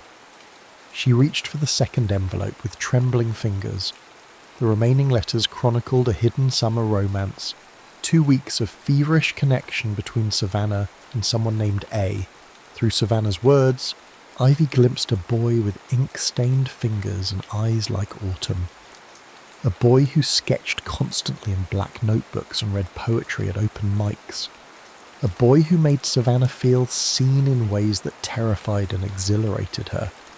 The letters revealed a Savannah that Ivy had never fully known. Vulnerable, philosophical, uncertain. So different from the confident girl who commanded attention in school hallways. The last envelope contained an unfinished letter. The handwriting grew increasingly messy toward the bottom of the page, as if written in haste or emotion. "Dear A, it's been 3 months since I left without saying goodbye. 3 months of starting this letter and tearing it up. 3 months of checking my phone, hoping to see your name, then remembering I never gave you my number. I don't even know if you're still at the same address. Maybe you've moved on. Maybe you barely remember me. But I need to explain why I disappeared that last morning. My mum called. The cancer was back, more aggressive this time. I had to go home immediately. In my panic, I convinced myself it would be easier for both of us if I just vanished. Cleaner somehow. I was a coward. Now Mum's in remission again, and I keep thinking about what you said that night on the pier, about how we make stories of our lives, crafting beginnings and endings where there are only continuations. I think our story deserves a continuation. If you still want to talk, I'll be..." The letter ended there, an unfinished thought, an interrupted life. Ivy stared at the half-empty page. Had Savannah died before she could finish it? Or had she simply set it aside, unsure how to conclude? Either way, someone named A was out there, unaware that Savannah was gone, unaware that whatever continuation she'd planned would never come. Ivy carefully reread each letter, looking for clues. The writing retreat had been at Lakeside College, 3 hours north, where Claire had spent a semester before dropping out. There were mentions of a coffee shop called Blackbird's, a bookstore named Tattered Covers, and an old wooden pier extending into the lake. A plan began to form, tenuous at first, then hardening into resolve. Ivy would find A. She would deliver Savannah's letters. Felt like the only thing she could do now, complete this one unfinished task for her friend. Claire agreed to drive her to Lakeside the following weekend. "Are you sure about this?" she asked, eyeing Ivy across the kitchen table. "It sounds like..." "Like what?" Claire tucked a strand of hair behind her ear, a nervous habit she'd had since childhood. "Like you're looking for something that might not be there." "I'm just trying to do right by Savannah," Ivy insisted. "Okay," Claire said after a pause, "but I'm coming with you, and if this gets weird, we leave. Deal?" The drive to Lakeside was quiet. Claire never played music while driving, a quirk that had always annoyed Ivy, but now felt like a relief. The silence gave her space to rehearse what she might say when she found A. "Hi, I'm Ivy Matthews. I was Savannah's best friend. She passed away recently and I found these letters." Each mental iteration sounded more impossible than the last. Lakeside College sprawled across rolling hills dotted with red brick buildings and ancient oaks. Students lounged on the quad, seemingly unaware that somewhere across the state a girl named Savannah no longer existed. "Where do we start?" Claire asked, surveying the campus. Ivy clutched her backpack, which held the box of letters. The coffee shop from her letters. Blackbird's. Blackbird's turned out to be a converted Victorian house just off campus, its interior crowded with mismatched furniture and the ambient chatter of students. Ivy approached the barista, a woman with silver-streaked hair and kind eyes. "I'm looking for someone," Ivy began awkwardly. "My friend met him here last summer. All I know is his first name might start with A." The barista's expression softened with sympathy. "Honey, dozens of boys come through here every day. He draws," Ivy added desperately, "and maybe does poetry readings." Recognition flickered across the woman's face. "Open mic night. We host them every Thursday.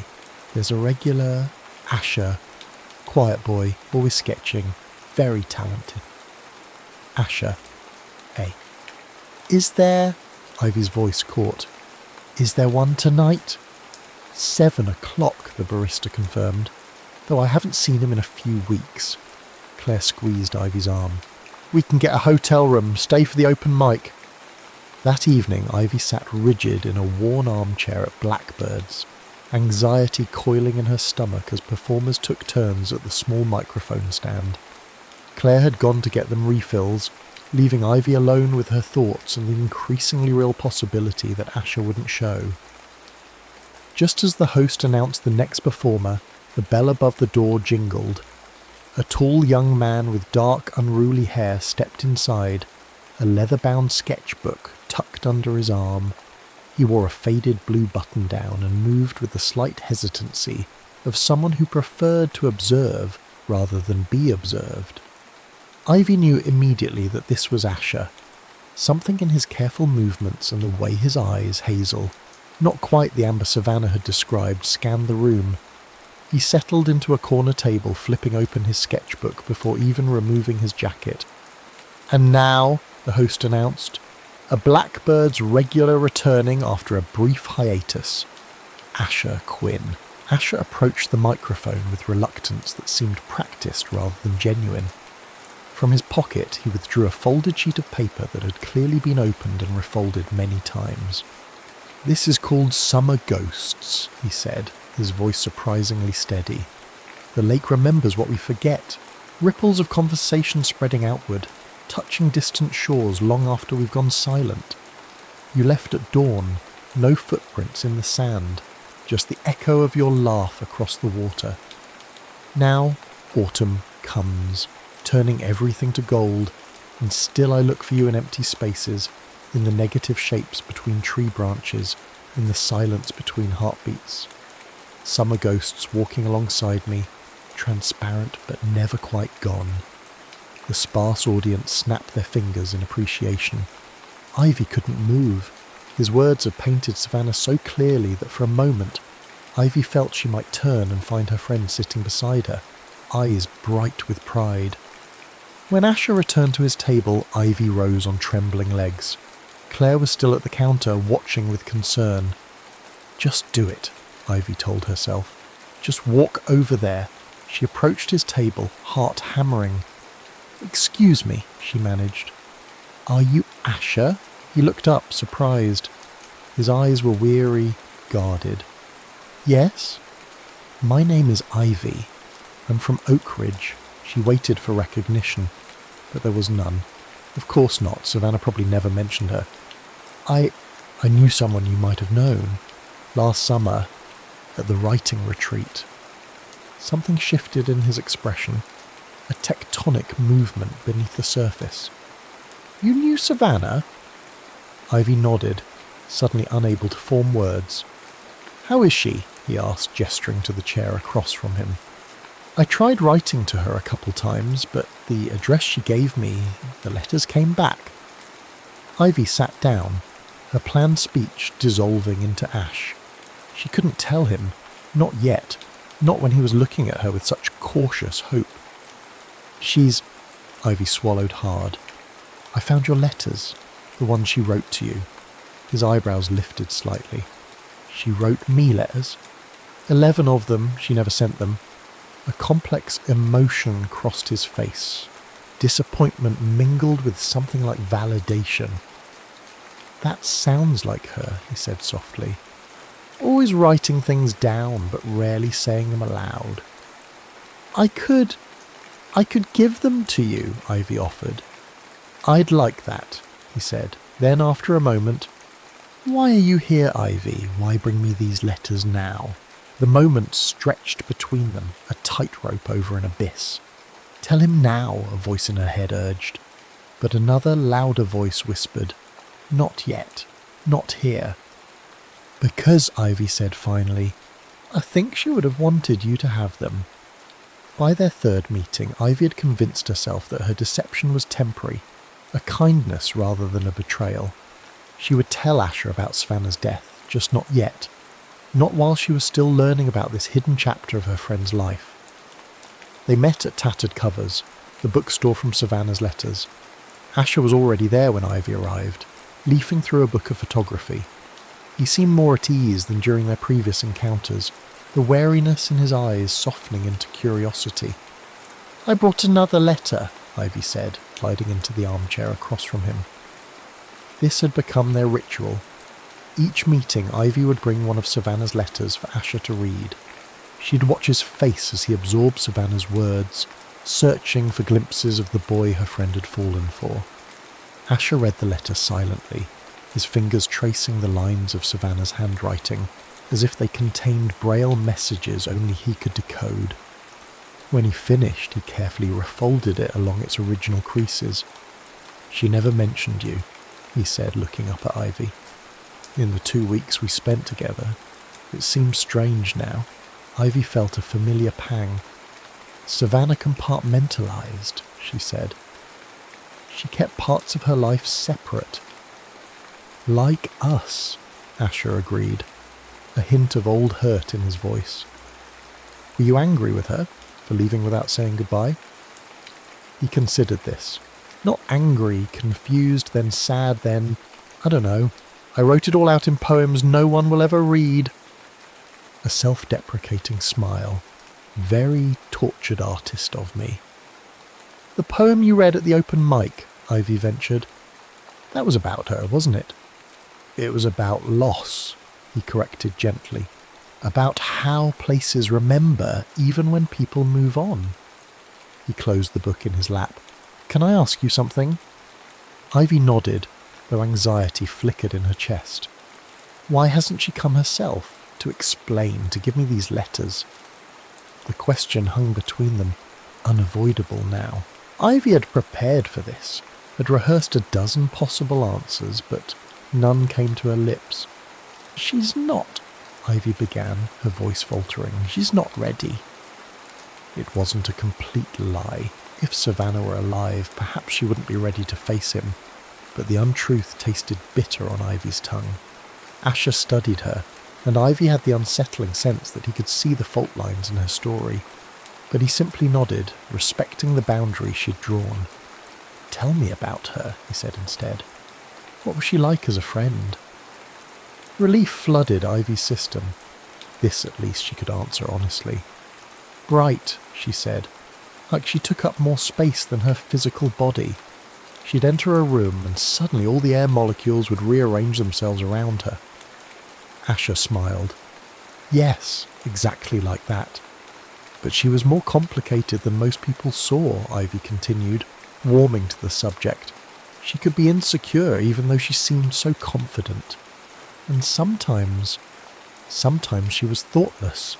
Not cruel, just caught up in her own narrative." "The eternally starring role," Asher supplied. "Yes," Ivy felt a rush of validation at being understood, and sometimes that made me feel like a supporting character in my own life. The words emerged unbidden, raw and honest, in a way Ivy rarely allowed herself to be. She flushed, embarrassed by the admission, but Asher merely nodded. I think that's what drew her to writing. On the page she could explore different roles, be vulnerable in ways she couldn't in real life. They talked for hours, trading stories and observations. With each anecdote, Ivy felt both closer to and further from Savannah, as if she was simultaneously reclaiming her friend and losing her to this boy who had known a different version of her. As evening approached, they walked along the lakeshore, following the weathered wooden pier that stretched into the water. The same pier where, according to Savannah's letters, she and Asher had spent their last night together, talking until dawn. "This is where we said good night," Asher said, stopping at the pier's end. "I thought we'd have the next day and the day after that. I didn't know it was an ending." Ivy looked out across the lake, its surface burnished copper by the setting sun. "Maybe it wasn't," she said softly. "Maybe it was just paused." Asher turned to her, his expression unreadable in the fading light. "Why are you really here, Ivy? It's not just about delivering letters." The moment crystallized around them, fragile, precarious. Ivy felt the weight of her deception pressing against her ribs, making it hard to breathe. "After Savannah," she began, then stopped, recalibrating. "I needed to understand this part of her life. She never told me about you. And now I feel like I know her better. And I know you too." "Do you?" His voice was gentle, without accusation. "We're practically strangers." "No," Ivy said with sudden certainty. "We're not strangers. We both loved her in different ways. That connects us."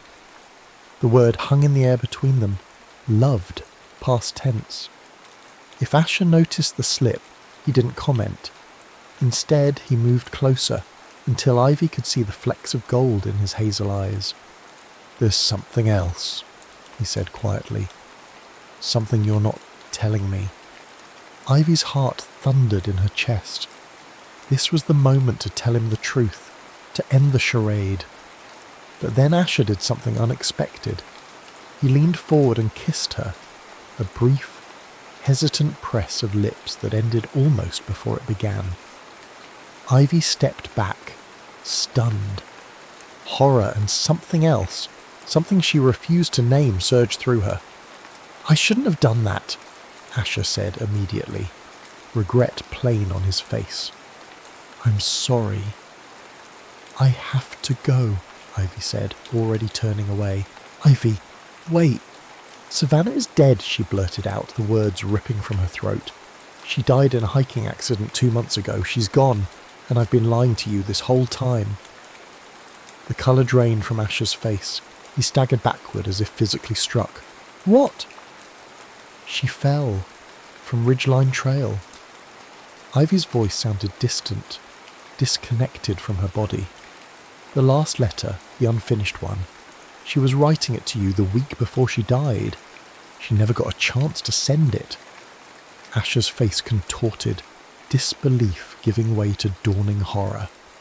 "And you knew all this time?" "I was going to tell you," Ivy said desperately. I needed to understand first. I needed to know who you were to her. Who I was to her." Asher's voice sharpened. "You've been watching me grieve a girl who didn't care enough to say goodbye when all along she was..." He broke off, unable to finish the sentence. "She did care," Ivy insisted. "That's what the letters show." "The letters you've been parcelling out to me like some kind of sick game?" He raked his hands through his hair, his breathing ragged. "God, Ivy, do you have any idea what you've done?" "I was trying to protect you." "Protect me?" Asher laughed, a hollow sound. "You were using me to process your own grief. Don't pretend this was about me." The truth of his words hit Ivy like a physical blow. She had been using him, using their conversations to work through her own complicated feelings about Savannah, to feel close to her friend again through this Soyi who'd known a different side of her.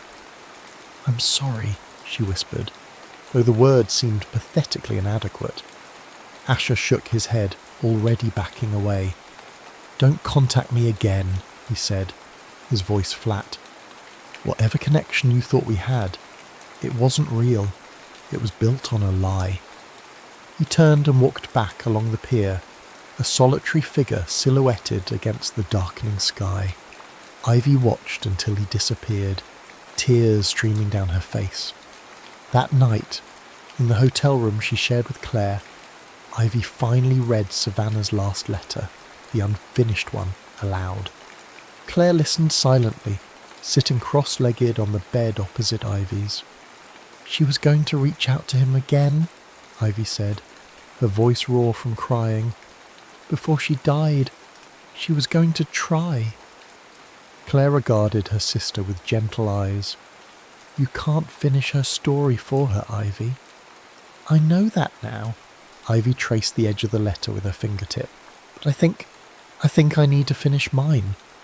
Back home, Ivy moved through the days like a sleepwalker. He returned to school, sat through classes, responded when spoken to. But internally she remained at that pier, watching Asher walk away with the weight of fresh grief bowing his shoulders. What had begun as an impulsive quest to understand Savannah had become something more complicated, a journey through her own unacknowledged feelings about her friend, about herself, about the strange, brief connection she'd formed with Asher. Claire found her one evening sitting on the back porch, staring at nothing. "You should write to him," she said without preamble, settling into the adjacent chair. Ivy glanced at her sister. "He told me not to contact him again." "Not for him," Claire clarified. "For you. Write the letter you need to write, even if you never send it." Later that night, Ivy sat at her desk with a blank sheet of paper before her. The same cream-coloured stationery that Savannah had used for her letters to Asher. Ivy had found a stack of it in Savannah's desk drawer and brought it home, another keepsake from a life cut short. "Dear Asher," she began, then stopped. She crumpled the paper and started again. "Asher, I've written this letter 7 times now, and I'll probably rewrite it 7 more before I'm finished. I keep thinking about what Savannah wrote in her 4th letter to you, about how difficult it is to find the right words for the most important things. First, I'm sorry. Not just for lying to you, but for using you as a way to process my own complicated grief. You deserved better than that. Second, I want you to know that everything else was real. The conversations we had about Savannah, about writing, about feeling like supporting characters, those were honest. In some ways, I was more honest with you than I've been with anyone in a long time. I discovered Savannah's letters 3 days after her funeral. Finding them felt like she was speaking to me from beyond, revealing parts of herself she'd kept hidden. I was hurt that she had never told me about you, about the writing retreat, about any of it. But I was also captivated by this other version of her, the one who wrote about starlight on water and the weight of words unspoken. When I found you, I told myself I was fulfilling some kind of duty to Savannah, that I was doing what she would have wanted. But that wasn't the whole truth. I was also trying to understand who I was now that she was gone. For so long I'd defined myself in relation to her, the quiet friend, the reliable one, the shadow to her light. Without her, I felt unmoored. Meeting you changed something. Talking to you about her helped me see Savannah more clearly. Not as the perfect, vibrant girl I'd placed on a pedestal, but as someone complex and flawed and real. Someone who could be selfish and thoughtless, but also deeply loyal. Someone who could love fiercely, but also run away when things got too intense. And somehow, in learning to see her more clearly, I began to see myself more clearly too. I don't expect your forgiveness. I don't even expect you to read this far. But I needed to tell you that in the midst of all my mistakes, something genuine happened. For a few brief conversations at a bookstore and along a lake shore, 2 people connected over shared loss and unspoken questions. I'm leaving all of Savannah's letters with this one. They belong to you now. Do with them what feels right. With regret, gratitude and hope, Ivy Matthews. Ivy reread the letter 3 times, making small adjustments. Then she carefully folded it and slipped it into an envelope along with all of Savannah's letters. She addressed it simply. Asher Quinn, Lakeside College. The next day she mailed it from the post office downtown, watching as the envelope disappeared into the outgoing mail slot. Then she walked to the cemetery on the hill overlooking town. Savannah's grave was still a raw wound in the earth, the grass not yet grown over the rectangular plot. Her headstone was simple white marble with her name, the dates of her brief life, and the words, "Beloved daughter, cherished friend." Ivy sat beside it, running her fingers over the freshly carved letters. "I met him," she said aloud. "Asher. He's exactly how you described him in your letters. Thoughtful, a bit guarded, someone who sees beneath the surface." A breeze stirred the nearby maple trees, ending at a shower of red-gold leaves spiralling to the ground. "I understand why you fell for him," Ivy continued, "and I understand why you kept him separate from the rest of your life. He knew a different version of you, a more vulnerable one." Ivy leaned back against the headstone, her eyes tracing the patterns of clouds overhead. "I'm still angry with you sometimes," she admitted. "For dying, for leaving so many things unfinished between us, for being so easy to love and so difficult to fully know." The words felt sacrilegious spoken here among the dead, but also necessary, like lancing a wound to release infection. "But I'm trying to remember you whole," Ivy whispered. "The girl who hogged the spotlight, and the girl who wrote secret love letters, the friend who made me feel invisible sometimes, and the friend who knew exactly when I needed a late-night phone call." She sat there until the sun began to set, painting the cemetery in shades of amber and gold. Then she rose, brushed grass from her jeans, and pressed her palm flat against the cool marble of the headstone. "Goodbye, Savannah," she said softly. "I'm letting you go." October arrived with a vengeance, stripping trees bare and painting the world in sepia tones. Ivy settled into a new rhythm: school, home, occasional outings with friends she'd neglected during the worst of her grief. She began keeping a journal, filling its pages with observations and questions, trying to make sense of the changing landscape of her life. She didn't expect to hear from Asher again. She'd made peace with that, or was trying to. Sometimes at night she still replayed their conversations in her mind, wondering what might have been different if she'd been honest from the beginning. Then on a rain-soaked Tuesday morning, Claire appeared in her bedroom doorway holding an envelope. "This came for you," she said, her expression carefully neutral. Ivy recognised the handwriting immediately. Her heart performed a complicated gymnastic routine in her chest as she accepted the envelope. "Do you want me to stay?" Claire asked. Ivy shook her head. "I'll be okay." When she was alone, Ivy sat cross-legged on her bed and carefully opened the envelope.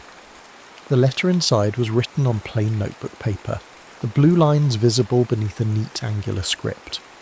"Ivy, it's taken me 3 weeks to write this response. Not because I didn't know what to say, but because I needed time to process everything. Grief isn't linear, something I suspect you understand all too well.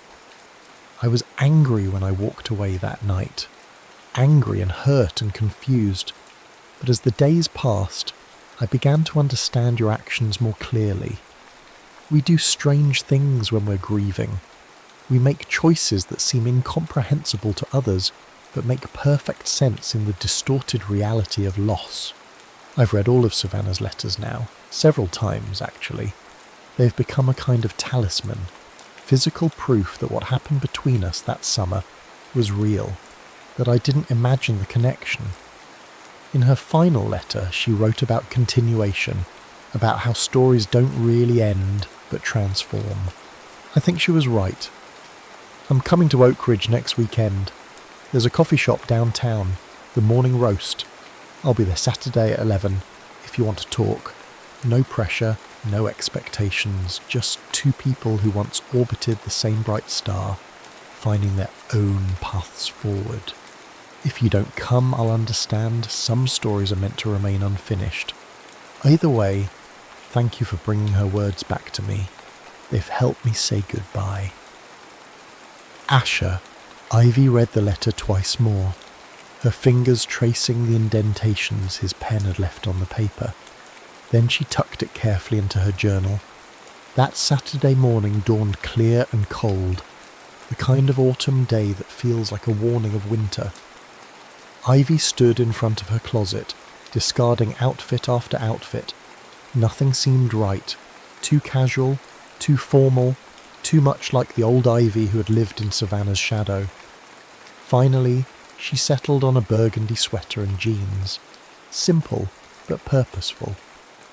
Claire watched from the doorway as Ivy applied a touch of mascara. "So you're going," she said. Not a question. "I am."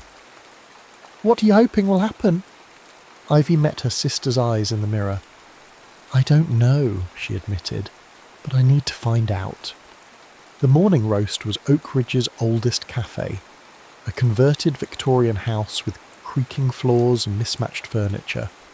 Ivy arrived 10 minutes early, choosing a table near the window where she could watch the street. Her hands fidgeted with a paper napkin, folding and refolding it into increasingly complex shapes. At precisely 11, the bell above the door jingled. Asher stepped inside, scanning the room until his eyes found hers. He looked different somehow, more solid, more present. Or maybe it was Ivy who had changed, seeing him now without the filter of deception between them. He approached her table, hesitating before sitting down. "You came," he said simply. "So did you." An awkward silence stretched between them, filled with the ambient sounds of the cafe. Coffee grinding, low conversations, the hiss of the espresso machine. "I visited a grave," Asher said finally. "Yesterday. I needed to say goodbye properly." Ivy nodded, understanding. "I also met her mother," he continued. "She invited me in when she saw me standing in the driveway. We talked for a long time." "What did you tell her?" Ivy asked, curious. "The truth about the writing retreat, about Savannah and me." A ghost of a smile touched his lips. "She said Savannah would have turned everything into a dramatic story eventually, that keeping secrets was just a way of holding on to experiences that felt too precious to share." Ivy felt a pang of recognition. That sounds like her. "She also told me about you," Asher said, his eyes steady on hers. "About how you've been since Savannah died. How you've been taking care of her mother, checking in, helping sort through things." Ivy shrugged, uncomfortable with the praise. "It's what friends do." "Is it?" Asher tilted his head slightly. "Or is it what Ivy does?" The question hung in the air between them, simple yet somehow monumental. Ivy had spent so long defining herself in relation to Savannah that she'd never fully considered who she was on her own terms. "I don't know who I am without her," Ivy admitted softly. "I'm still figuring that out." "I'd like to help," Asher said, "if you'll let me." Ivy studied him. This boy who had loved and lost her best friend, this boy who had every reason to despise her, but had chosen understanding instead. Something shifted in her chest, a loosening of a knot she hadn't realised was there. "I'd like that," she said. They talked for hours, moving beyond grief into the territory of genuine connection. Asher's quiet humour emerged, along with Ivy's long-time passions that had often been overshadowed by Savannah's louder dreams. They discovered shared tastes in music, books, and the particular pleasure of rainy days spent indoors. When they finally left the cafe, afternoon was fading into evening. They walked together through Oak Ridge Park, where the maple trees created a canopy of flame above their heads. "What happens now?" Ivy asked as they paused by the duck pond. Asher considered the question. "I don't know," he admitted, "but I think Savannah would want us both to be happy, to find our way forward." Together? The words slipped out before Ivy could censor it. Maybe, Asher said. Not right away. We both have healing to do first. But someday. He reached for her hand, his fingers tentatively interlacing with hers. It wasn't a declaration or a promise, just a possibility. Fragile as an autumn leaf and just as vibrant. Above them a V of geese cut across the darkening sky, their calls echoing long after they'd disappeared from view. Ivy thought about Savannah's unfinished letter, about continuation rather than endings, about how some stories remained incomplete while new ones were just beginning. She squeezed Asher's hand, feeling the steady warmth of his palm against hers. Whatever came next, whether friendship or something more, would be their own story to write, one careful word at a time. The autumn wind picked up, sending a spiral of leaves dancing around them, red and gold and russet, vibrant in their final transformation. Letting go, Ivy realised, didn't mean forgetting. It meant making room for new growth, new connections, new possibilities. And in that moment, surrounded by falling leaves and fading light, Asher gently turned Ivy to face him. His eyes searched hers, asking a silent question. She nodded, almost imperceptibly, and he leaned forward, pressing his lips to hers in a kiss that felt like the first sentence of a new story. When they pulled apart, Ivy saw her future reflected in his eyes, not as Savannah's friend or as the quiet girl who lived in shadows, but as herself, fully and completely. The letters had brought them together, but what happened next would be entirely their own. The end.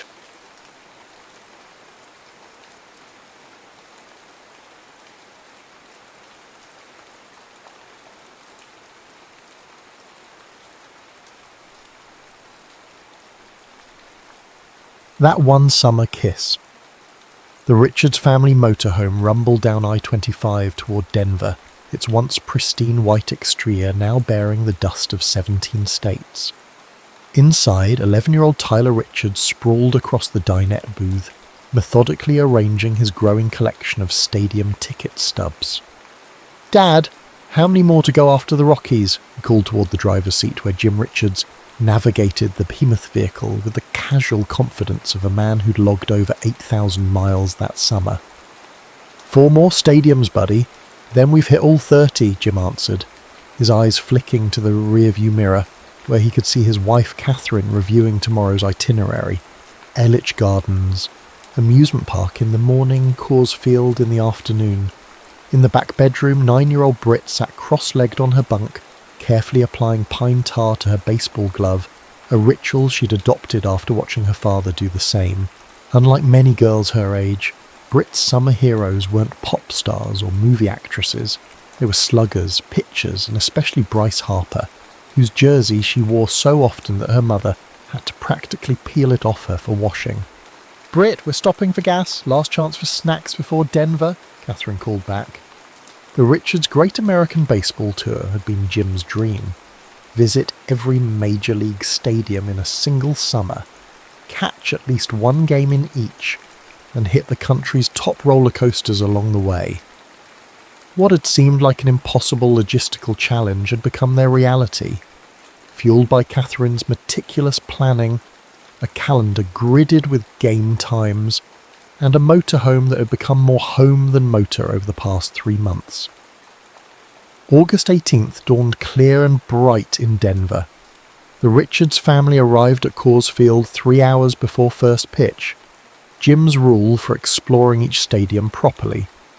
While Catherine and Tyler headed to the team store, Jim took Britt to watch batting practice, her Harper jersey standing out among the purple and black Rockies gear. "Look how the ball carries in this thin air," Jim explained, his arm around Britt's shoulders. "That's why they call it a hitter's park." By game time, the Richards had found their seats along the first baseline in right field. Beside them sat another family, locals by the looks of their well-worn Rockies gear. Their son, about 10 years old, clutched a baseball glove tightly, his eyes never leaving the field. "You know Harper's the enemy today, right?" the boy said, noticing Britt's Nationals jersey. Britt raised her chin. He's still the best player in baseball. Nuh-uh, Trout is better. Harper has better hair, Britt countered, which made both kids laugh, breaking the tension. Throughout the game, the two families exchanged the casual camaraderie of temporary neighbours, passing condiments, holding seats during bathroom breaks, and debating calls together. By the 7th inning, with the Nationals leading 3-2, the children had developed a comfortable rapport, comparing favourite players and arguing good-naturedly about batting averages. The moment came suddenly. Harper caught the third out on a routine fly ball to right field. As he jogged toward the dugout, he spotted Britt's jersey, a flash of Nationals red amid the home team colours. With practiced ease, he flipped the game ball high toward their section. The boy saw it first. His glove hand shot up instinctively, years of backyard practice culminating in this moment. The ball landed with a satisfying thwack in the pocket of his mitt. His heart soared, until he saw Britt's face fall. The crowd murmured. Parents shifted uncomfortably. The boy looked down at the prize in his glove, then at the girl in the Harper jersey. "Here," he said, holding out the ball. "He was throwing it to you."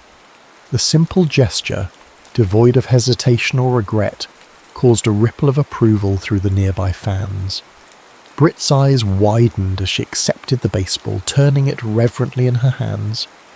"Thank you," she whispered, then leaned forward to plant a thank you kiss on his cheek. At that exact moment, the boy turned to say, "You're welcome." Their lips met in an innocent, accidental brush that lasted less than a second. Both children jerked back, faces flaming. The crowd, witnessing this unscripted moment of childhood awkwardness, erupted in good-natured laughter and applause. Seconds later, the stadium camera operator, always hunting for between-innings entertainment, broadcast the entire sequence on the massive centre field screen. Summer Kiss Cam flashed across the Jumbotron as 40,000 fans watched the replay. The catch, the generous gift, the innocent kiss. The stadium announcer chuckled warmly through the speakers. "Now that, folks, is the spirit of baseball right there."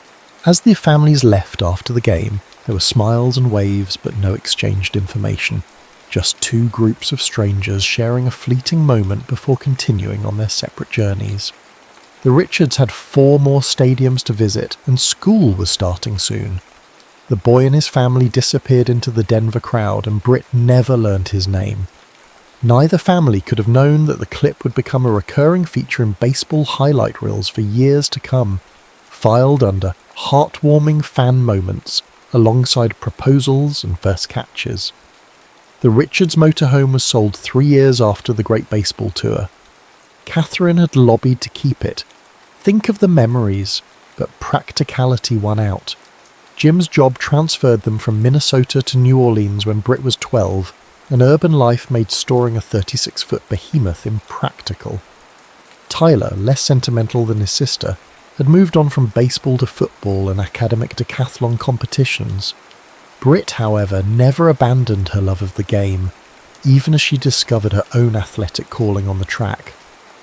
"You're built for speed," her high school coach had told her during freshman year. "You've got that fast twitch fibre that can't be taught." By her senior year, Britt had broken 3 school records in the 200 and 400 metres. With her academic standing and athletic achievements, scholarship offers arrived from across the country. When Louisiana State University came calling with a track scholarship, it felt like coming full circle, a chance to return to her baseball roots at a school with a powerhouse program. Her first semester had been a whirlwind of adjustments, living away from home, balancing rigorous training with academics, and navigating the complex social ecosystem of college. By spring semester, she'd found her rhythm and her people, a tight-knit group of fellow athletes who understood the discipline required to compete at their level. The embarrassing baseball kiss had become a family legend, occasionally resurfacing when Jim stumbled across the clip online. Britt had mostly made peace with her moment of viral fame, though she still cringed whenever it appeared in MLB Valentine's Day montages. The boy's face had blurred in her memory. Just another fleeting connection in a summer filled with new stadiums and experiences.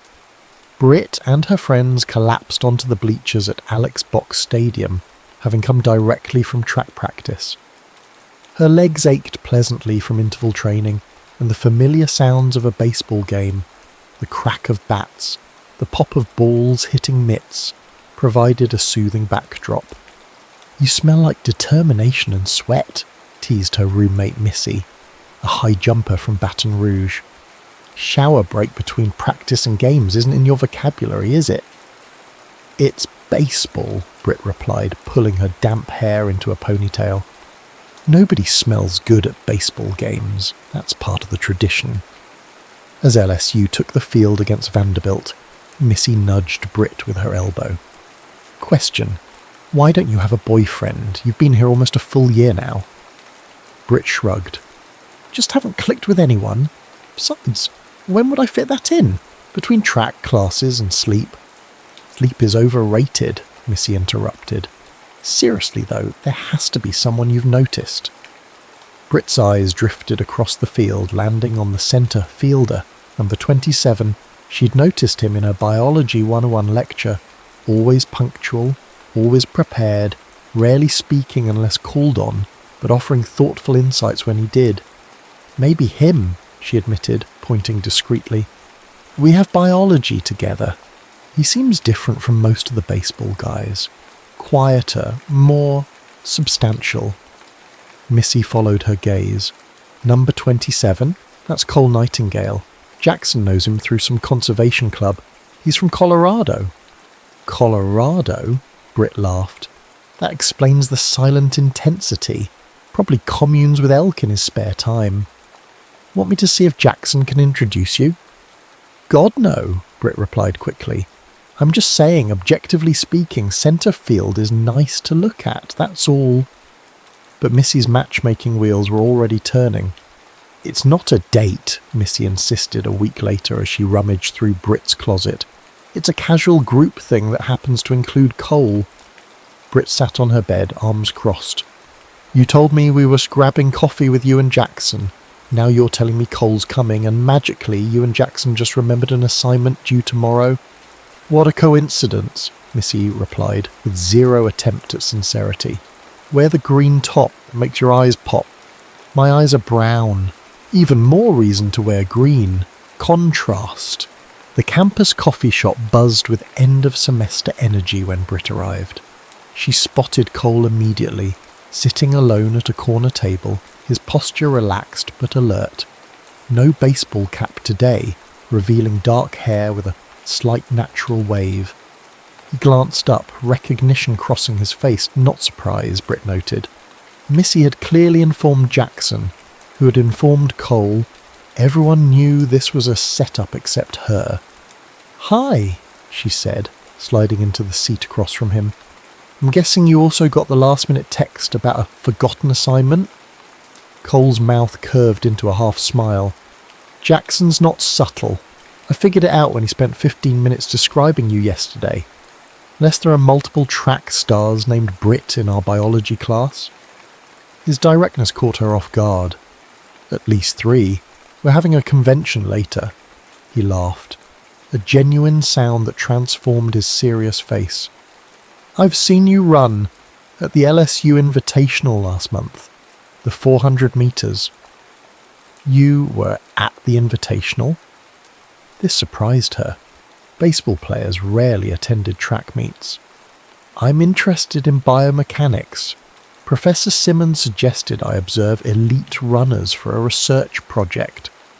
"So I was a science experiment." Brit raised an eyebrow. "You were the most impressive subject," he countered. "Your form is almost mathematically perfect." The conversation flowed from there, moving from classes to childhood influences, discovering shared interests in the outdoors and similar tastes in music. Cole described growing up in Colorado, hiking 14ers with his father.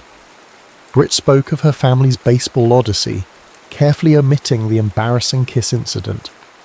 "Wait," Cole interrupted. Your family visited all 30 MLB stadiums in one summer? That's incredible. It was the summer before 6th grade. My dad mapped the entire thing on this giant wall calendar, coordinating game schedules with driving distances.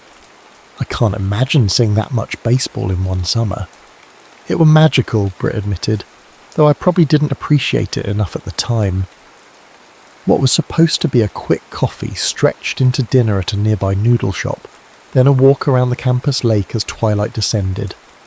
Cole proved to be an attentive listener, drawing Britt out with thoughtful questions rather than steering conversations toward himself. When he walked her back to her dorm, there was a moment, a pause at the entrance where possibility hung in the air. But Cole simply smiled and said, "I enjoyed this. Maybe we could do it again?" Britt nodded, surprised by how much she wanted that.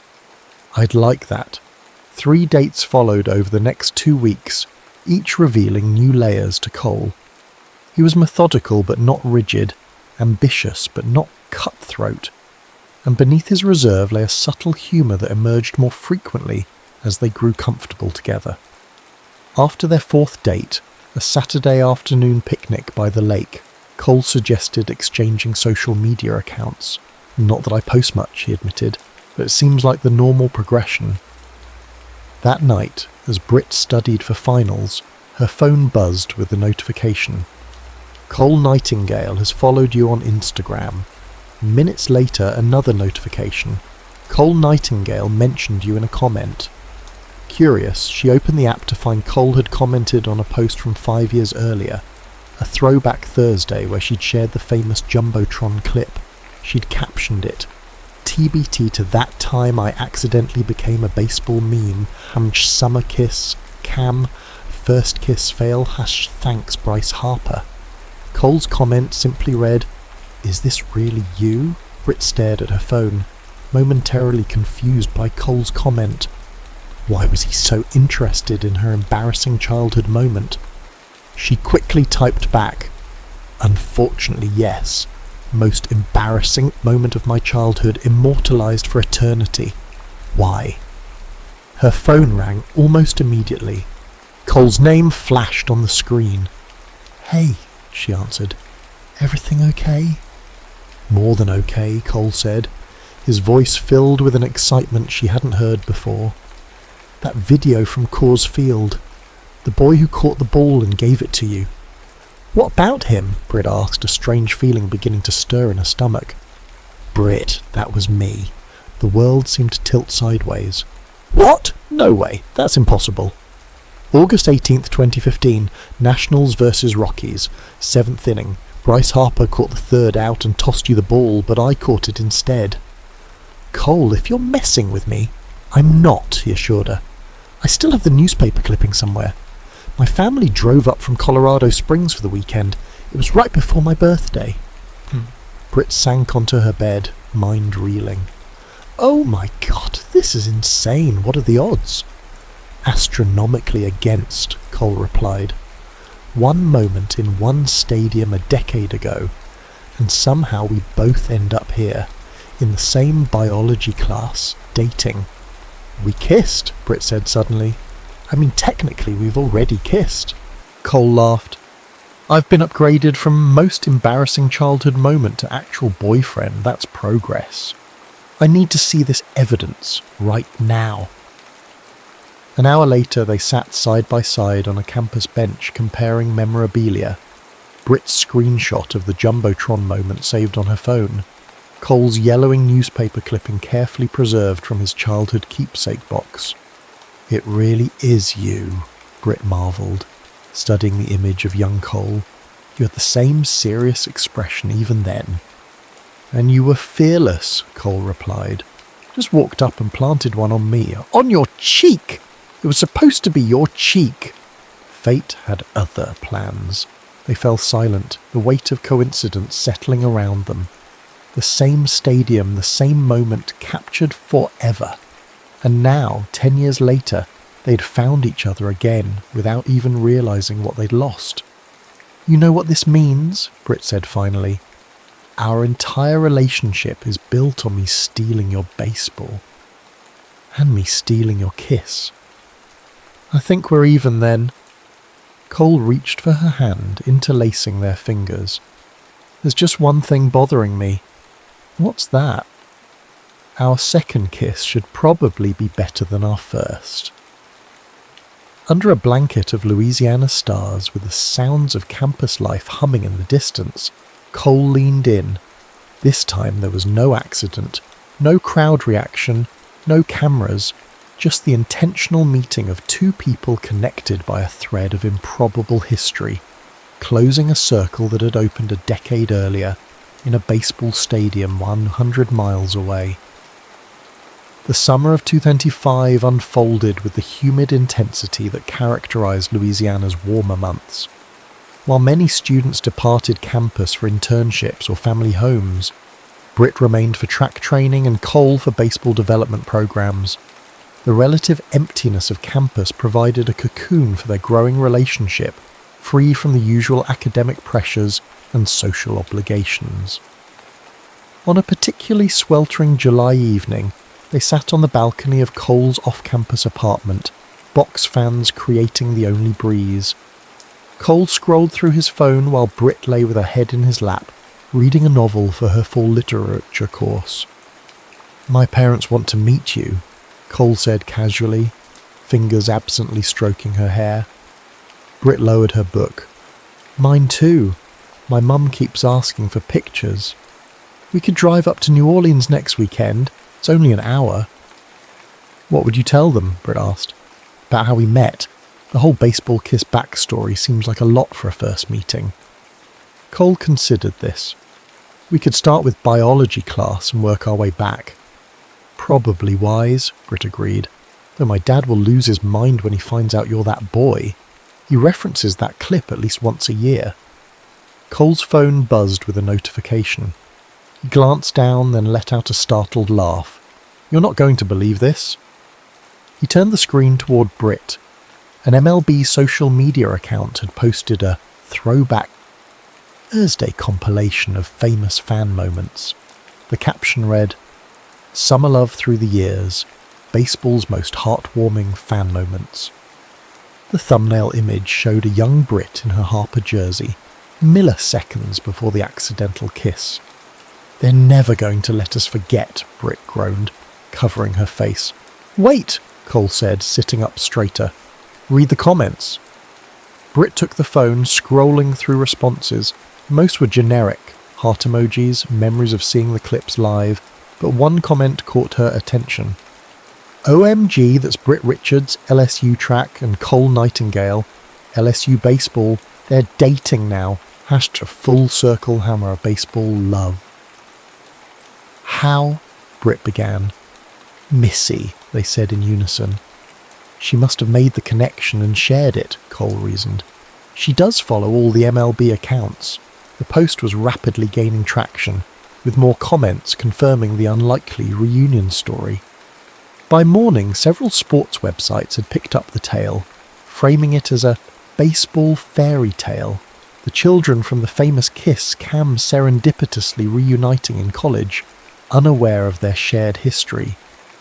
Britt's phone rang early the next day, her father, calling with an uncharacteristic urgency in his voice. "Brittany Ann Richards," he said when she answered, using her full name in a way that signalled his excitement rather than disapproval. "Is it true? The boy from the kiss cam is your boyfriend, the one you've been telling us about?" Britt sighed, shooting Cole a resigned look as he entered the room with coffee. "Yes, Dad, it's true." Jim's whoop of delight was loud enough that Cole could hear it across the room. "Your mother won't believe this. Actually, everyone needs to hear this story. Thanksgiving. You're bringing him for Thanksgiving, right? Both families. We need both families there. Dad, it's July, and we haven't even met each other's parents yet. Details. Mere details. This is baseball destiny, honey." After assuring her father that yes, they would discuss holiday plans and no, ESPN could not have an exclusive interview, Britt ended the call and collapsed dramatically onto Cole's couch. "My father is already planning our baseball-themed wedding," she informed him. "Hope you're ready to say vows over home plate." Cole laughed. sitting beside her. My mum texted earlier. She found our box of memorabilia from that game. Apparently she kept the ticket stubs. The media attention faded as quickly as it had flared, their story becoming just another heartwarming internet moment before being replaced by the next viral sensation. But privately, something had shifted between them. What had been a strange coincidence had become part of their shared mythology, the story they would tell for years to come, the unlikely thread that had connected them long before they understood its significance. 2 weeks later, they drove to New Orleans to meet the Richards family. Jim greeted Cole with a bear hug and an immediate barrage of baseball questions. Catherine was more restrained but equally welcoming, showing Cole the meticulous scrapbook she'd created from their great baseball tour, including a page dedicated to the famous kiss. "We should have gotten your autograph back then," Jim joked over dinner. "Could have sold it for college tuition by now." "Jim," Catherine chided gently, then turned to Cole. "We're just happy Britt found someone who shares her love of the game. That's rare." Later that evening, as they sat on the porch swing of the Richards' modest New Orleans home, Britt rested her head on Cole's shoulder. "Well, you survived meeting my parents. Ready for round 2 in Colorado next month?" Cole nodded, watching fireflies illuminate the gathering darkness. "I've been thinking about that day at Coors Field, about all the little moments that had to align perfectly. Like Harper having to catch that specific third out, and me turning to my head at exactly the wrong moment. Or the camera operator deciding that was worth broadcasting. Or both of us choosing LSU years later." Britt laced her fingers through his. "My dad would call it baseball destiny. My science brain would call it statistically impossible. What do you call it?" Cole considered this, watching the rhythm of the firefly's silent communication across the yard. "I don't know if there's a name for it, but I'm grateful." Above them, the porch light attracted moths in hypnotic patterns, nature's own version of chance and circumstance. Inside, they could hear Jim regaling Catherine with plans for a Thanksgiving reunion with the Nightingales, a suggestion that would have seemed absurd months earlier, but now felt inevitable. "Do you ever wonder," Britt asked softly, "about all the other moments like that? The connections we miss, the people we brush against without realizing it?" "All the time," Cole admitted. "But maybe we don't miss as many as we think. Maybe the important ones find a way to circle back." As if to punctuate his point, Britt's phone buzzed with a notification. An MLB account had shared their story again, this time with a side-by-side comparison, the original Kiss camo moment from 2015 alongside a recent photo of them at an LSU game, 10 years older but unmistakably the same people.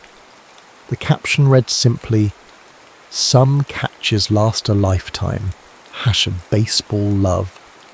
Britt smiled, turning off her phone and leaning into Cole's embrace. The digital world could have their story, could reshape it into whatever narrative fit neatly into a social media post. But the reality, the complex, improbable path that had led them from a crowded stadium to this quiet porch belonged only to them. That and the memory of a summer kiss that had somehow, against all odds, found its way home.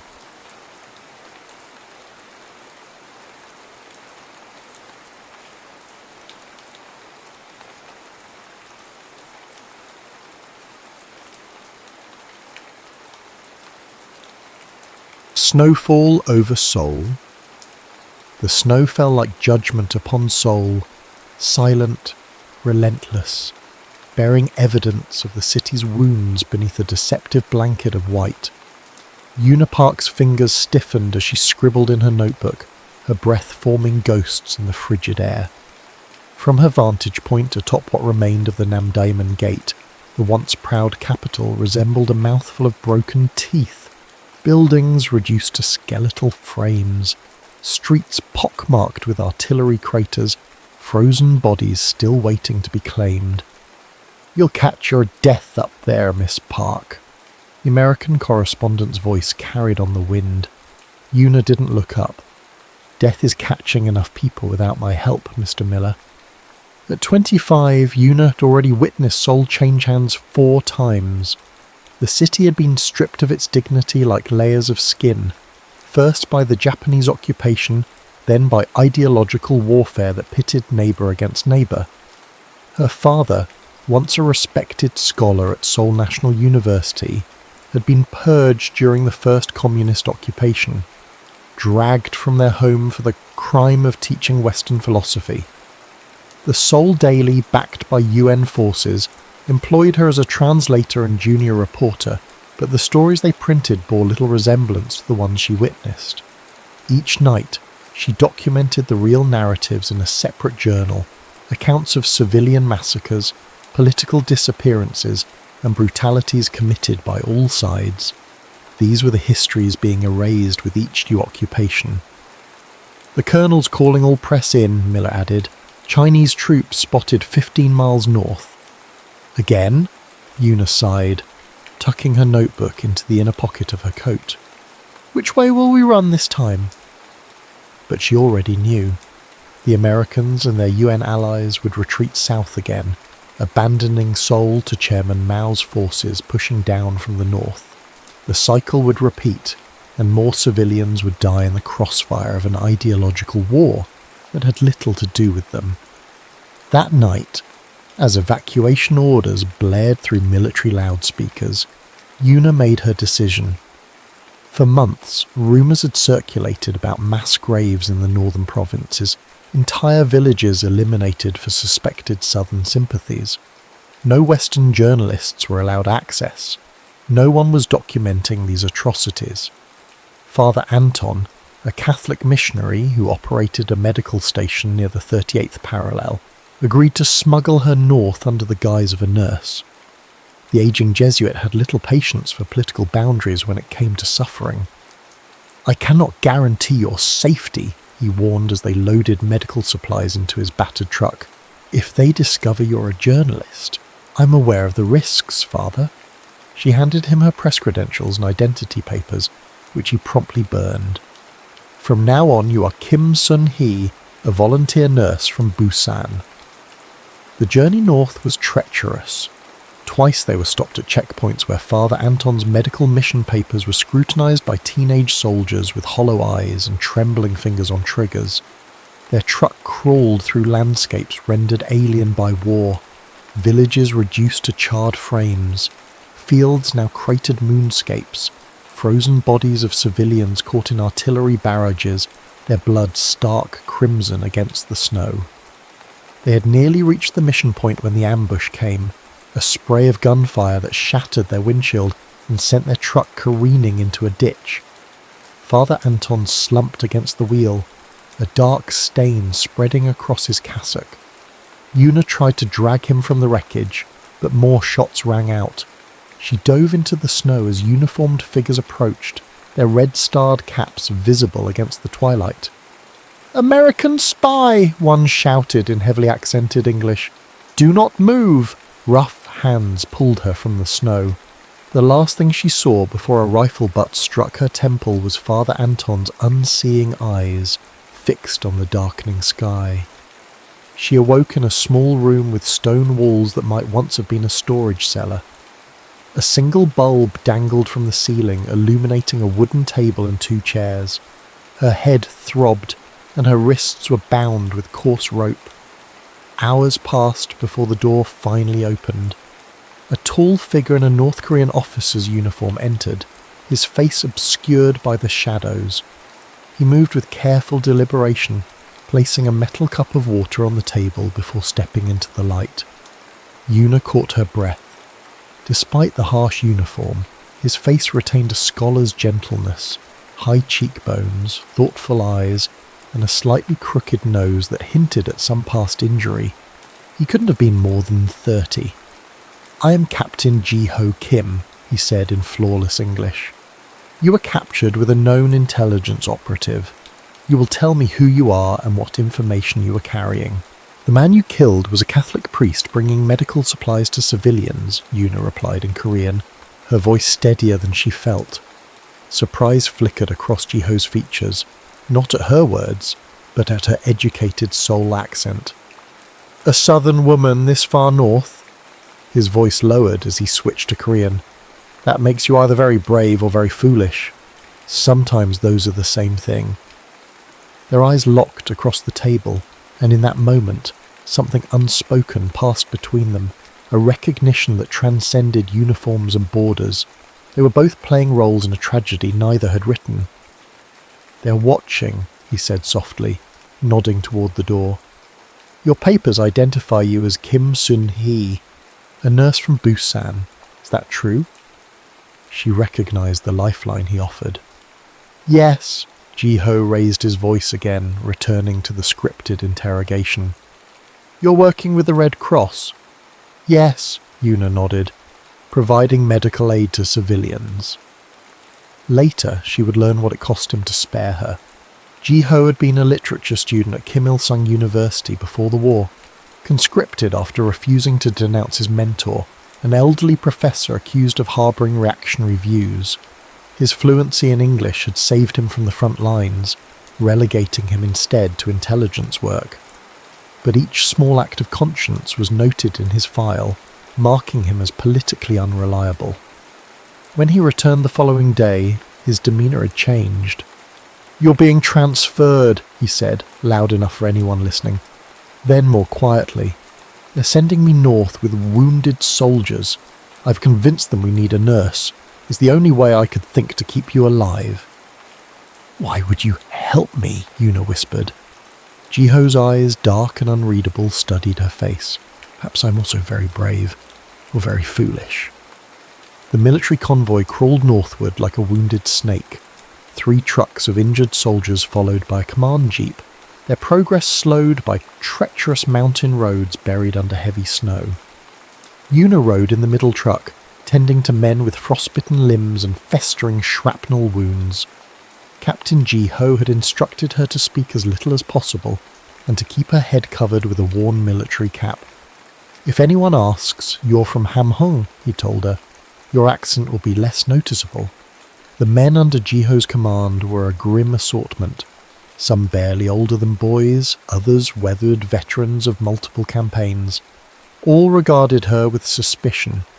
Their destination was a field hospital near the Chinese border, where the wounded would be treated before being redeployed. For Yuna, it represented deeper entrapment in enemy territory. On the 3rd night, their convoy stopped in an abandoned village.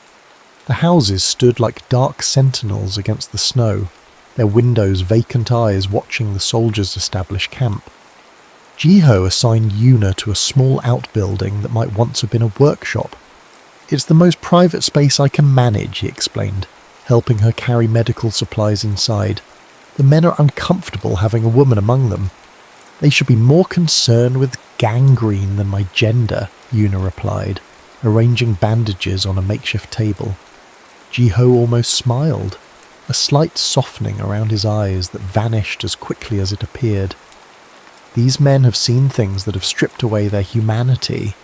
Don't judge them too harshly."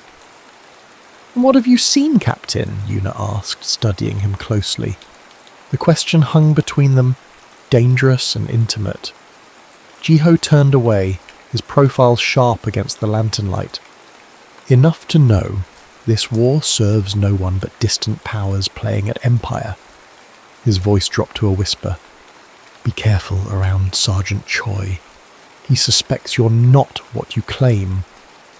Before she could respond, shouting erupted outside. A young soldier had collapsed while unloading supplies, his fever spiking dangerously. For the next several hours, Yuna worked alongside Ji-ho to save the boy's life, cutting away uniform from infected wounds, administering their precious penicillin, and cooling his forehead with snow. Dawn broke as the fever finally subsided. Exhausted, Yuna slumped against the wall, watching Ji-ho gently cover the sleeping soldier. "You have medical training," she observed. "My mother was a midwife before the Japanese took her." Something in his expression softened. She taught me that hands can heal as easily as they can harm, a lesson I try to remember. When the convoy resumed its journey, a new understanding existed between them, tentative and unspoken. Each night as they made camp, Jiho would find reasons to consult with her away from the others.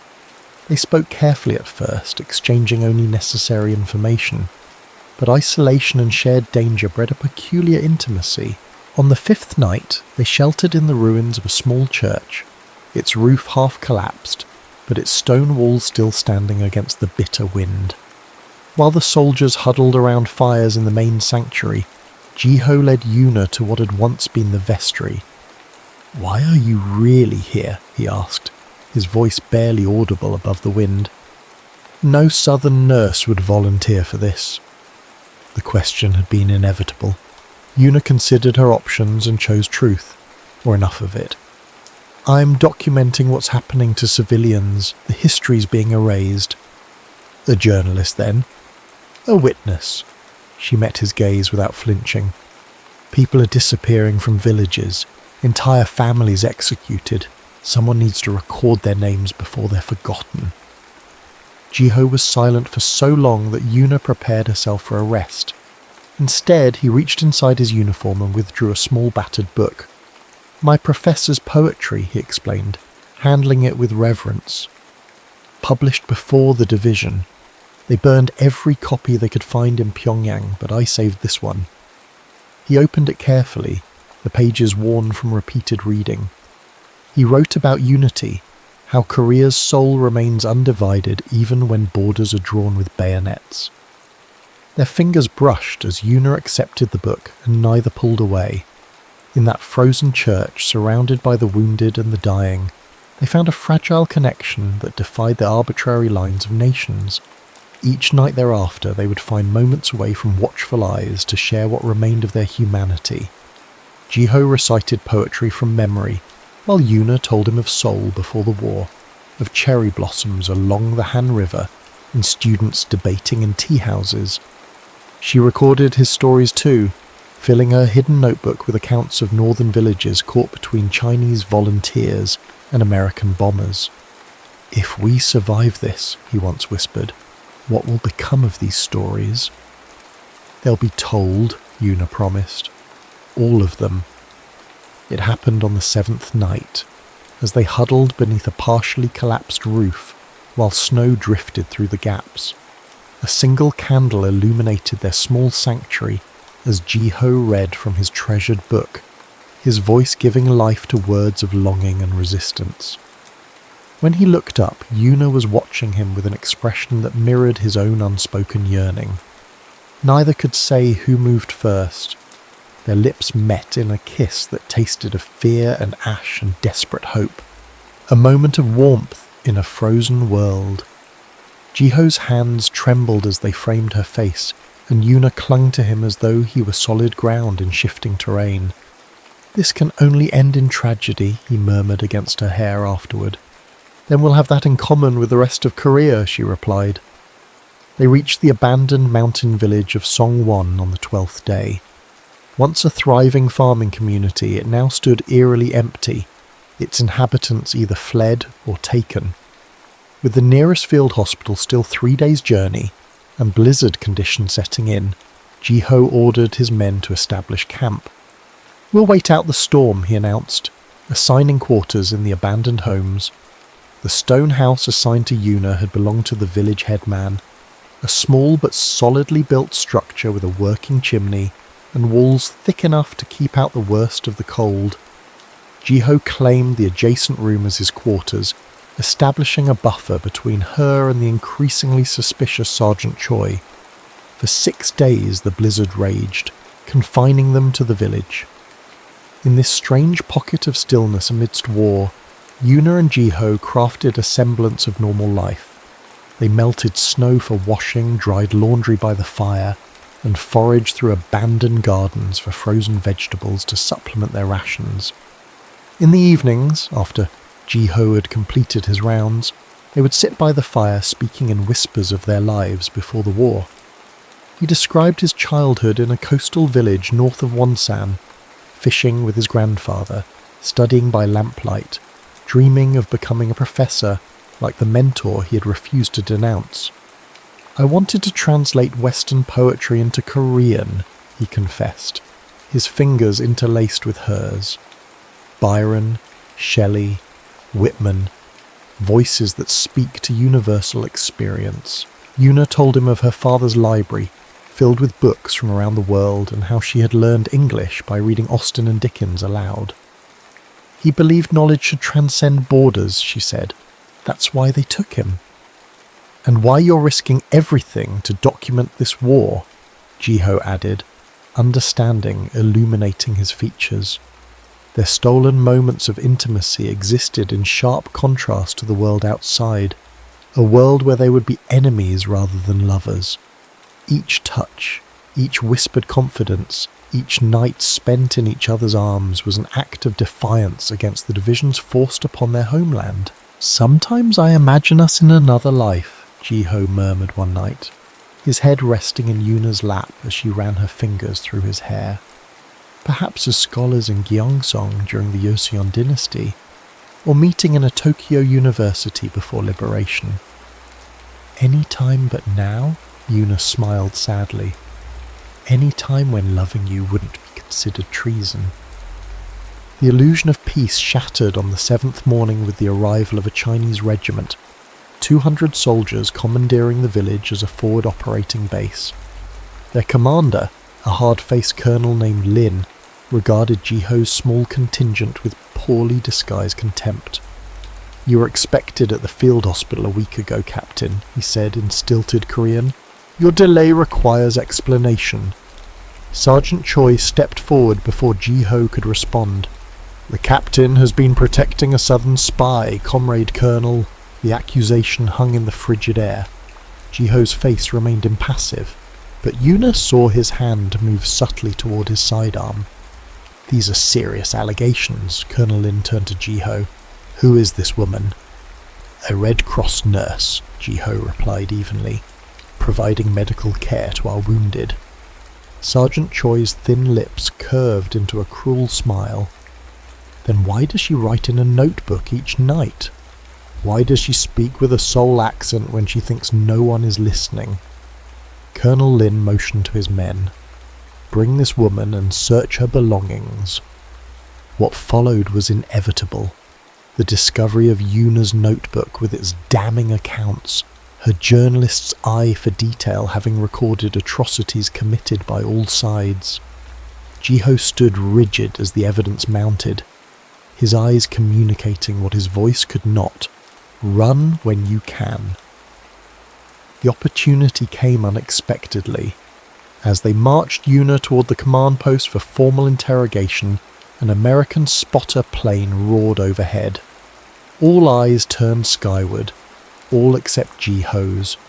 In one fluid motion he drew his pistol and fired, not at Yuna but at Sergeant Choi and the nearest Chinese soldier. "Run!" he shouted, grabbing her arm and pulling her toward the tree line. Gunfire erupted behind them as they plunged into the forest, snow hampering their escape. They had gained perhaps half a kilometre when Jiho stumbled, a dark stain spreading across his uniform jacket. "I'm hit!" he gasped, clutching Yuna's arm to keep from falling. "You must go on alone." "I won't leave you," she insisted, slinging his arm over her shoulders. Together they struggled through deepening snow, the sounds of pursuit growing closer. Night fell, bringing with it a bone-chilling cold that threatened as much as their pursuers. Jiho's strength waned with each step, his blood leaving a telltale trail behind them. At midnight, they reached a small hunting cabin, little more than a shack but offering momentary shelter. Inside, Yuna tended Jiho's wound as best she could, using strips of her undershirt as bandages. "The bullet went through," she said, her voice steadier than her hands. "But you've lost too much blood." Jiho's face was ashen in the dim light. "The border is 15 kilometres south," he whispered. "If you travel by night, you might cross before they catch you. We'll go together when you're stronger." He caught her hand, his grip surprisingly firm. "Yuna, Listen to me. What you've documented, it must reach the outside world. If you vanish, at least the truth might live." She kissed him then, tasting blood and tears. "I won't leave you to die. Then help me live long enough to get you to the border." For 3 days they moved only at night, hiding in dense underbrush or abandoned structures during daylight hours. Jiho grew weaker despite Yuna's care, his wound festering without proper medication. Yet he refused to surrender to either pain or pursuers, drawing on reserves of strength that left Yuna in awe. On the 4th night they reached the ridge overlooking the 38th parallel, the arbitrary line that had ripped a people apart. Below them, South Korean outposts stood illuminated against the darkness. "We'll cross together," Yuna insisted, supporting Jiho's weight. "I know people in Seoul who can hide you." Jiho's smile was gentle but resolute. "They're looking for a North Korean officer, not a southern woman travelling alone." Before she could protest, he removed his uniform jacket and outer clothing, dressing instead in the civilian clothes they had scavenged from an abandoned farmhouse. "From now on I'm your husband, wounded while trying to reach the south," he said, his breath forming ghosts in the cold air. A civilian, nothing more. It was their only chance. Together they approached the checkpoint, Yuna supporting Jiho's increasingly frail form. The South Korean soldiers regarded them with suspicion that turned to alarm when Jiho collapsed, his disguise falling away as fever overtook him. "Please," Yuna begged as they were separated. Jiho carried away on a stretcher. "He saved my life. He's not your enemy." But her pleas fell on deaf ears. In the chaos of war, individual stories mattered little against larger narratives of nationhood and ideology. Seoul in spring should have felt like renewal. Cherry trees blossomed along streets once littered with shell casings, and buildings rose from rubble like determined shoots pushing through scorched earth. 6 months had passed since Yuna's return, yet the city remained a stranger to her, its wounds bandaged but unhealed beneath a veneer of reconstruction. The American newspaper that employed her now valued her most for her silence. Her first-hand accounts of the war's brutality had been edited into sterile dispatches that mentioned neither perpetrators nor victims by name. Official narratives required clear villains and heroes, not the complicated truths she'd witnessed. At night, alone in her small apartment, Yuna would remove the floorboard beneath her bed and retrieve her original notebooks, the testimonies she had risked everything to record. She had published some of these accounts anonymously in underground papers under the pseudonym The Winter Witness, careful to disguise her handwriting and distribute the manuscripts through different channels. These unsanctioned accounts, documenting atrocities committed by all sides, had earned her enemies in both governments. Twice she had noticed men following her home from the newspaper office. Once, her apartment had been searched while she was at work, the intruders professional enough to leave almost no trace except for a single cigarette butt of a brand favoured by ROK military police. Of Jiho she had learned nothing. After their arrival at the checkpoint he'd been taken away, his fever worsening. The military authorities had questioned her extensively about their relationship, suspicious of anyone who had spent months behind enemy lines. She told them only that he was a civilian who had helped her escape, a partial truth that still felt like betrayal. Her inquiries about his whereabouts went unanswered. A sympathetic American lieutenant had eventually informed her that a male civilian matching Jiho's description had been transferred to a military hospital in Busan for further questioning, a euphemism whose meaning she understood all too well. Summer came, bringing humid heat and the steady drumbeat of stalled peace negotiations. Yuna continued her work, both official and clandestine, while the grinding war reached its 3rd year. Her editor praised her recovery from her ordeal in the north, unaware that each sanitized article she wrote was accompanied by a truer account published under her secret identity. It was on an oppressively hot August afternoon when the letter arrived, delivered not to her apartment but to the newspaper office, addressed simply to YP. No return address, no official markings. Inside was a single sheet of paper containing a line from the poetry book Ji-ho had carried. Even when the mountains burn, snow will fall somewhere. Beneath it, in careful English, the truth lives, as do I. The handwriting was unmistakable. The same hand that had traced Korean poetry by candlelight in abandoned villages. Yuna pressed the paper to her lips, tears threatening to smudge the precious ink. No information about his location, no way to respond, just proof of life, delivered like a whisper across impossible distance. That night, she wrote with renewed purpose, documenting not just the atrocities but the small kindnesses she had witnessed, moments of humanity that transcended uniform and ideology. Stories of southern soldiers sharing rations with northern civilians, of enemy combatants returning personal effects of the fallen to their families, of a northern officer who had chosen love over duty. These stories too became part of the Winter Witness accounts, spreading through an underground network of readers hungry for truth beyond propaganda. Though Yuna signed each manuscript only with her pseudonym, she included the line from Ji-ho's letter as a signature. Even when the mountains burn, snow will fall somewhere. Months passed. The war stalemated along what would eventually become the permanent division of Korea. Yuna's anonymous writings gained notoriety, prompting increased surveillance of suspected authors. Twice she narrowly avoided arrest, warned by sympathetic colleagues at the newspaper. In the winter of 1953, as armistice talks continued, Yuna received a peculiar invitation, a cultural exchange program seeking Korean translators for a diplomatic mission to Japan. The invitation came through channels that suggested American involvement, possibly intelligence services aware of her linguistic abilities if not her clandestine activities. She accepted, recognizing both opportunity and escape. Seoul had become too dangerous, her anonymity increasingly fragile. Perhaps in Japan, with its distance from the immediate conflict, she could continue her work more safely.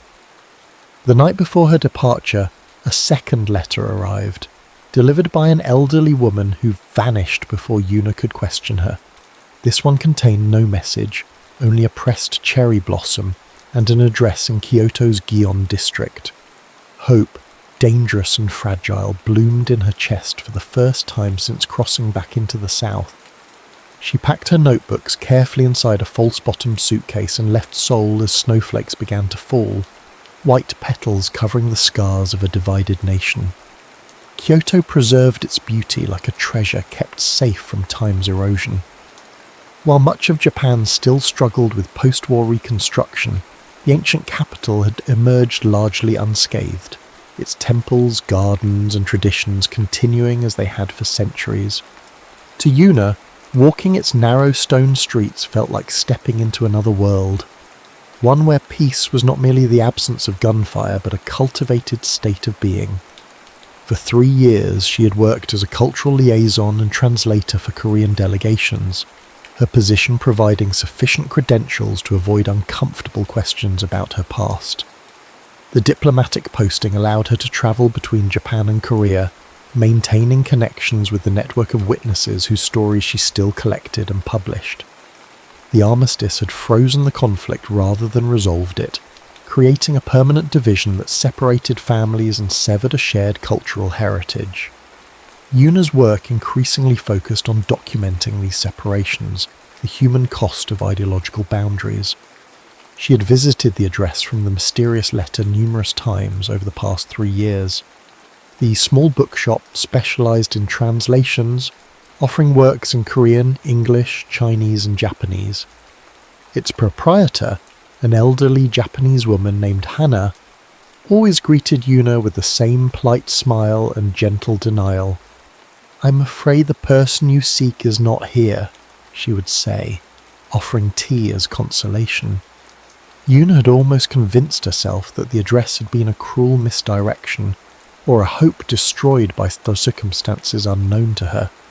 Yet she returned every few months, drawn by stubborn faith or perhaps by the bookshop itself, its shelves containing volumes that reminded her of her father's library and of poetry read by candlelight in abandoned churches. It was earlier December 1956 when Yuna entered the bookshop for what she had decided would be the final time. Snow had begun falling over Kyoto, transforming the city into a scene from a woodblock print. Black tile roofs outlined in white, stone lanterns wearing caps of snow, the Kamo River flowing dark between winter-bare cherry trees. The shop was empty except for Hannah, who looked up from her ledger with the same gentle smile. "You are persistent, Miss Park," she said in Japanese. "Perhaps that persistence deserves reward. Please, wait here." Before Yuna could respond, the old woman disappeared through a curtained doorway leading to the back of the shop. Minutes stretched into contemplation as Yuna browsed familiar shelves, her fingers trailing over book spines until they stopped at a slim volume of Korean poetry, the same collection Jiho had carried through the war. She was still holding it when the curtain parted. He stood taller in her memory, perhaps because she had last seen him weakened by fever and blood loss. Now he appeared solid but somehow contained, his scholar's frame disguised in the simple clothes of a Japanese bookseller. His hair had more grey than should belong to a man of 34, and a scar traced a path from his right temple to his jaw, a permanent reminder of wounds both visible and hidden. For a moment neither spoke. The poetry book trembled in Yuna's hands. "That edition has a superior translation," Jiho said finally, his voice exactly as she remembered, cultured, gentle, carrying the ghost of a northern accent he had clearly worked to suppress. Though the original is always better. "How?" The question contained multitudes. How did you survive? How did you escape? How did you find your way here? Jiho's eyes held hers, communicating volumes before he spoke. "American military intelligence found my academic background useful. I provided information in exchange for certain considerations. You became a spy." Understanding dawned. "I became a translator of more than words." His smile held sadness and irony in equal measure. "My knowledge of Northern command structures proved valuable enough to overcome objections about my origins. And afterward, Japan seemed safest. Neither North nor South would welcome me now." He gestured to the bookshop. "Hannah was my professor's cousin. She helped me establish this place, a home for literature that crosses borders. The distance between them, 3 years and countless political complications, seemed both vast and insignificant." Yuna placed the poetry book on a nearby table and took a tentative step forward. "I continued our work," she said. "The stories—" "I know," Jiho's expression softened. "The Winter Witness. Your voice carried across the sea." Another step closer. "Why didn't you contact me directly?" "It wasn't safe. For either of us." His hand reached toward her but stopped short of touching. "Your activities were monitored. I couldn't risk leading them to you. So you sent poetry instead. Words that would mean something only to you." The final distance between them dissolved, years of separation collapsing into the gravity of shared memory. When their hands finally touched, it felt like completing a circuit long interrupted, electricity flowing where once there had been only vacant space. Outside, snow continued to fall over Kyoto, a gentler snow than had witnessed their first meeting, yet carrying echoes of that frigid night when a northern officer had chosen to see a southern woman as human rather than enemy. "The bookshop closes early on snowy days," Jiho said, his fingers interlacing with hers. "There's a small tea house by the river where we could talk." "I'd like that." Yuna smiled, the expression reaching her eyes for the first time in years. They stepped outside together, snow falling around them like cherry blossoms in negative, white against darkening sky rather than pink against blue.